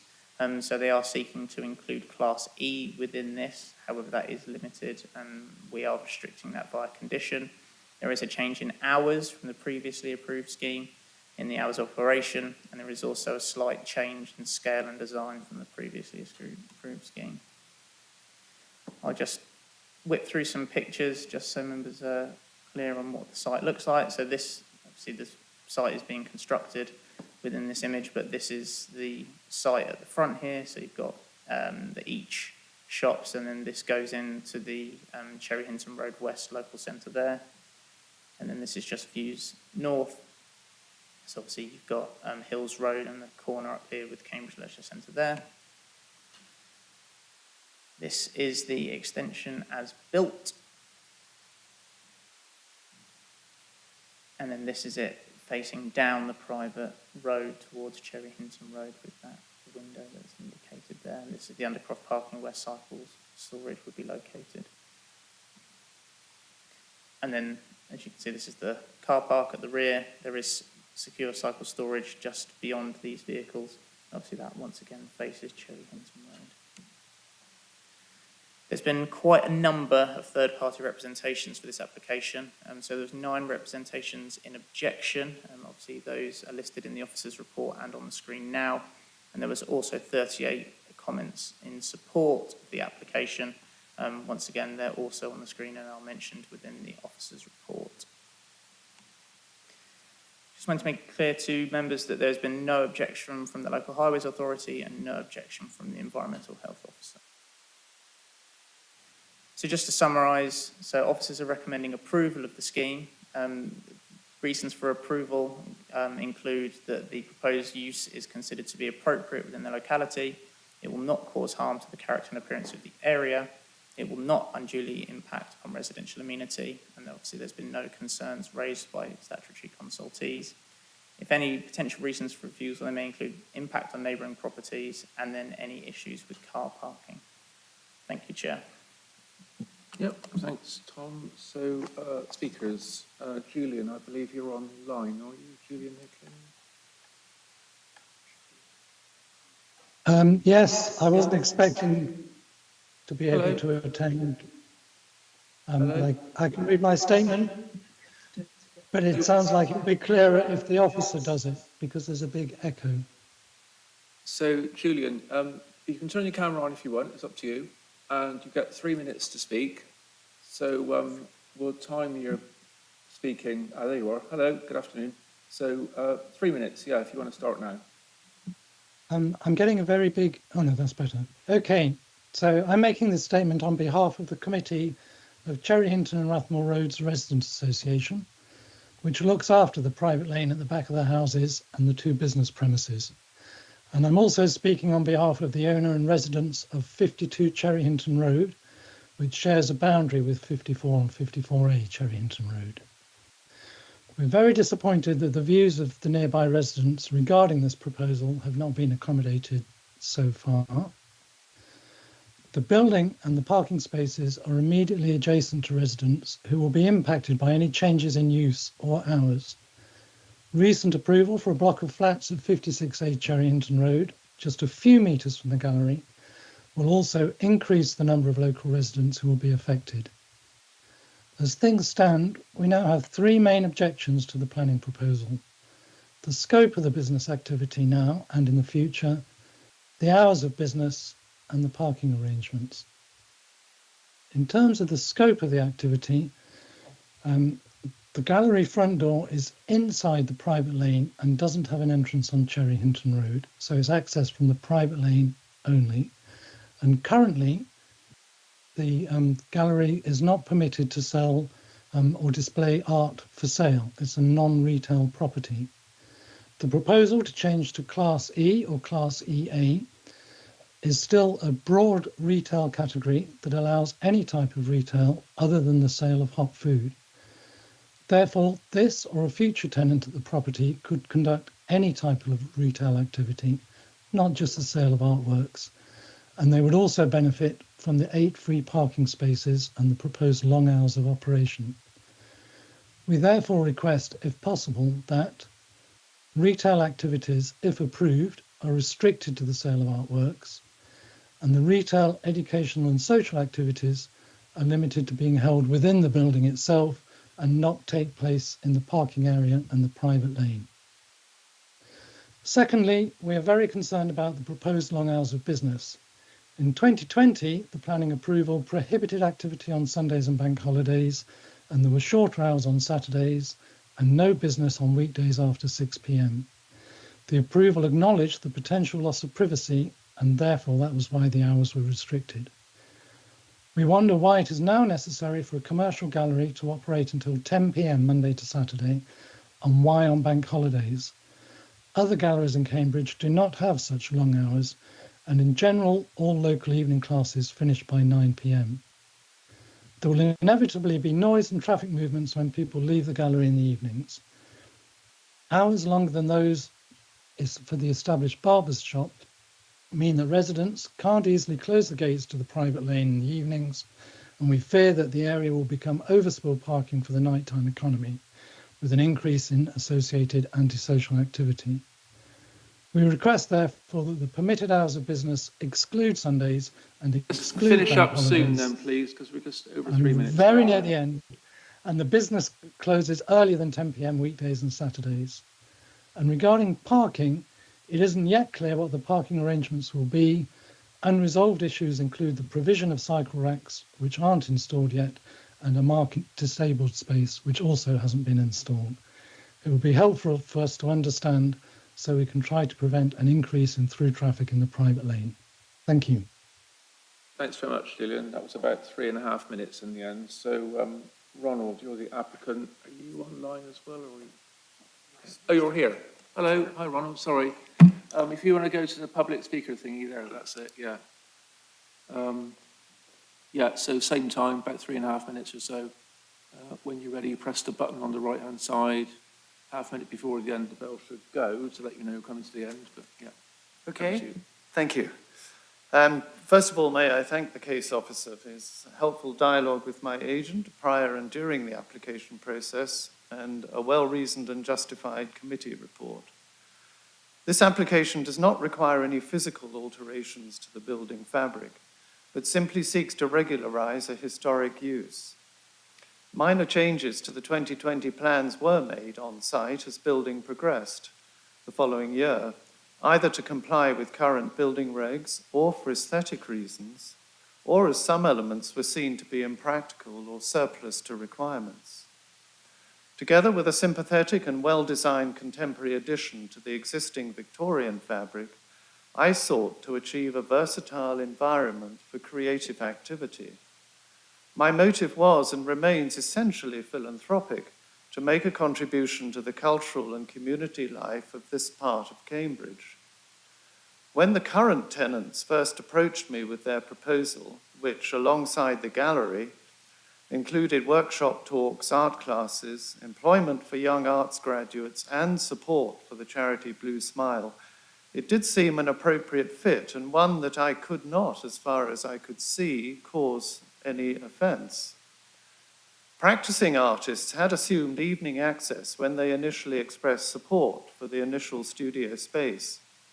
Since the building opened, many other people tied to standard business hours have made it clear they would welcome the opportunity to participate in and contribute to early evening and weekend events. Residents' comments focus on two main areas: the private lane with security and parking, and secondly, the nature of business activities in the premises, both now and, more importantly, in the future. Just to clarify, I do own the entire section of the private lane alongside and to the rear of this premises. Since the redevelopment, antisocial behaviour and road parking have all but been eliminated, and to date, the lane operates without detriment to highway or resident safety. And I share the same desire as they do to maintain exclusivity, safety, and trouble-free coexistence. Secondly, suitably worded planning conditions on any planning permission, alongside existing covenants on the building contained in trust after my death, will restrict future business activity to maintaining the current ethos and facilitating creative endeavour. As many of the comments in support point out, we live in a city rich in chain shops, coffee shops, and luxury flats, but poor in philanthropic projects of this kind. The building has begun to fulfill its creative role within the community, but it's become clear that a measured relaxation of current restrictions would further facilitate community access without detriment to any residents. I thoroughly support the case officer's recommendation of approval, and I'm happy to answer questions or my agent to do so. Thank you very much. Yeah, thanks. You had about the same time there in the end. You won't be answering questions, so we don't have debate with speakers, but thank you very much. Very good. Could you turn your microphone off now, please? Thanks very much. Right, Councillor Griffin, you are speaking as well. I think you're online, aren't you? Yeah, Yes, there we are. yes, I am. Good afternoon. So you've unlimited time to speak, Councillor. Thank you. All I want to say is that I have visited the site and met with the residents of the Cherry Hinton and Rothmore Road Residents Association and listened to their concerns. And all I ask the committee is that they take those concerns seriously and take them into consideration. And I do understand the need for a cultural well, I think that the contribution of having an art gallery there and some classes and so on, that's very valuable as well. And so I think the committee has to think about what is the right balance here and to come up with something that's both fair to the applicant and to the legitimate concerns of the residents. That's all I really have to say. Right, thanks, Councillor. That's good. You're welcome to carry on listening to the debate, but turn your microphone picture off. So two things from me. Firstly, we said at the start that item 7 was deferred, but just in case anyone's listening in wondering what's happened, that item is deferred to a future meeting of this committee. So we're on this item now. And what else was I going to say? Secondly, middle of the afternoon, it slipped my mind now. It'll come back to me. Councillor Thornborough. Well, I think we're lacking in art and cultural facilities, and these facilities that is proposed or actually is being used, I think is something is good. But I wonder whether we might be able to consider the timing for a temporary 1 year trial to see how successful or problematic it is. We've done this in other small business uses where there has been objections, and where there hasn't.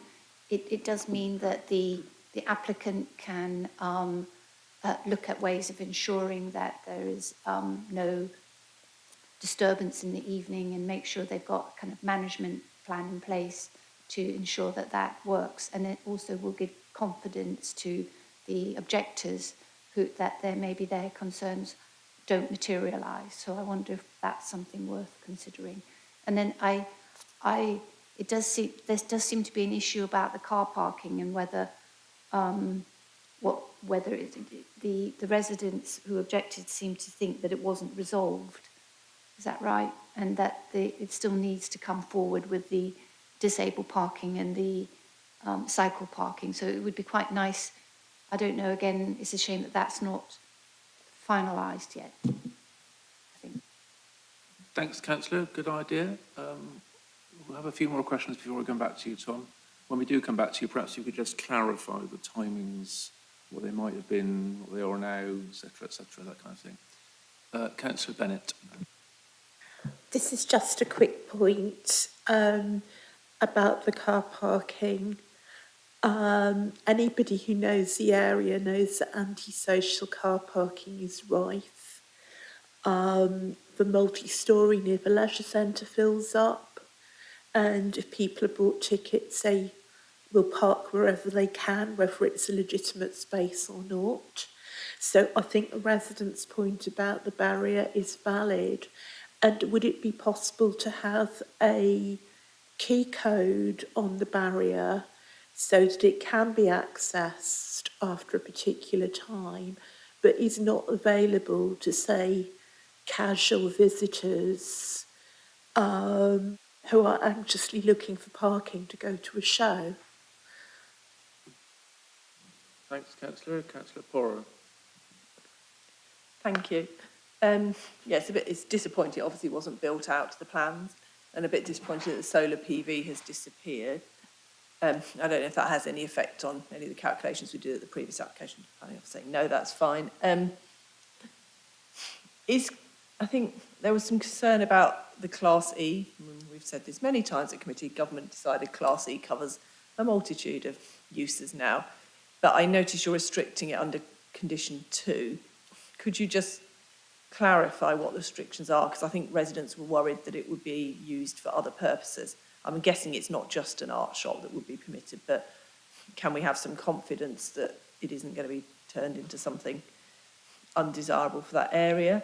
Could you also just let us know where the bins went? Because I think you said the bin store had moved, so I just wanted to check. Because I think the cycle parking is compliant, as I understand it. And again, it would be useful to have some reassurance that if there were a disabled space allocated, which I don't think I had on the plans, that will be put in and is included in these plans, because I think I didn't see it on the pictures, but it may be on the portal. Thank you. Thanks. You said the thing I was going to say. Any more? No. I'll just say a couple of things. So I wasn't quite sure on this item whether space standards are an issue or not. No table in the report. No, they're not.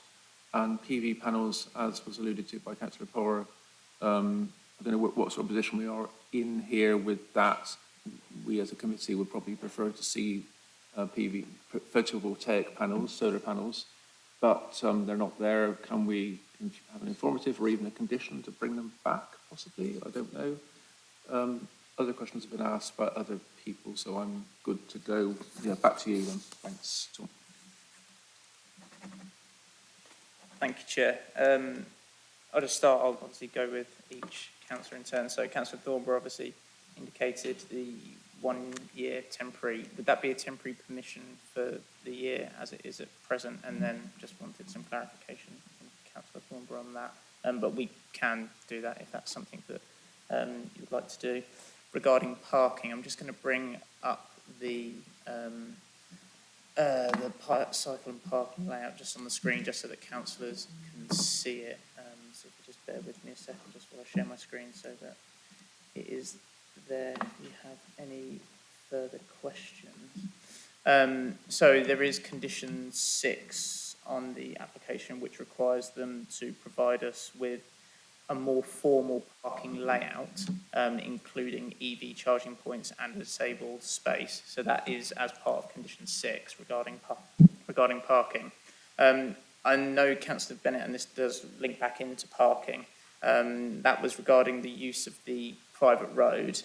That is outside of the red line and is outside of the ownership of the applicant.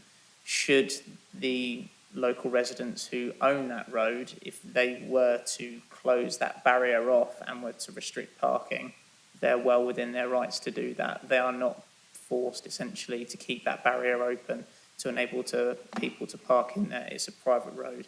It doesn't form part of this planning application. So all I can say is that to members is that obviously there is parking there, but at any point that road could be closed off essentially and keep it private should whoever owns it want to.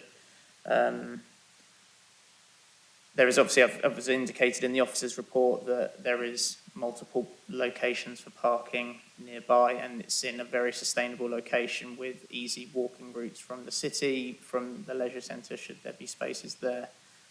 So officers considered that even if there were to be a reduction in parking spaces, because of the sustainable location of the site, people from around the city could get here without really the need for a vehicle. But should they want to, there is other spaces within the locality, obviously outside the red line. Regarding the timings, so the timings were what was recommended or what was requested by the applicant and was put within their application form. The original timings were, as the objector indicated, was between 9 and 6, Monday to Friday, and then up until 12 on a Saturday, and obviously none on Sunday and the bank holiday. Obviously, we got a lot of comments of support, and obviously when I went and conducted the site visit, it's quite evident that the reason why they're increasing the hours is because a lot of the classes weren't available to be done in the day and they wanted to be done in the evening, and those hours completely restricted that.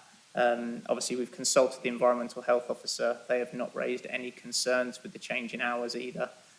So from our point of view, we're quite happy that those hours are accepted and would not cause harm to the amenity of neighbouring properties. In regarding bin store, it doesn't specifically state it on here, but I believe it is to the rear of the site. If members wanted to, we could add a condition which would enable them to provide details of that bin store should they wish to do so. Regarding the use classes as well, so obviously as per condition 2, we have restricted it to retail, which is EA, financial and professional services, which is EC, and then even restricted it within C to I and II, and then offices, which is G, and then the art gallery, which is F1B, and educational use, which is F1A. So we have restricted it to a certain number of things within Class E. With retail, obviously, this site is within the local centre where the policies do support the use of this site. Whether that be retail or another use, I think should another use ever come forward and be changed, obviously you could do that under permitted development if it were to be another retail use. But those sort of uses in this site would largely be supported because it does fall within the local centre and is supported by policy regardless. So just members keep that in mind. Chair, there is no requirements for space standards because it's a conversion and extension of an existing building. It's not a new building in its entirety. And regarding sustainability, I have spoken with the applicant and the planning agent who have indicated that the proposal in itself was built to very high sustainability standards, including insulation. It is also possible for solar arrays to be added to the roof. At present, they just essentially haven't done that yet, but there is the capability, and they have essentially got it connected so that they could add solar panels in the future, should they want to, but obviously they haven't as part of this application. Because it is a business use, it's difficult for us to add a sustainability condition. We have also spoken to the sustainability officer regarding this, because it would be required to be BREEAM accreditation, which is obviously quite onerous for what is a relatively small development. So officers are satisfied that how it's been built is as essentially as sustainable as it could be. I think that was all the questions, Chair. Thank you. Yeah, thank you. Okay, I can see hands up again. Just to be clear then, so solar panels, informative or condition? I'd refer to Toby on what the best course of action. I'm presuming that would be. informative. It might be informative. Informative, probably best, yep.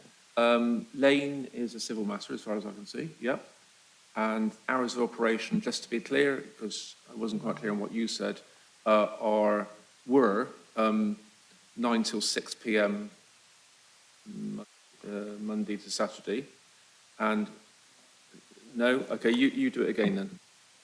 I believe it was 9 till 6 Monday to Friday, and then it was between 9 till 12 on Saturdays, and then no use on Sundays and public and bank holiday. But the proposal is to open from Monday to Saturday from 9 a.m. to 10 p.m. Monday to Saturday, but not Sunday at all, or? No, sorry, Chair. So condition 3 indicates that the use shall be between 8 o'clock and 10 o'clock Monday to Saturday, and then 10 till 4 on Sundays and bank holidays. Right, I just want to say something before I've got the hands up, okay? Yep, Mr. Baden. I think Councillor Thornborough's idea of a year's trial is a good idea, and we've done that before. The one that comes to mind is the brewery on Hooper Street, where we did a year. It's a slightly different situation because that brewery with, like, you know, drinking and potentially making lots of noise might be a bit of a different issue to this one, but nevertheless, it's sort of similar because it's a public event place, that sort of thing. So I can see the advantage of doing that, and also better for residents to have some sort of way of testing it. So that would be my thoughts on that. Toby?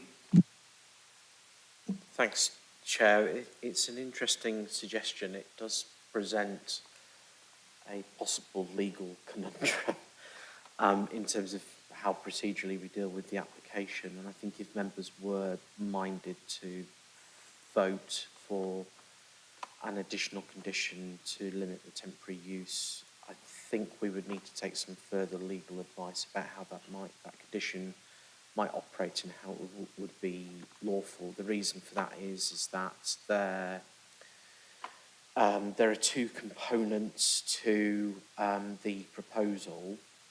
The first component is the kind of built element, and the second is the use.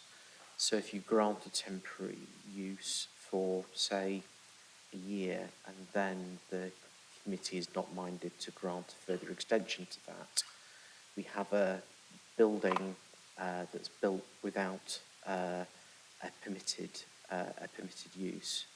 So if members were minded to go down that route, I think we'd have to take further advice. The officer recommendation is for you, and that's to kind of grant full planning permission. Well, there you go. That's a quandary, isn't it? I would have thought it was a sort of more limited use if the times of operation are different in the following year, but obviously I'm not a lawyer. So, and I'm tempted to ask the applicant, and I wouldn't normally, whether they'd accept a year's trial. Are you willing to accept a year's trial on the times that have been suggested? Sorry, can we just clarify, because I understood that your temporary condition was based purely on the operating hours, not the planning permission, not a temporary permission, but temporary operating hours. Yeah, so I mean, the thing is, what the legal advice is that might be a little bit tricky because the two things are linked. So if we give permission on the hours, it might be a hinge on the permission on the building as well. But my question to the applicant is just, would you be okay with a year's trial? Say no if you want, it's your call, but I'm just curious to hear what your opinion would be on that. I would be inclined to go with that, yes, because I notice a lot of the residents' anxieties are present a future which is way beyond, in my view, anything that could the worst that could happen.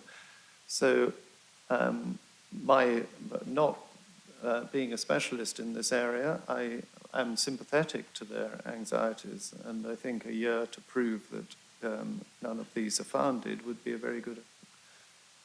be acceptable.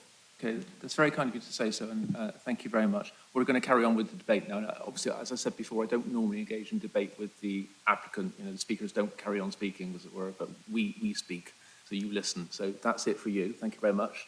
So back to councillors. Councillor Thornborough. Yes, in a way, it's a shame it's not two applications, one to regularise what's built and then a separate one to deal with the timing. So it's basically, my suggestion was it's only the timing issue that's subject to a one-year trial. And then if there was no complaints, then could continue. Right, thanks for that clarification, Toby. So just to be explicit, councillor, are you talking only about condition 3 in terms of hours of use rather than combination of uses in condition 2? Councillor? That's correct. Right, that's good then. Thank you very much. Councillor Bajan. Thank you, Chair. Yes, I like a bit of philanthropic. That's nice, isn't it? But that doesn't give way for artistic licence with planning permissions. And I think that, you know, we don't want to send a message out that you can just redesign as you build it without talking to us. And I think that would have been much more satisfactory. But nonetheless, I suspect that there's no real harm done. But I think the message should be clear from this committee that you can't just redesign as you build without talking to us. I would like to see a condition on the bin store. And I'll tell you why I'm asking for that. On Mill Road, there's a number of bin stores that have been, over time, have disappeared. And we have a number of bins now being stored, commercial bins being stored on the main highway or on the pavement. And we've tried to deal with it, but we can't. So I'd like there to be a condition that the bin store remains, or is there and will remain. And I think that the idea of going for 1 year in that sort of separate area is a good one. Thanks, Councillor. Councillor Poorer. Yeah, I support the 1 year. It seems to be, could we not just condition it with the hours of operation that are currently extant and then have an extra condition that says for the first year you can do extra? Because that would mean when it reverted, it wouldn't revert to having no hours, it would revert to having, and then obviously they'd need to come back for Section 73, I assume, or an NMA to put the hours back up again. Unless you could do it in the way Councillor Thornborough suggests, which is if there's no complaints, it defaults to carrying on. But it just seems logical to, if we start with the hours they've already got as a permanent thing, then after a year, if it expires, they can still open. It just wouldn't be on Sundays and late in the evening until they came back for the additional permission. Okay, we'll let officers come back on that. Councillor Corling. Thank you, Chair. It was mainly just something that the officer mentioned in terms of the ownership of the lane. I know this is mainly a civil matter, but I just want to clear this up. Because I think he said something, Tom, about the residents being able to close that, because it's not in the ownership of the applicant. But I thought when the applicant was speaking, he said it was in his ownership. So it would just help if we could clarify that, I think. The only other point I wanted to make is just to clarify in my head exactly what the proposed change of use is compared to what has already been consented. Is it literally just they can sell art on the premises as well? With, of course, we've discussed the potential implications of that addition of retail, but essentially is that the only difference here? Because that's what it seems to be to me. Thank you, Councillor. Okay, back to you then, Tom, or, yeah, over to you.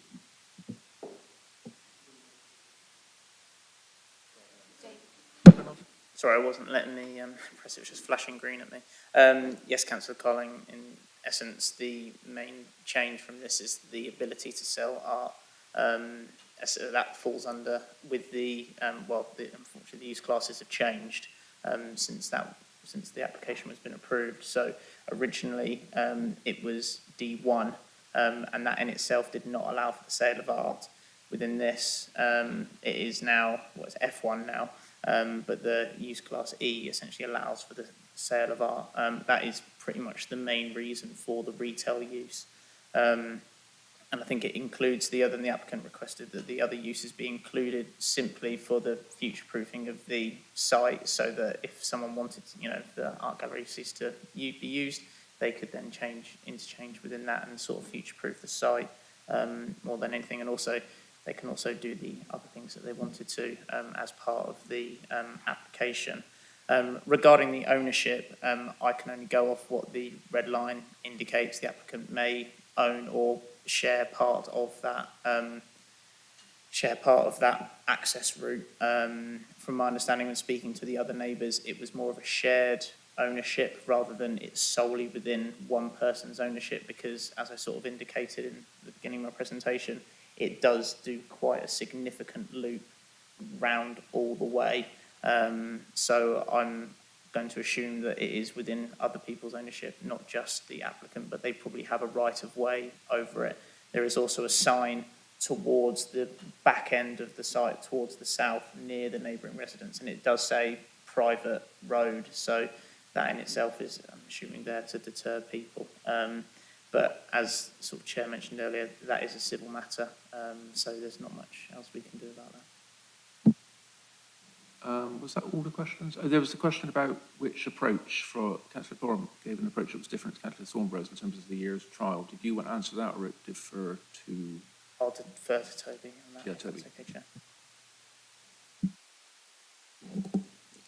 Chair, I think the simplest way to do it would be to revise condition 3 to allow for temporary 1-year permission for the hours as set out in condition 3, then at the end of that year for a reversion to the consented hours under the approved scheme, which is 20.0050/full. That then will give the applicants at the end of that period the opportunity to apply to vary that condition to a permanent condition if they're satisfied, and if any amenity issues or other issues have arisen during that time, there'll be then an opportunity for the Residents' Association to come to committee and address those hours specifically if they still have concern at that point in time. Okay, thanks for that, Toby. So I've not heard any councillors speak against the 1-year thing, and Councillor Carling. I do think personally, from my perspective, it's a little bit burdensome on the applicant, so I'd like to have a vote on that, please, if we can, Chair. Okie doke. So the proposal is from Councillor Thornborough. Was there a seconder for that proposal for a year's trial? Yeah, Councillor Bennett. So it's an amendment to condition 3, if I'm right in remembering that. And so 1 year's trial, if all goes well, carry on. If not, problems. So all those in favour of that proposal, 1-year trial? No, this is just for the trial thing, not the actual thing. 5, Chair. All those against? 2 against. Okay, that's carried. So 1-year trial would be the thing if we approve the item. So any more debate on the item, substantive debate?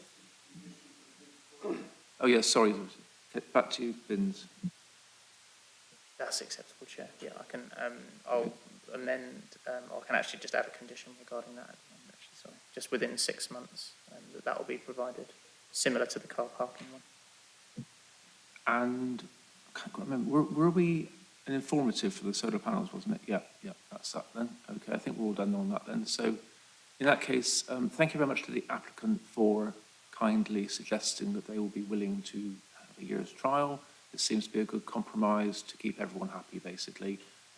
Good. Okay, so let's have the recommendation then, please, Toby.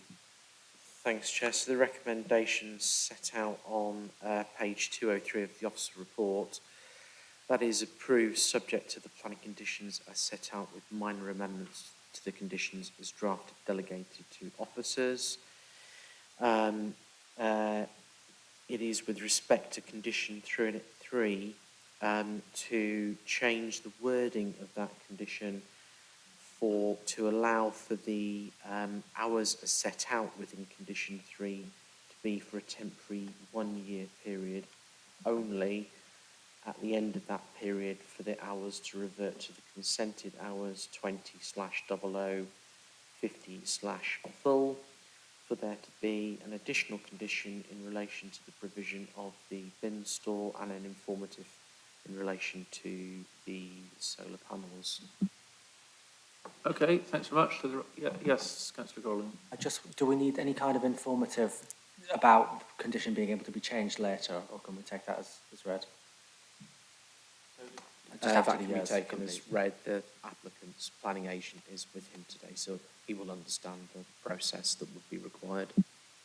Okay, so the recommendation is to approve. All those in favour of that recommendation? Unanimous, Chair. Okay, that's approved. Thank you very much. Thank you to the speakers. We'll have a 10-minute break now and then come back for the next item after that. So just after 4, please. Thanks very much.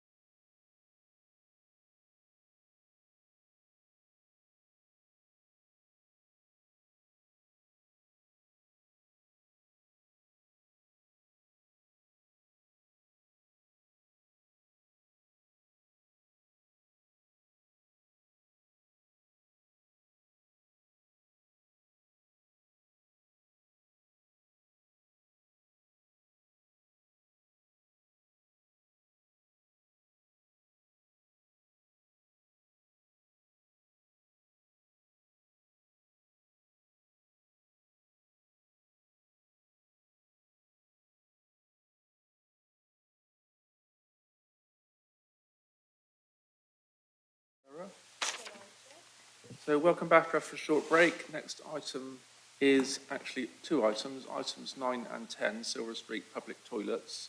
So the officer, Lawrence, is going to present both items together. Perhaps if you could just outline why there are two items, Lawrence, and tell us that, and we'll take separate votes on each one. We've got an objector, Ruth, for this item, so that'll come after the presentation. So, Lawrence, over to you. Good afternoon, my name is Lawrence Moore. Today I'll be presenting application reference 23/03980/S73, which seeks alterations to the siting of the new public toilets along Silver Street, approved under application reference 19/1167/FUL. The application seeks a 0.9 metre shift in positioning only. Also, as to be assessed independently but presented alongside this is application reference 23/03902/S19LB, which seeks alterations to the siting of new public toilets under application reference 19/1350/LBC. The need for two applications is because the siting of the proposals is on Silver Street Bridge, which is a Grade 2 listed building. And the Section 73 application is, of course, to vary the planning permission. The consented and proposed site plans are shown on screen and highlight the minor shift in positioning for the consented scheme of the public toilets. The need for the shift stems from a review of the existing infrastructure arrangements, which would need to be altered at great expense if the currently consented location were utilised. The proposed alteration to the siting of the development would avoid the aforementioned complications with existing infrastructure arrangements, whilst allowing for the scheme to be delivered.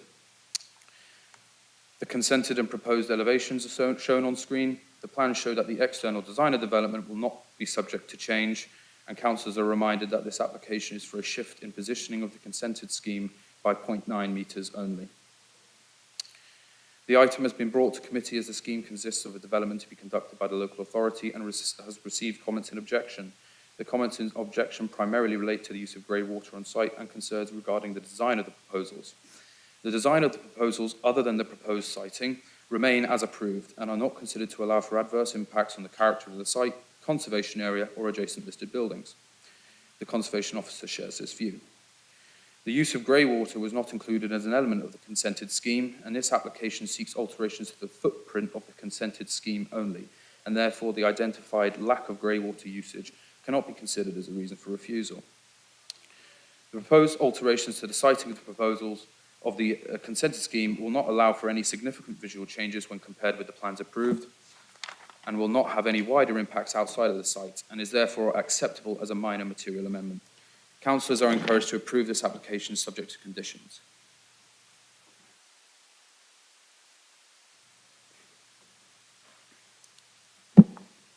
Thank you very much, Lawrence. So, Ruth, are you here? You're here. Hello. Hi, good afternoon. Yep, if you want to sit there and just need to press the button on the right-hand side, that's it. That's 3 minutes to speak, Ruth. Hello. As a Blue Badge Guide of Cambridge, in 2019 I was alerted to this DWC plus handrail scenic alteration, and I asked for a charging formula, a toll gate, to spend a penny slot. And here we are in 2024. Voila, I stand to point out that nothing has changed in the money collecting front. That line at the top of the stairs is still missing from the proposed unaltered scheme. So with 8.1 million day trippers pennies per annum, the city councillors here could choose to make reparations for 30 years of over-abstraction of the ultra-fragile chalk aquifer for the death of our local streams and stop flushing naturally filtered Cambridge drinking water down the Campan Valley at great cost. I don't dare say my next sentence about grey water, so I won't. But, you know, with every flush, that's money that every user pays, students too. City councillors could own agency and even afford to retrofit Hobson's conduit cut in 1971. As a town, we must restore the fountain in the middle of the market square for the world to understand our desperately precious water cycle in this iconic place. And critically, flush users would be able to contribute to the sustainability via the City Council toll gates at every WC. They expect to do so. Why is Cambridge missing this trick? So, since 1987, I've been sending many visitor and school groups, local and particularly international, down those treacherous steps. And that's down to the WCs or into the DWC at the Silver Street gateway to Cambridge. And I think it should offer more shelter from inclement weather, not less. And the current roofscapes, rather than being demolished, should be repaired and extended to cover the stairgate and protect anxious rush users from slippage caused by rain and leaves and needles, as there's no toll gate in place for after dark. I do know where there is a stack of Cambridge light blue tiles, in fact, which would be rather nice, against the natural green willows to spread a pavilion-like shade and shelter to actually make more safe those steps to the basement facilities for softer, more fitting visitor provision with uniformed key cleaners and attendants and toll gate keepers as the vital, active welcome to Cambridge. So this is my top visual priority that I point out to the world, and it's a bit disappointing. It's absolutely out of the question that there be any gold bling on Silver Street. That really would cut across the prerogative that the college crests have, and I think that the day trippers must be subject to a clean air, flush and parking tax via this collectible, maybe £5 a head a day, and the handrail to the stairs and the DWC are missing a toll gate. That's my picture. Thank you very much. Very clear. Thank you.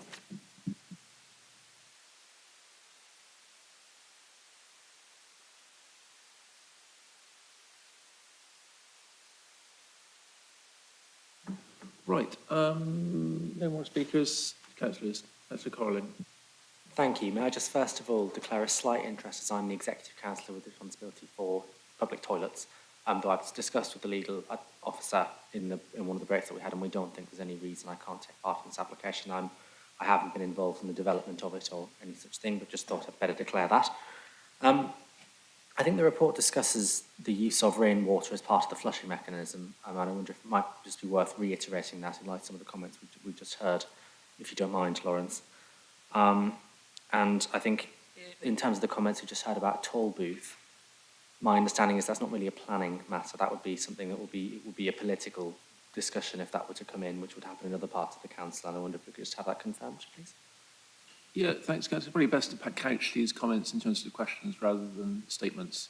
But yes, take your point, and obviously the officer can comment on that in a minute and get questions together from all councillors. And by the way, Councillor Thornbury, you were going to check with legal whether you were going to take part in this item or not. You've obviously decided to take part. Yes, okay. Any more questions, councillors? Councillor Pora. Yeah, just to reiterate Councillor Carling's point, I think 8.28 does say that it is now using rainwater to flush the loos, which I know was a concern when it originally came. I was on committee for this. So obviously, very eloquent speech by the Speaker, but obviously because this is a Section 73 amendment, I'd just be grateful if the officer could confirm again that we can't consider the access to the toll or anything, because we're only being asked to look at legally the shift in the block by 0.9 metres. But if that could just be confirmed, that would be really helpful. Thank you. Thank you, Councillor. Okay, so I'll say 0.9 metres, just for everyone to understand, is about 3 foot. And it looks to me from the photo on the illustrations that being a bit closer to the existing building is probably a good thing, sort of hugging up closer to that in terms of how it sits in the streetscape. So I'm supportive. Any more questions? No. Okay, back to you, Lawrence, please. To confirm that the tollgate element was not an element of the consented scheme, so we are addressing a 0.9 metre shift in the positioning of the development only. To confirm that the external design of the development has not changed since its consented scheme back in 2021. Now, with regards to the rainwater, I'm just going to need a second to sift through my report. If I could hear the question again, that'd be very beneficial. Thank you. Councillor? I think it was 8.28 with Councillor Carling and I were referring to. Basically, I think we just wanted to just sort of reassure the objector there. I mean, I can read it out myself if that's easier. It says the proposal includes a rainwater collection tank as part of its design, which is featured as the sculptural element of the building. The water collected is proposed to be used to contribute to flushing toilets. The proposal also aims to reduce water consumption on the site by using low volume flushes. So it's clearly something that's been looked at. And of course, I know we're not debating that today, but I just wanted to sort of reiterate those points for the benefit of the lady that was speaking. Right, thanks, Councillor. Any more, Lawrence? Nothing to add. No? Okay, no more debate. Yep, okay, back to you then, Toby, for recommendation, please. Remember, it says 2 items here. It's quite complicated sometimes in planning. We just need to vote separately, basically. Thanks, Chair. So the recommendation is on page 217. That is to approve subject to the planning conditions as set out with minor amendments to the conditions as drafted delegated to office. Okay, the recommendation is to approve. All those in favour of the recommendation? Unanimous, Chair. Thank you, it's approved. And Toby, next one.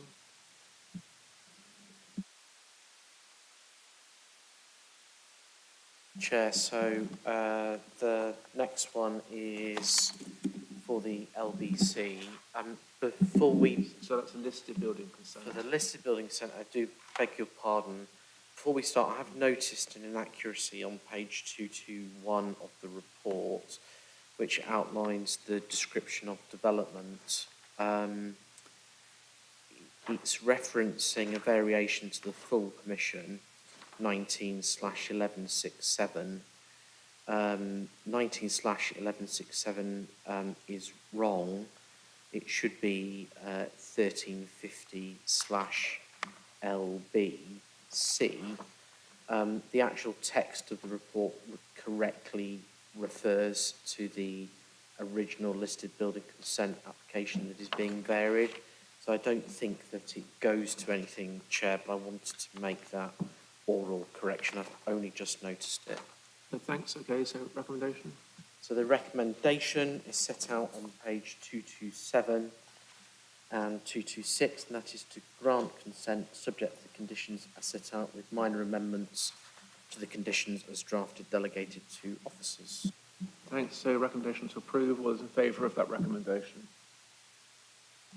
Unanimous, Chair. Okay, thanks to that item's approved. Thanks to the speaker. Next item, everyone okay to carry on? Looks like it. Okay, is item 11, 42 Birdwood Road. No public speakers. Beth Clark. Okay. Afternoon, Beth. If you want to get ready then, and then we'll present the item.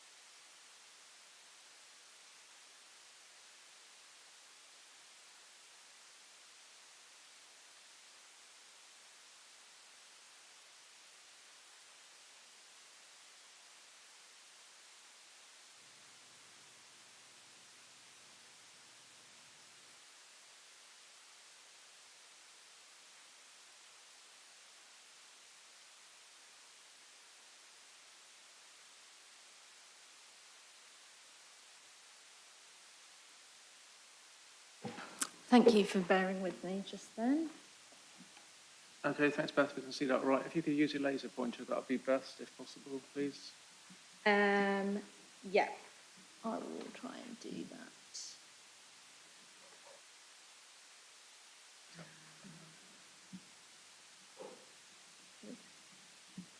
Thank you.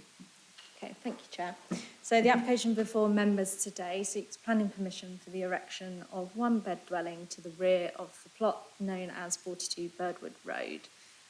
So this is the location plan. Here's 42 Birdwood Road, and here's the rear section where the dwelling would be. You can see it's fairly residential around the area. This is just an aerial view, and it's important to note really that across the road there is a very similar scheme that has been approved on Grey Road and here on Ward Road. So this is the proposed block plan. You can see outlined in red here, this is where the location of the dwelling would be. This is the elevations. It's for a single-storey dwelling, fairly contemporary design, and there's materials on here as well. And this is the proposed roof plan and proposed floor plan. Well, site plan really, because it includes the amenity area and entrance, where you can see the cycle store or cycle spaces to the front, a ramp entrance, bins to the rear, and a side access. So on planning balance, we're looking to approve the scheme subject to conditions.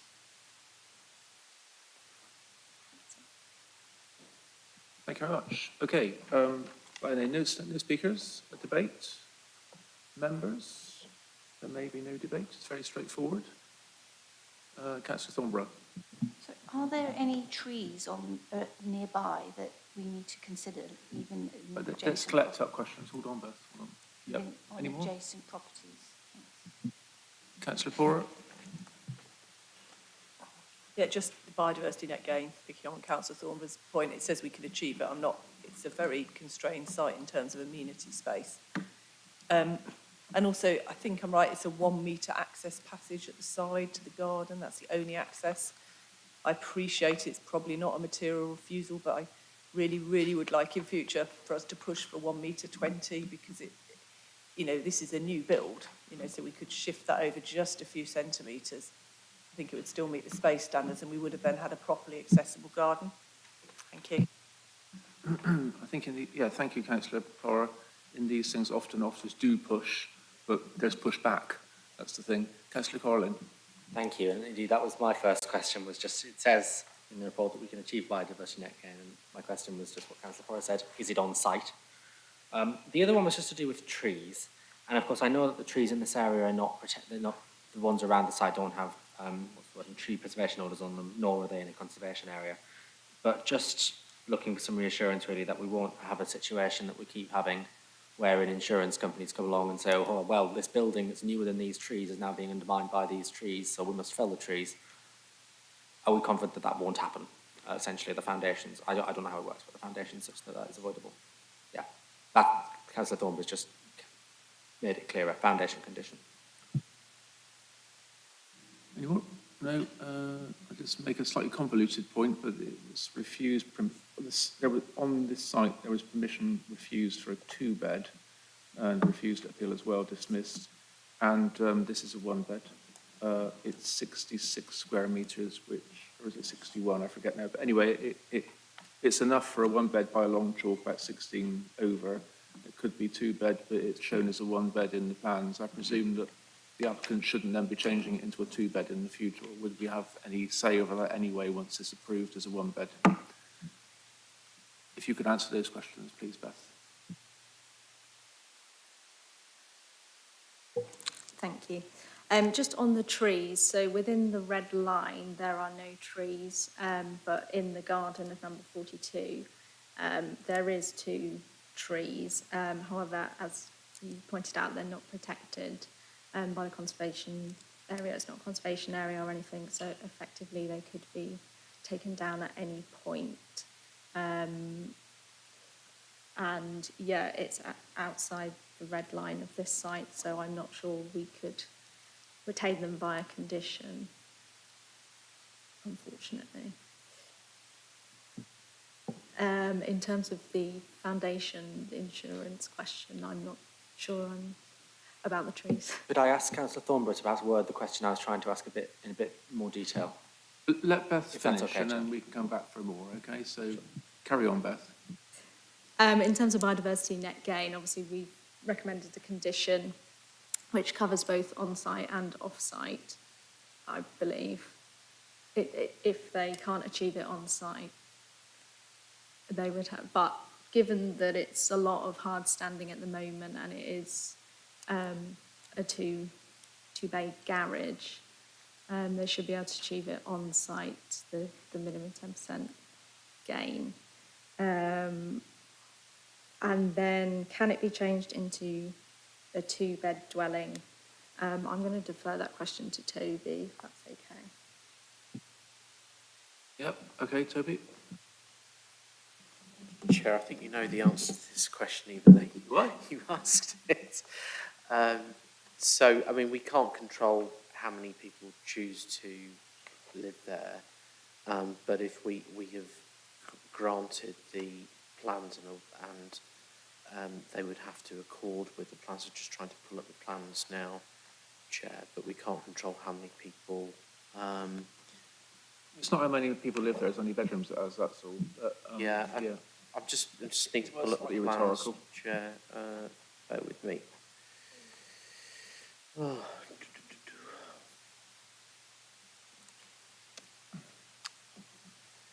Yeah, so apologies, I'm feeling slightly weary.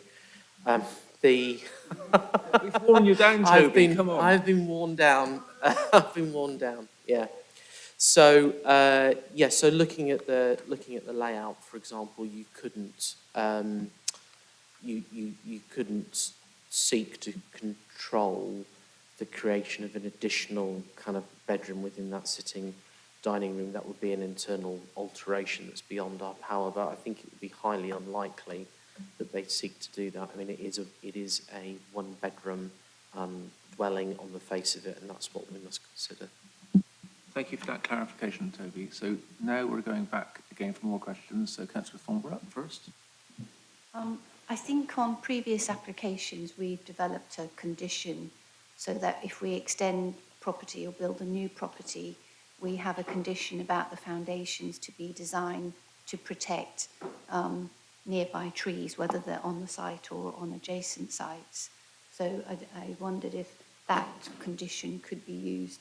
I also, the biodiversity net gain condition, it's a very general one, and I would like to, can we edit it so that we ensure that the biodiversity net gain is on the site for this scheme, please? So Toby wants to come in. I also want to come in first. Just on this making up policy as we go along, this thing about better foundations around trees that might or might not already be there. I see the point of it, but what about a tree that gets planted in the future after the building? That isn't going to get covered. And, you know, buildings have foundations anyway that are meant to support the buildings, and I'm not quite sure. It feels like we're applying this policy, non-policy, willy-nilly whenever we fancy, and we really should have some sort of protocol here where we either apply it all the time or sometimes and when it gets applied. And I would prefer to have a policy as opposed to us sort of bringing it forward as a committee when we feel like it. Toby. Thanks, Chair. So through you on the BNG, I've actually just, in consultation with colleagues internally, sought to revise the BNG, our standard BNG condition for minor development. So I think if that could be left, the wording of that condition can be left to officers, it's drafting for the BNG to be delivered on site. That seems acceptable to me and deliverable, given that there's not much on site in terms of BNG at the moment. The point around trees is an interesting one.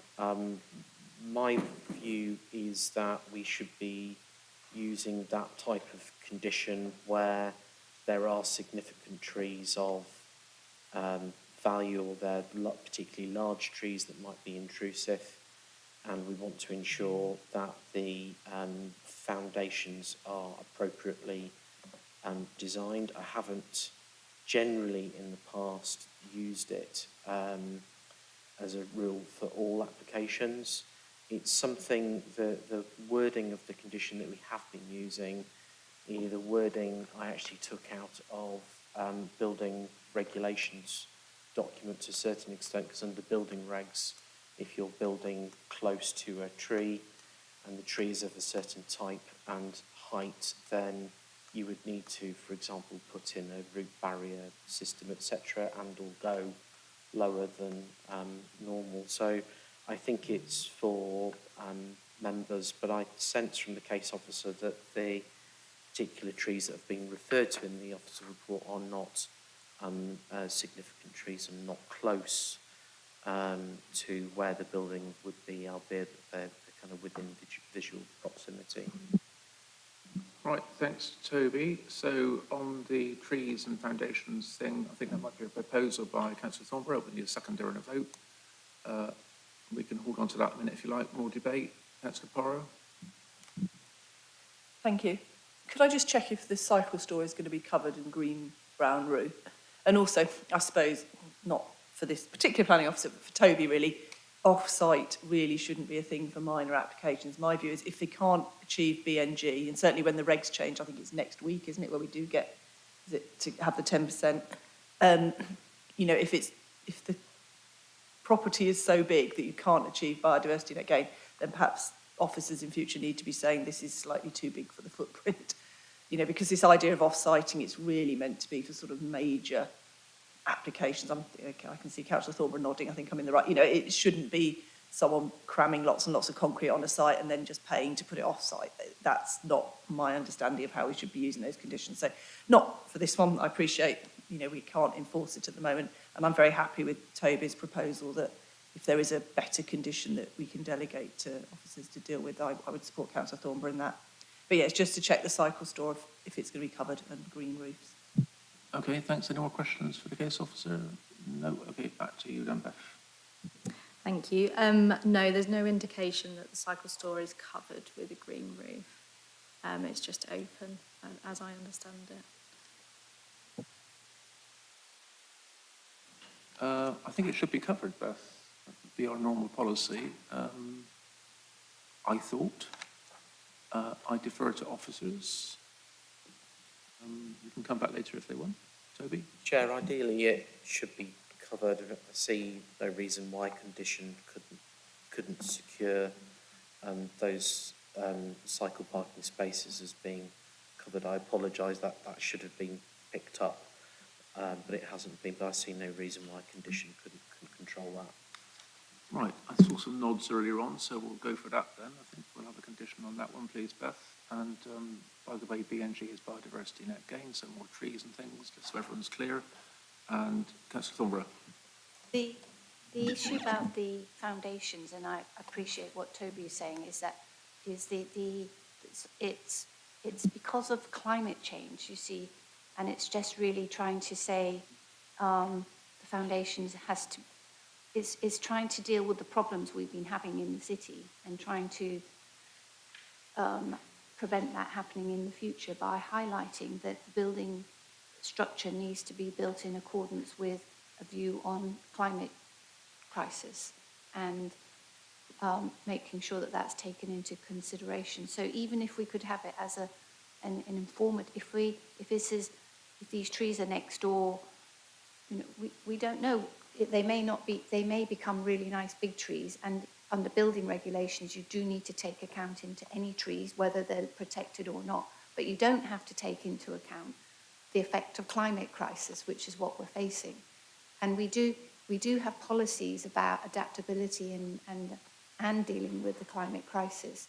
So it may be that it's we can develop an informative, but maybe not for this one, but maybe that's something that maybe chair and spokes could consider going forward. Yeah, I mean, I think informative for this one would be fine. Normally informatives are fine, aren't they? It's not the argument. I think it's just being fair to applicants. You know, if we're going to have conditions, then it needs to be fair to applicants in having a policy, or we have it for every item or whatever. And at the moment, we don't have it for every item. But I appreciate the point about climate change and all of that.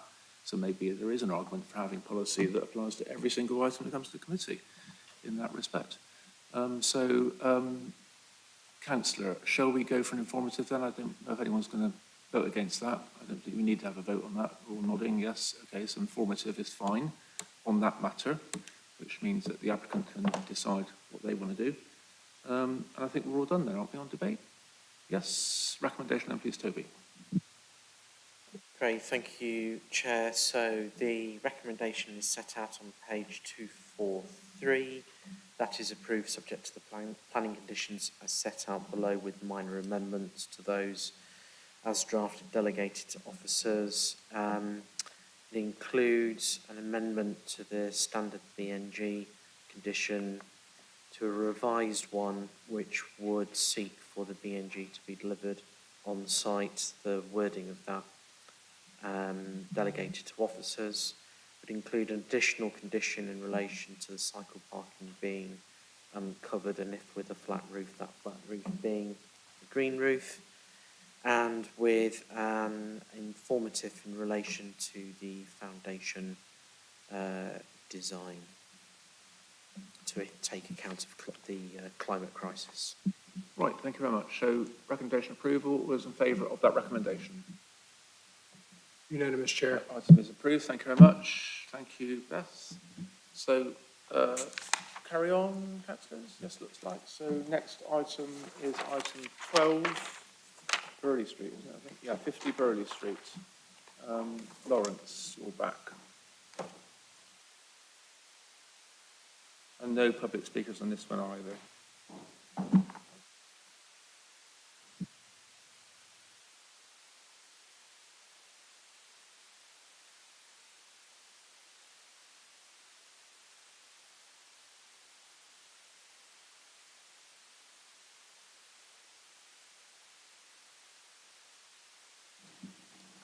So this item is called in by Councillor Martinelli.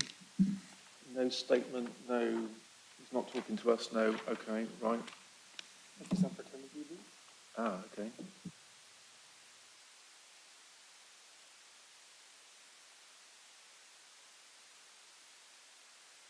Hello, Councillor, yes? I was just going to say that Councillor Martinelli has just become a parent, and possibly he might have done a statement if it had not been for that. Poor planning, I'd say. Good, excellent. Lawrence, over to you.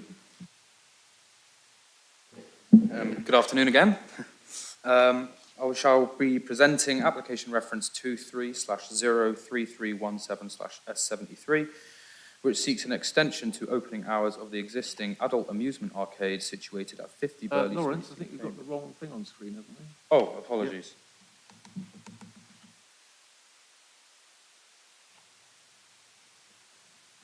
Sorry about that, Chair. Yep, no worries. The application seeks to vary condition 3, opening times, and the proposed alterations to opening times are shown on screen. The application seeks to extend opening hours from 9 a.m. to 11 p.m. Monday to Saturday and 11 a.m. to 8 p.m. on Sundays, to 9 a.m. to 2 a.m. Monday to Saturday, and to 11 a.m. to 2 a.m. on a Sunday.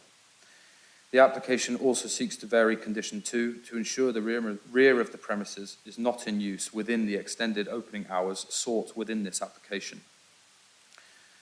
Concerns have been raised from a local member regarding the proposed extension to opening hours being out of keeping with the immediate context, with Burley Street being a primary shopping area for the city. Burley Street currently hosts both the 6-6 Bar and WT's Sports Bar. The 6-6 Bar is a bar and live music venue, remaining open till 1 a.m. Sunday to Wednesday and until 2 a.m. Thursday to Saturday. WT's Sports Bar is a sports bar, catering for pool, snooker, poker and adult amusement games, remaining open between the hours of 12 p.m. to 2 a.m. Monday to Saturday and closing at 12 a.m. on a Sunday.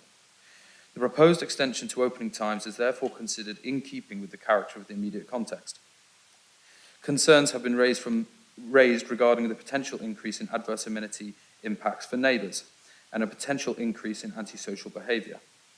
With regards to the concerns regarding antisocial behaviour, the police have been formally consulted on this application and have issued their support for the scheme.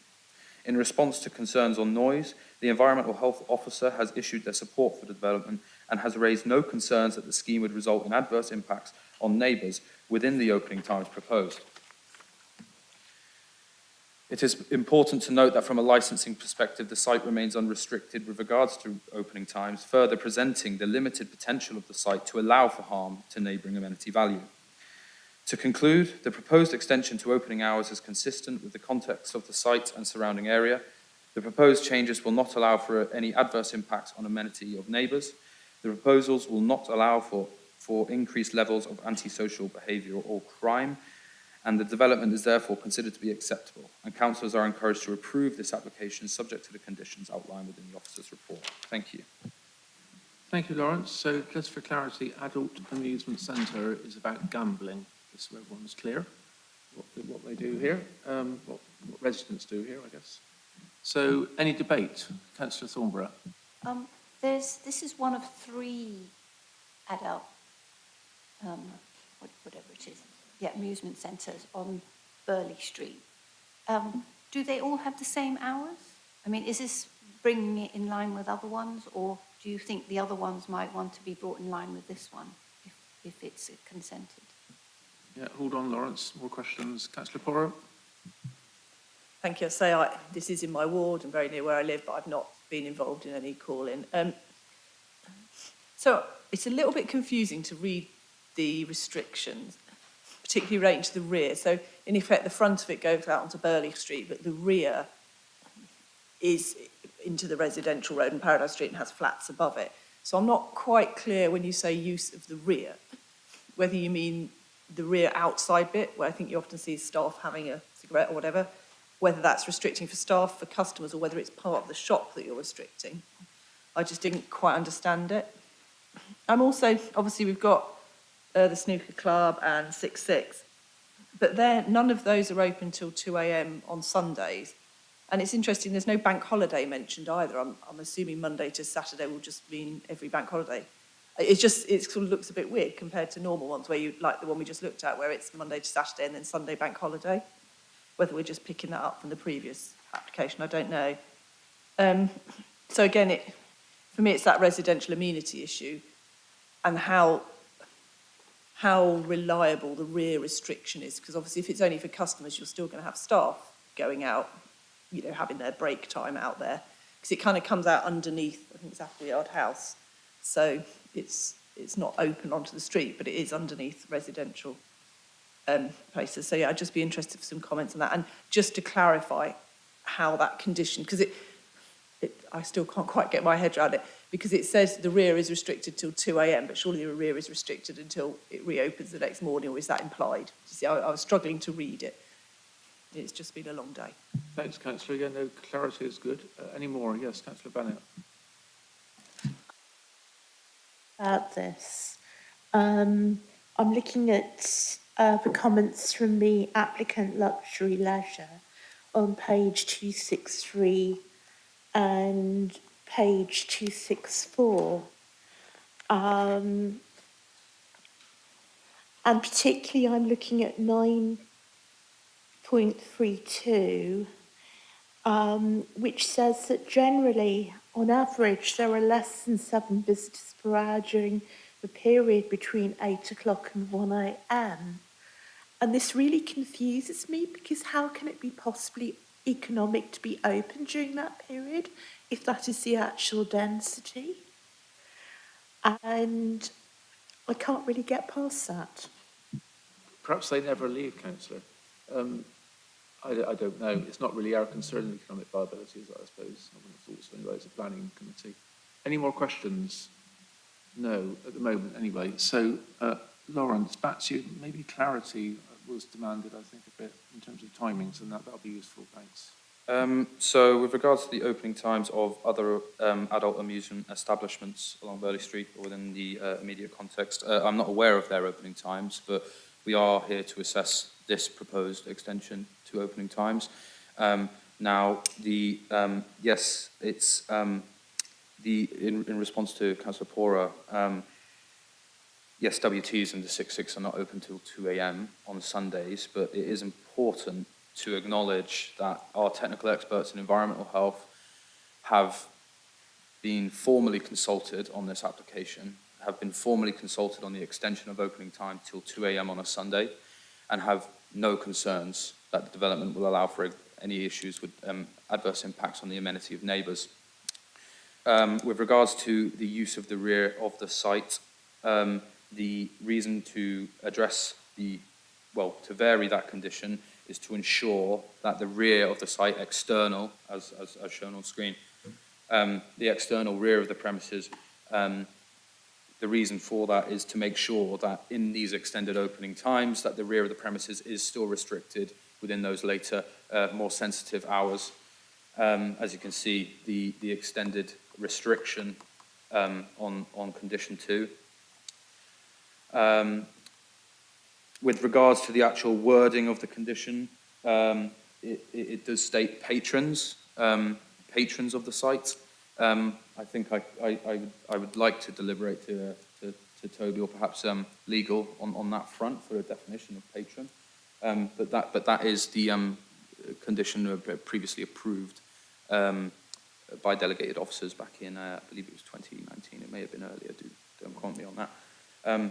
But if you do need a more precise definition of patron, or if you need the condition reworded so that it includes staff, I assume that we can explore that.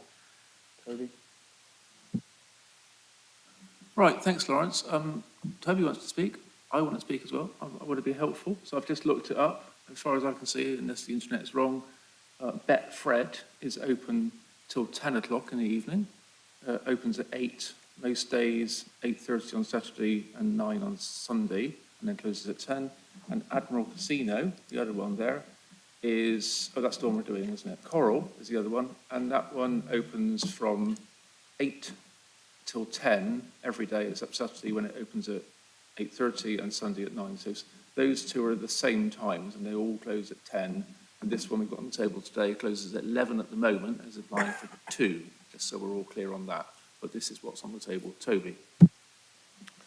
So, interesting. I think I know where you're going, Councillor Pora, with your question.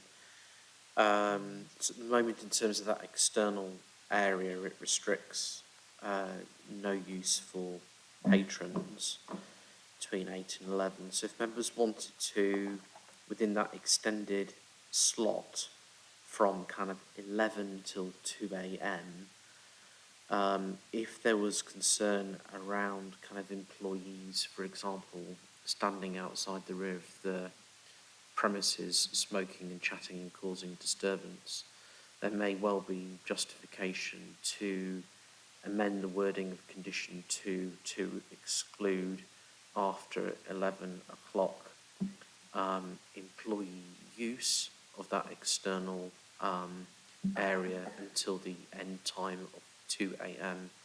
I hope that makes some sense. Thank you. Councillor Pora. Yeah, I think that is my concern, because I mean, obviously I want staff to be able to take a break, but I'm just really mindful that, you know, till 2 a.m. in the morning, having people standing outside, because that side, the rear, is the residential area, it's not Burley Street. So I think if that is reasonable, other members support it, I would definitely like, I mean, yeah, certainly, I'm assuming you're saying 11 because that's what's already agreed, so it wouldn't be unreasonable. So, yeah, I would definitely support that. I am still a little uncomfortable about the 2 a.m. thing, as the chair has pointed out, other similar things. I note this one doesn't sell alcohol, so obviously I'm surprised about the police and the designing up, the crime and the environmental health not having more concerns, but I do understand that they haven't, so that removes a material objection. But yes, certainly the staff, I would, if members are supportive, I think that would be useful to include. Thank you. Councillor Thornborough. I've looked more widely. All betting shops in this around Cambridge seem to be shut about 10 o'clock. So I don't but I don't know whether they need to be, it's covered under licensing, and this is just a planning issue that do they have to go back to licensing and get an extended hours under licensing, or will they just be able to extend their hours immediately? It's just that, you know, I do think that, well, you could say that they may provide a warm space for people in winter,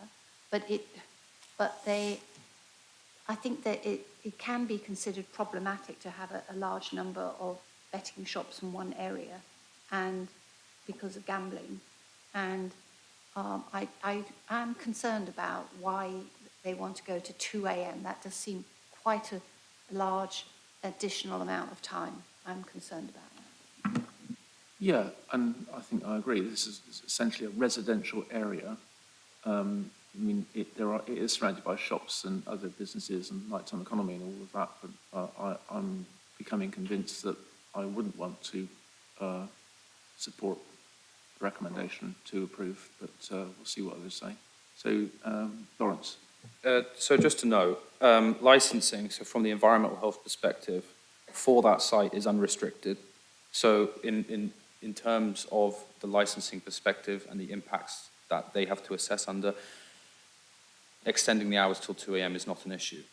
Now, with regards to the number of betting shops, this application isn't to change the number of betting shops. The number of betting shops remains as is. This is purely to extend the hours of the betting shop present.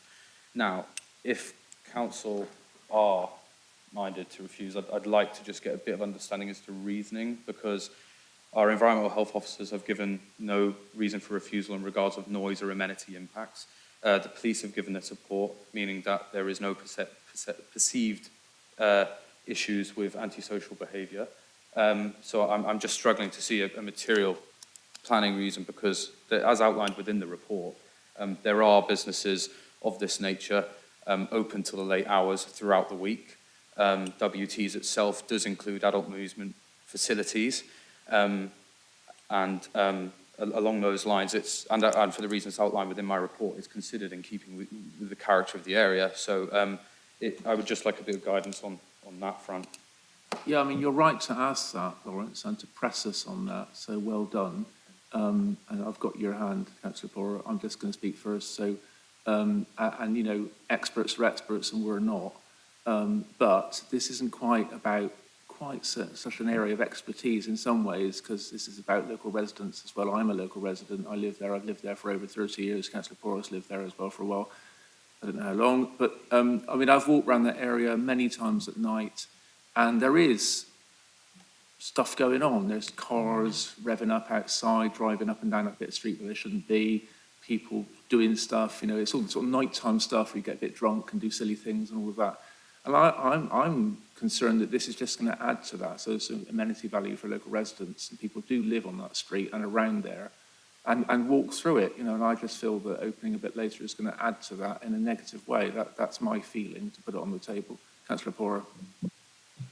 Well, I concur, Chair, I agree. I suppose I'm not... So the 6.6 was granted relatively recently, but they were pretty robust, if I remember. They have, well, not necessarily bouncers, but, you know, staff who manage exits. I'm pretty certain they have sort of a, what do you call it, an exit at the end of the day plan. My brain's fried. You know, not a travel management plan, but the equivalent for people. And I'm pretty sure WTs has staff as well, because one of them recently came to help one of my neighbours who was ill. So I think my concern, like the chair, is that this isn't managed. You know, I don't think the leisure place has staff who could make sure people are exiting. And we have had this condition for, I think it was at Cuba Libre, one of the others that came forward, where we were very clear about the door policy, having someone present who could disperse crowds and make sure there wasn't a kind of people hanging around making noise. So this is slightly different to me from WTs and 6.6, where I think we have quite a robust redress should that happen, and that their licence is dependent on it. Whereas here, as you said, there's no alcohol, obviously, which is a good thing. I'm concerned if there is a group of people who rock up at midnight and come out at 2 a.m, how is that going to be managed? We don't have a condition to manage that. Can I recommend? Councillor Bennett, hang on a minute. Councillor Bennett. Hi, this comes back to the point I was making about the numbers and what that tells me about the operation. Are we going to have staff who are there on their own in an area where drinking is carried on at other establishments to 2 a.m?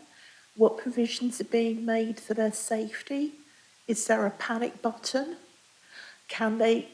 Is there a rear exit which they can get away?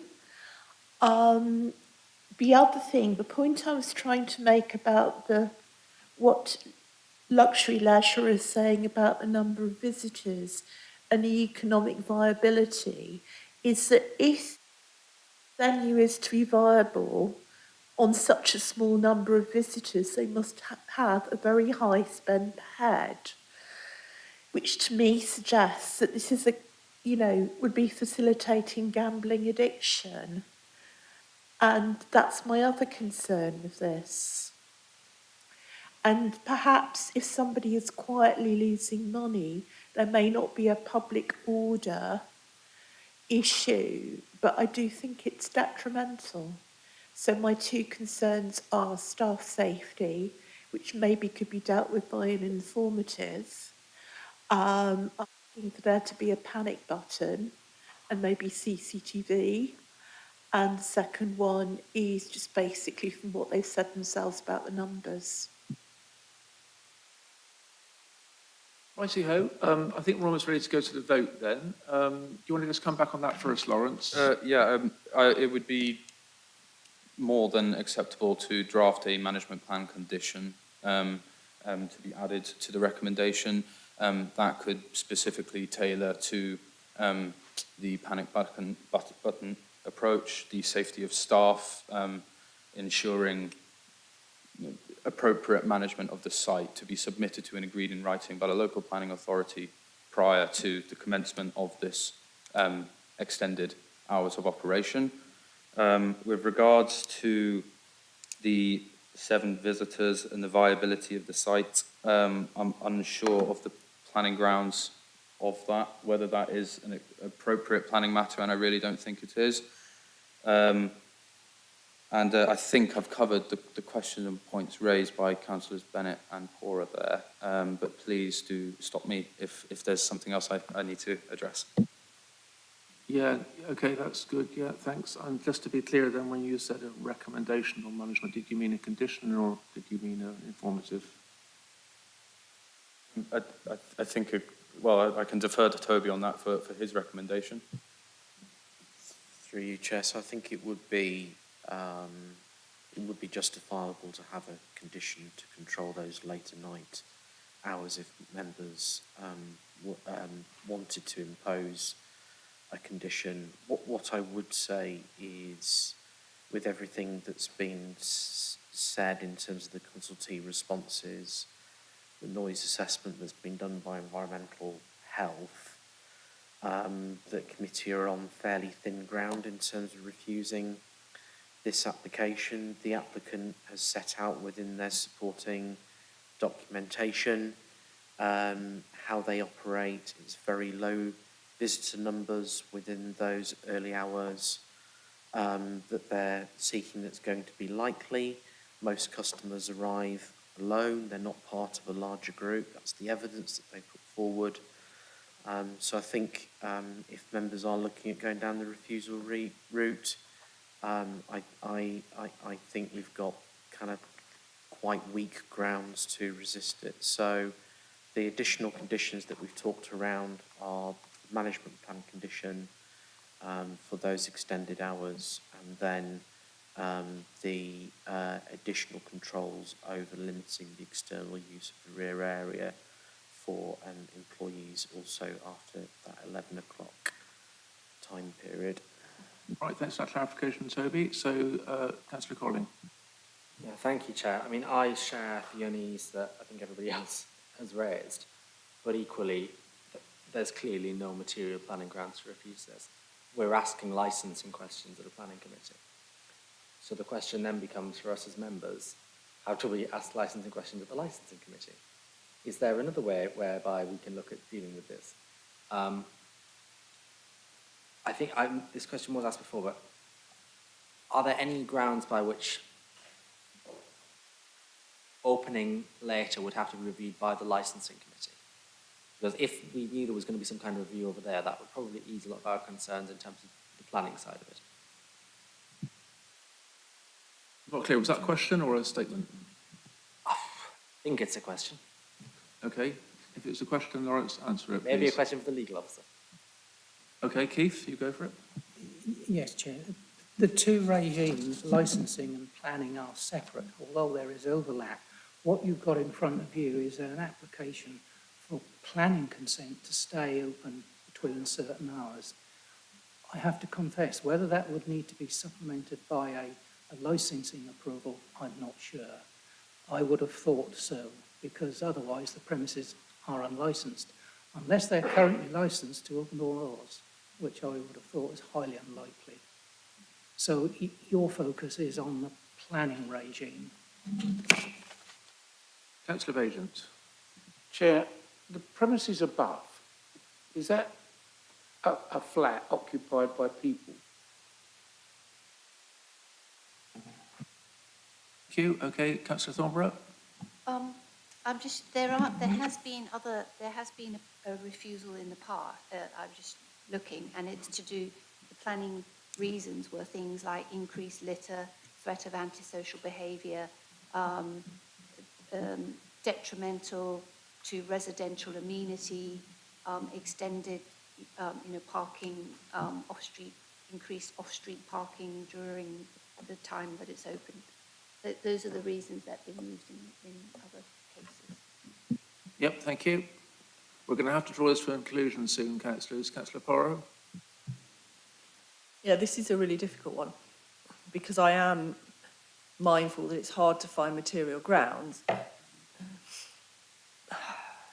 But I'm also not particularly comfortable. I appreciate the officer's offer of a condition to manage antisocial behaviour and affecting people leaving and arriving. But, normally that would come with this application, not afterwards. I'm also loath to defer because that just bounces things down, but it kind of doesn't feel like it's complete. And I am still struggling with why it has to open to 2 a.m. on Sundays when literally nothing else in the area does. Because I think the officer said that they do have a licence for, unrestricted. So, which I think, because Councillor Carling's point is very good, that if we knew this was going to licensing, then those kind of things could be considered. I am a little concerned. I think you said that ship has sailed. So, I mean, the other option, we could do a 1 year one like we did on the last one, but I'm not sure how reasonable that is.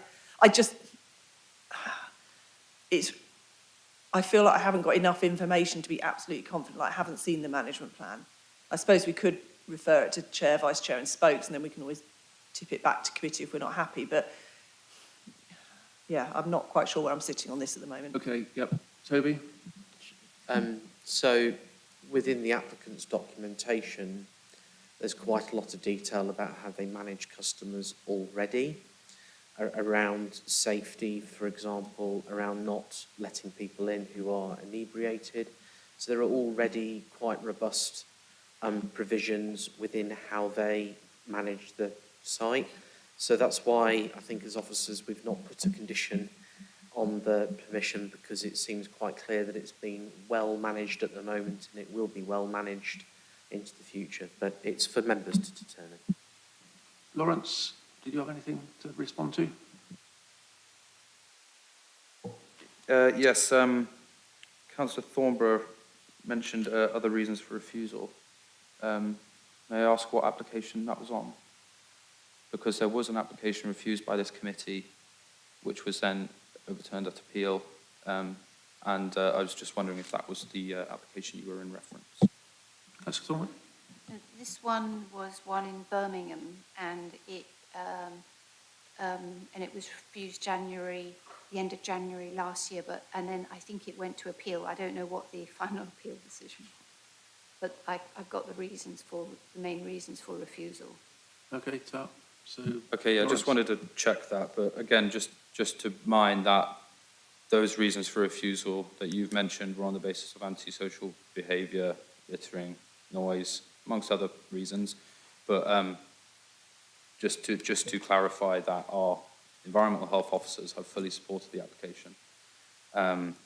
the police have showed their support for the application, and on the grounds of antisocial behaviour and residential amenity, there are no perceived impacts. So on those grounds, I think it is a tread lightly situation, given the support from our technical experts. I believe Councillor Bajan asked a question, Aria Flat, was it the property above? Just to confirm that the site is very, very well insulated with regards to sound. That is one of the reasons why the environmental health officers have given their support to this application. The sound prevention measures on site are, from what I've been told by the technical experts in environmental health, are very stringent, are very robust. And so they have no concerns of impacts on residential amenity from the extended opening hours. And just to mind that the property is already, the building's already open to 11. There's a residential flat above it already. And we've had no objections from neighbouring occupiers and no objection from environmental health. So I just thought I'd really have to make that clear, Chair. But thank you. I think I've addressed all questions. Yeah, no, good to make it clear. Thank you very much. Yeah, so we've had a good, robust debate there. I think let's have a vote. You can say what you feel with the. Yeah, just before you run to the vote, can I just add a summary?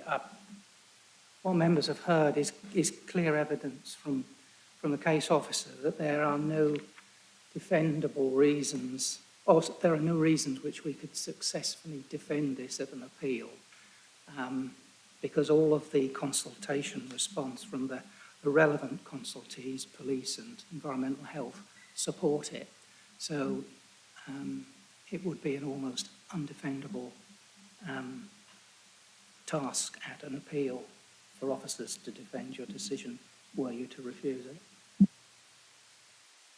Well, it's an interesting point. I was thought, the arguments that have been made around the table, there is a defence there, but obviously you're the person, the legal person, Keith. But I don't normally ask this question, but if we were to approve this item, does that not mean that the other gambling outlets on this street could equally go to 2 o'clock? And I know every item is different, but it seems to me that if there's no defence for changing this one, then they'd all go to 2 o'clock and maybe later. I don't know. Officers, any yes? Just to note that the acceptability of this scheme, the acceptability of the extended opening hours is because of the lack of impacts on residential amenity of neighbours, the lack of antisocial behaviour notifications of this site. We are here to assess the application we've got in front of us. The consultees have responded on the basis that this site alone is acceptable opening till 2 a.m. Now, if a separate adult amusement arcade were to submit for the same opening hours, they would be subject to the same assessment, and that would make sure that if these establishments were to be open that late, that they were constructed in a manner which wasn't going to be impactful on neighbours, wasn't going to be impactful on antisocial behaviour. And we haven't had applications of that nature in front of us. We've got this application in front of us, and I think that's all I have to comment on. All right, thanks, that's good. Yeah, Councillor Porro? I hear what Keith is saying.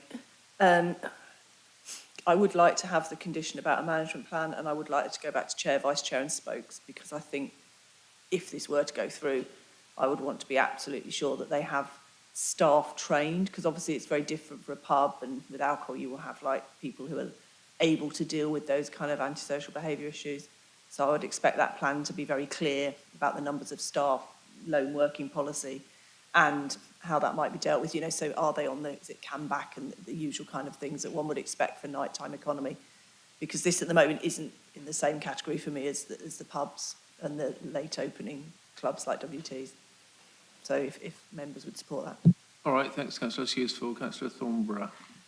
Even on the local government webpage, there's information about how councils need to work together because it's a public health issue. It may not be a noise issue, it might not be an antisocial behaviour issue, but it's a public health issue that affects the most vulnerable people. So I'm really uncomfortable with this one. I don't know, I would almost like to say, can we defer it and actually can we go to the local government association and they've got advice about tackling, you know, whole council approach to tackling gambling related harm? Yeah, I mean, that's an interesting point and it's come to my mind, but I mean, I think that's more of a moral issue. We're a quasi-judicial planning committee and we have to make decisions based on that. So we don't take a holistic view, we take a view that's based on planning reasons only. But mostly. Councillor Carling. Thanks. Yeah, I think it is very clear, as I said earlier, that there's no material grounds on which we can refuse this, although none of us are comfortable with it. I think perhaps what we are discovering here is that maybe we need to go way outside of the planning system as politicians and look at other avenues by which we can address this, because we don't want it to proliferate throughout the city very clearly. We've tried to take action on other licensing issues. I think it's a question for us as politicians to take away, but I don't think it can affect what we're doing today. I have just had a look very briefly around the licensing situation here. As far as I can gather, casinos have to have a premises license from the local licensing authority and an operating license from the Gambling Commission, neither of which are limited by time. So as in, there's no hours of restriction. I found the license register. I found the license they have here. It's not restricted by hours. So that's just a bit of context based on what we were talking about earlier. But there's no reason to refuse this, in my view. Right, I'm ready to go to the vote now then, members. So let's have the recommendation, please, Toby. Thanks, Chair. Recommendation is on page 265. That is to approve subject to the planning conditions as set out, with an amendment to condition 2 to seek to restrict after 11 till 2 o'clock the external area so that no employee use occurs there. And for an additional condition in relation to a management plan, the wording of that condition to be agreed through chair and spokes. Thanks, Toby. All those in favour of that recommendation? Oh, right. Okay, all those None. against? One against. Abstentions? Never seen it before. Okay. 6 abstentions. Right, well, that's interesting. So the item is not approved, and we need reasons for refusal. So the reasons I was putting forward were that increased noise and disturbance of residents. Chair, Yes. we can't have this, can we? We really can't. None of us, we all don't want to vote for it because we think it's unconscionable. But if the alternative is that we have to refuse it, I'm personally prepared to vote for it to avoid the embarrassment of the refusal and appeal. Is it legally possible to take that vote again? Well, I thought we were tying ourselves in a knot already, but now we're even in a worse position. We've had the vote already, but I can take legal advice on that. Yeah, Chair, I think given the fact that you've voted to abstain, one could argue that you've not really made a decision, a substantive decision on it. So if the chair is willing to move that the officer recommendation as varied by Toby is put to the floor, I feel you can vote again. Should I take a vote, and what do we take another vote, Chair? Keith? Well, as I said, I think given the fact that you've got to a majority of abstaining, you don't really have a decision either to approve or to reject it. So you're in a neutral position. Yeah. All right, so the advice is clear. Put your hands down. The advice is clear. We'll take another vote. I'm quite happy to do that. So you've all abstained. I voted against the recommendation. We'll take another vote. We'll do it all again, and you can vote as you see fit. Did you want to say something, Councillor Corling?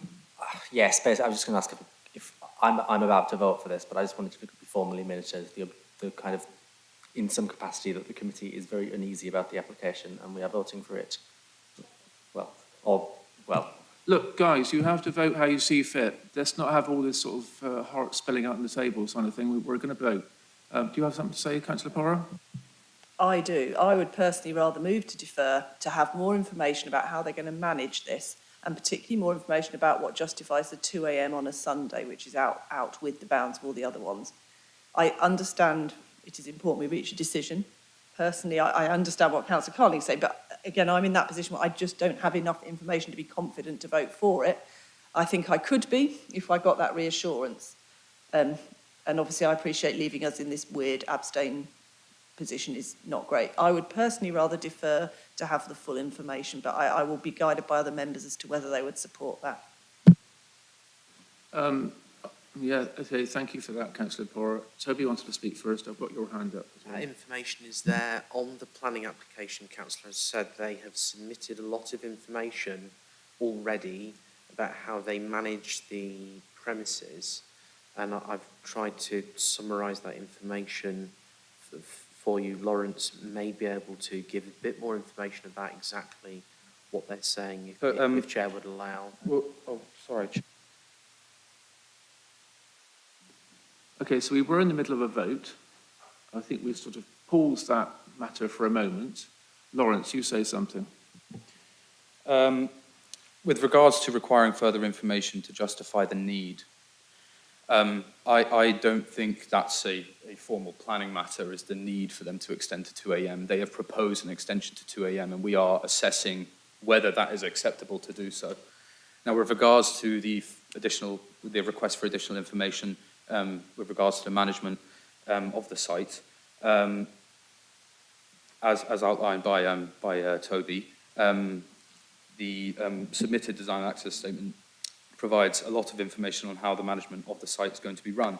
In addition to that, the condition to be drafted and then to be issued to chairs and spokes for approval could, I'm sure, be written as a prior to commencement of the use, prior to commencement of the extension to the hours of the site. I would like to check that with legal, but in essence of that, if the management plan received isn't acceptable, that condition wouldn't be discharged and the opening times would remain as current until the management plan is agreed upon. So I think we're in a fairly safe position to say that, Councillor Pora, your points have been addressed. Okay, I completely agree with what Toby and you have said. That's what I thought too. However, Councillor Pora has suggested the idea of a deferment.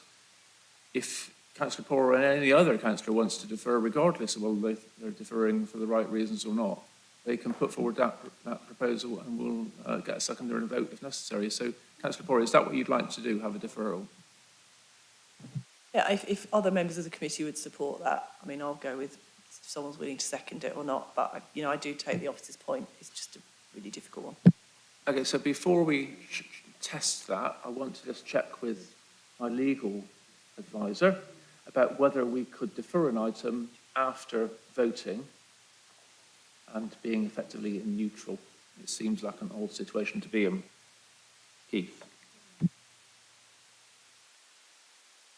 Could I just ask for a couple of minutes to adjourn? Okay, adjournment, 5 minutes, come back in 5 minutes, don't discuss the item.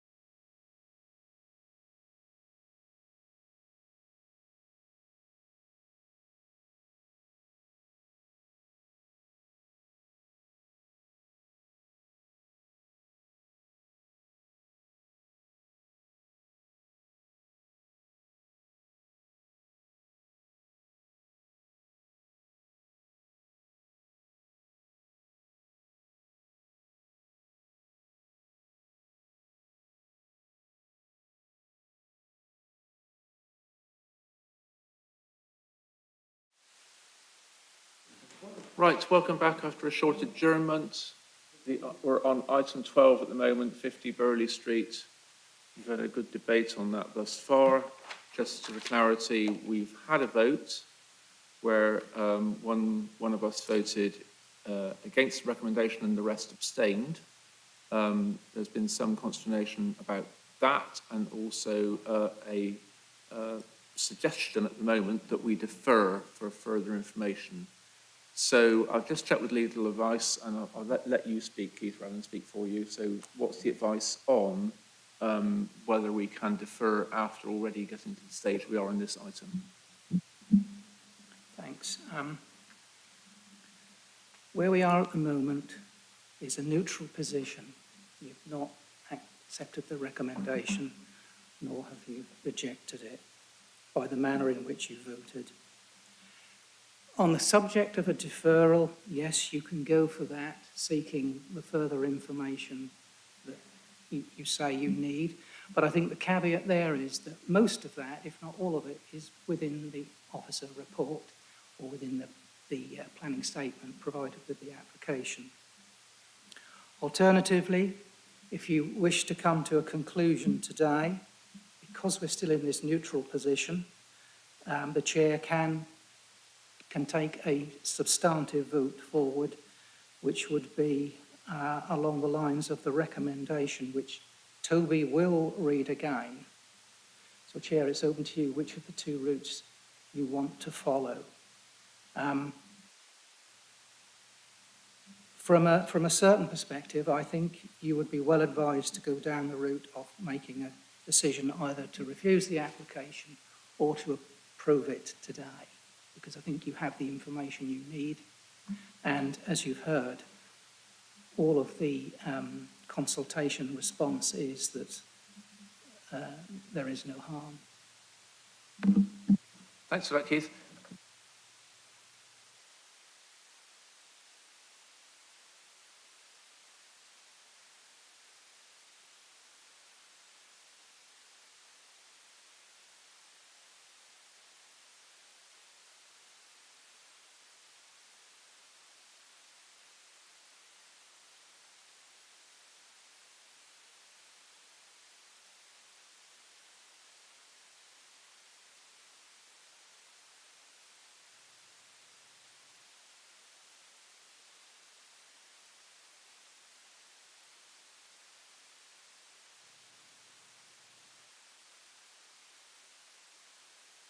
Right, okay.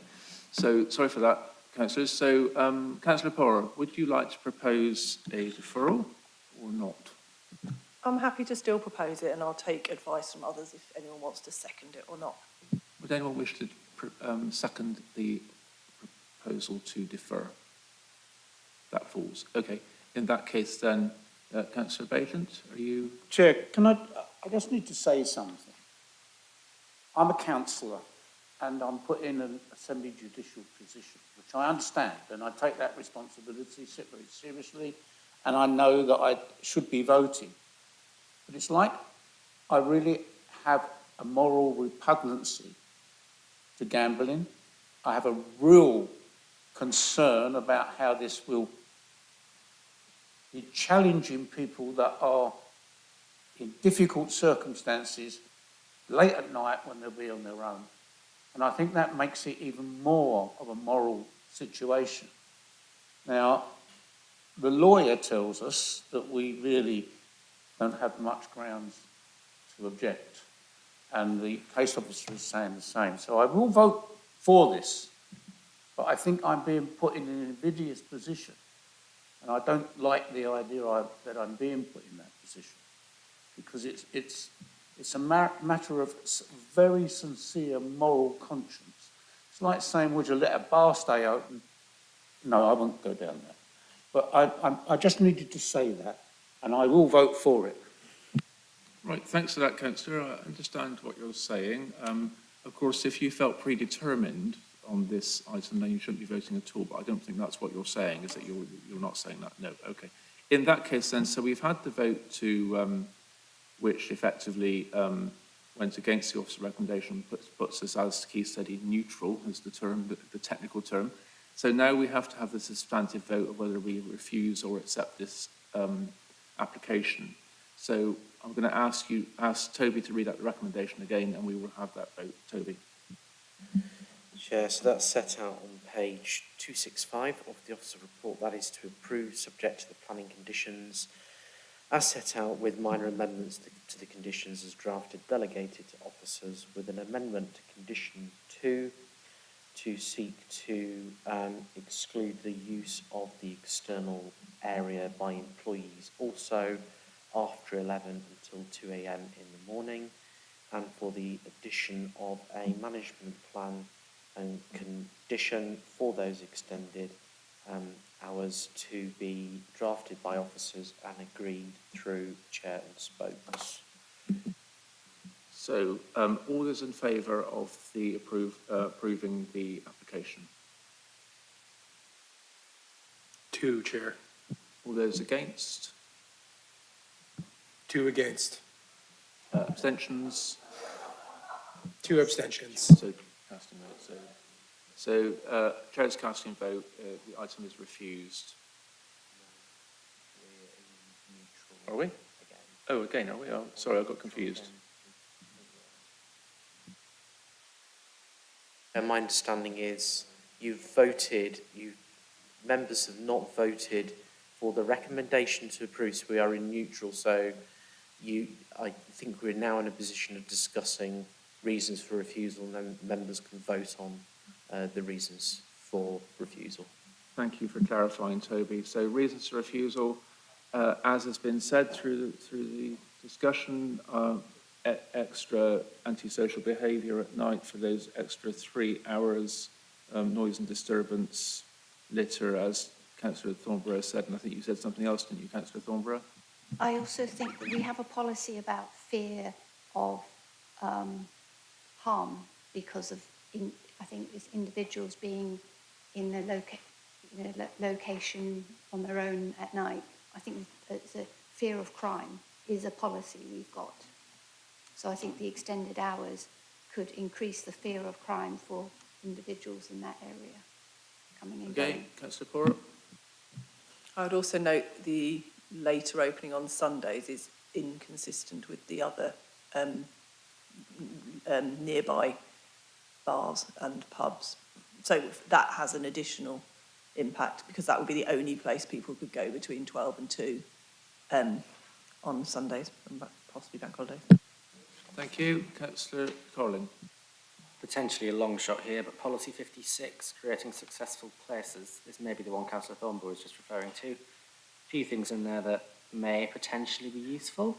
So part G, development, that is, proposals should be designed to remove the threat or perceived threat of crime and improve community safety. Councillor Thornborough, I don't know if that was the point you were referring to. A couple of others in there that might be helpful. Part K, ensure that proposals meet the principles of inclusive design, and in particular meet the needs of disabled people, the elderly and those with young children. Maybe just throwing that in the mix. Great, thanks. Councillor Levine. Yeah, thank you. I think, as Councillor Thornborough says, I think the fear of crime at a very unusual hour is sufficient reason for us to say, no, we don't want this to happen. Thanks for that. Okay, what do we want to do, officers? Do you want to do it now, have some time to write it all out, or should we defer it, not defer it, delegate it to you to do it and then bring it back to Chair, Vice Chair and Spokes? What do you think, Toby? Yeah, I think those are sufficient reasons. Policy 56 we can take a look at. There may also be a remit to include policy 35 as well, which references noise. So with committee's blessing, officers would like to take away the reasons for refusal, draft them up and agree them through chair and spokes. I think we probably do need to agree as a committee that those are the substantive reasons for rejecting the application. Yeah. Okay, so did everyone get that? So I think we need to have a vote on that if we're going to. I was just asking for clarity on those reasons. From what I've heard, it's been character, noise, and potential increase in crime or antisocial behaviour. Is that correct? That's correct, yeah. So, councillors, time's getting on in the day, and just to sort of save time, I was hoping that officers could take it away, write them up, come back to Chair, Vice Chair and spokes, if you're all okay with that, as opposed to having them all written out now and we read them all out together. So, but what we will need to do is just to vote on accepting the reasons for refusal as outlined, and that the vote implies also that you accept that Chair, Vice Chair and spokes will agree that. So, all those in favour of those reasons for refusal? Unanimous, Chair. Councillor Bajan? No. Okay, that's five. Five. Then. Five against. Abstentions? One abstention. All right, thanks, councillors. Very good. Thank you for your debate. Okay, so we're going to plough on, I think, now then with the last item of the day before the general enforcement. So item 13, 45 Leeds Road. We've got one speaker, I believe, Angus Jackson, who's online. Okay, so Melissa, if you want to set yourself up there, and then we'll have this item.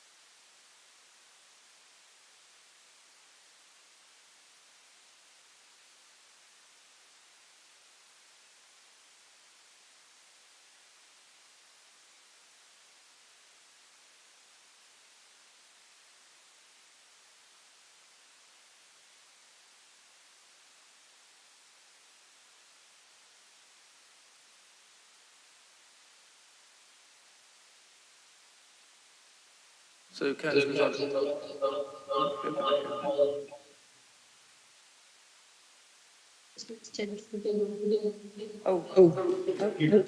Sorry.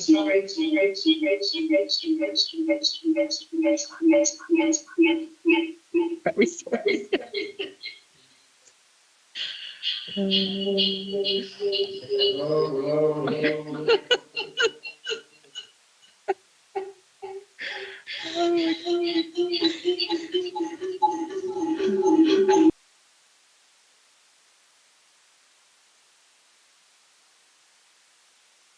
So just to say, we are still live, councillors, online. So we've got this last item, and then there is the general enforcement, which we'll see if we have time for, but Toby could highlight some of those things, as I say, if we have time, but we'll try and finish before 6. So looks like we're ready. So if we're going to present the item then, please, Melissa. Let's turn your microphone on, Melissa. Can you hear me okay? This is an application for 45 Leet Road, which has planning permission to change the use to a large 7-bed HMO. The application seeks to vary the approved plans set out under condition 2. The recommendation is for approval. This is the red line plan. The site is in a residential area, and it's currently a a semi-detached house, not 2 bedrooms. This plan here, I hope you can see okay, is the application revises the red line. I'm going to try and make this bigger for you, but I don't know if I know how to do that. No, I don't know how to do that, sorry. Can you see where my cursor is? Just here. Yeah, we can see it, okay, it's okay. So a slight anomaly of the red line is that there's actually a store that comes into where this bump is that actually belongs to the neighbouring dwelling. I guess it's a throwback to when the houses were built, and the applicant has realised they can actually build the extension, and the planning permission that they had approval for in effect. I do have the revised plans here for you. So this was the original approval, the straight red line, and this is the revised red line with this little bump out. This is the planning application before us. It revises, because of this small bump at ground level, they've had to bring the 2-storey extension away from the boundary, which actually improves the relationship to a rear window. on the neighbouring property. These are some photos, not great I'm afraid, but where my cursor is the neighbouring bedroom window at 47. Here is the rear extension, and the store is just in this little bit here where the cursor is. And this is the rear of the house as it is at present. It's really very straightforward. The application is only being brought to us today because a neighbour has objected on grounds of car parking. Office is recommending approval on the basis that the application doesn't change the parking requirements, and the principle of development has already been established through the extant planning permission granted in 2023. We consider the provisions are acceptable and have an acceptable impact on the neighbouring amenities, bearing in mind that it actually improves the situation by bringing it away from the boundary. And that overall it positively contributes to the residential supply of accommodation for the public care of Cambridge, and we're recommending approval subject to the reapplication of planning conditions, one of which I will just mention included providing details of a bin and cycle store, having listened to the debate earlier today, because it was considered not to be a great design, so that would be reapplied. And that's what I have to say. Yep, thanks, Melissa. Good, okay. Angus, hello. You're online, I believe. Hello, can you hear me? Yep, good afternoon. Yep. Do you want to take the presentation off, please? Melissa, we might be able to see Angus, I don't expect.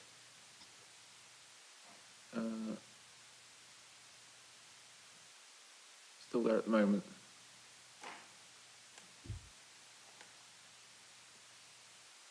Hold on, Angus. Nearly there.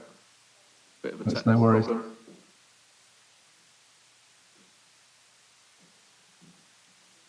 Righto, okay. Hello, Angus. Good afternoon. So you have 3 minutes to speak. Half a minute before the end, a bell will go to let you know it comes to the end of your time. So when you're ready. Okay, thank you. This is going to be quite short. Why? I guess because there's not really much need to discuss all the details of this proposal. As you've just heard, this application has officer recommendation for approval, and it has this support for two very good reasons. The application is almost identical to the extant permission, which Melissa spoke about earlier. And with reference to the neighbouring properties, the variations to the approved permission actually improve the proposal by reducing the size of the small two-storey extension over the kitchen, and thus reducing the impact on neighbouring properties. There are other minor internal alterations that make the floor plans more efficient. However, they have zero effect on the use, appearance, or impact of the proposal on the immediate environment. The single objection received, and as Melissa said, is why this application is being heard at committee today, was solely regarding car parking. And so I remind members, the parking provisions, both car and bike, have not altered in any way from the extent scheme. I remind members there is no change to the proposed number of bedrooms and little difference to their size when compared to the extant scheme. I also remind members there was no highways objection.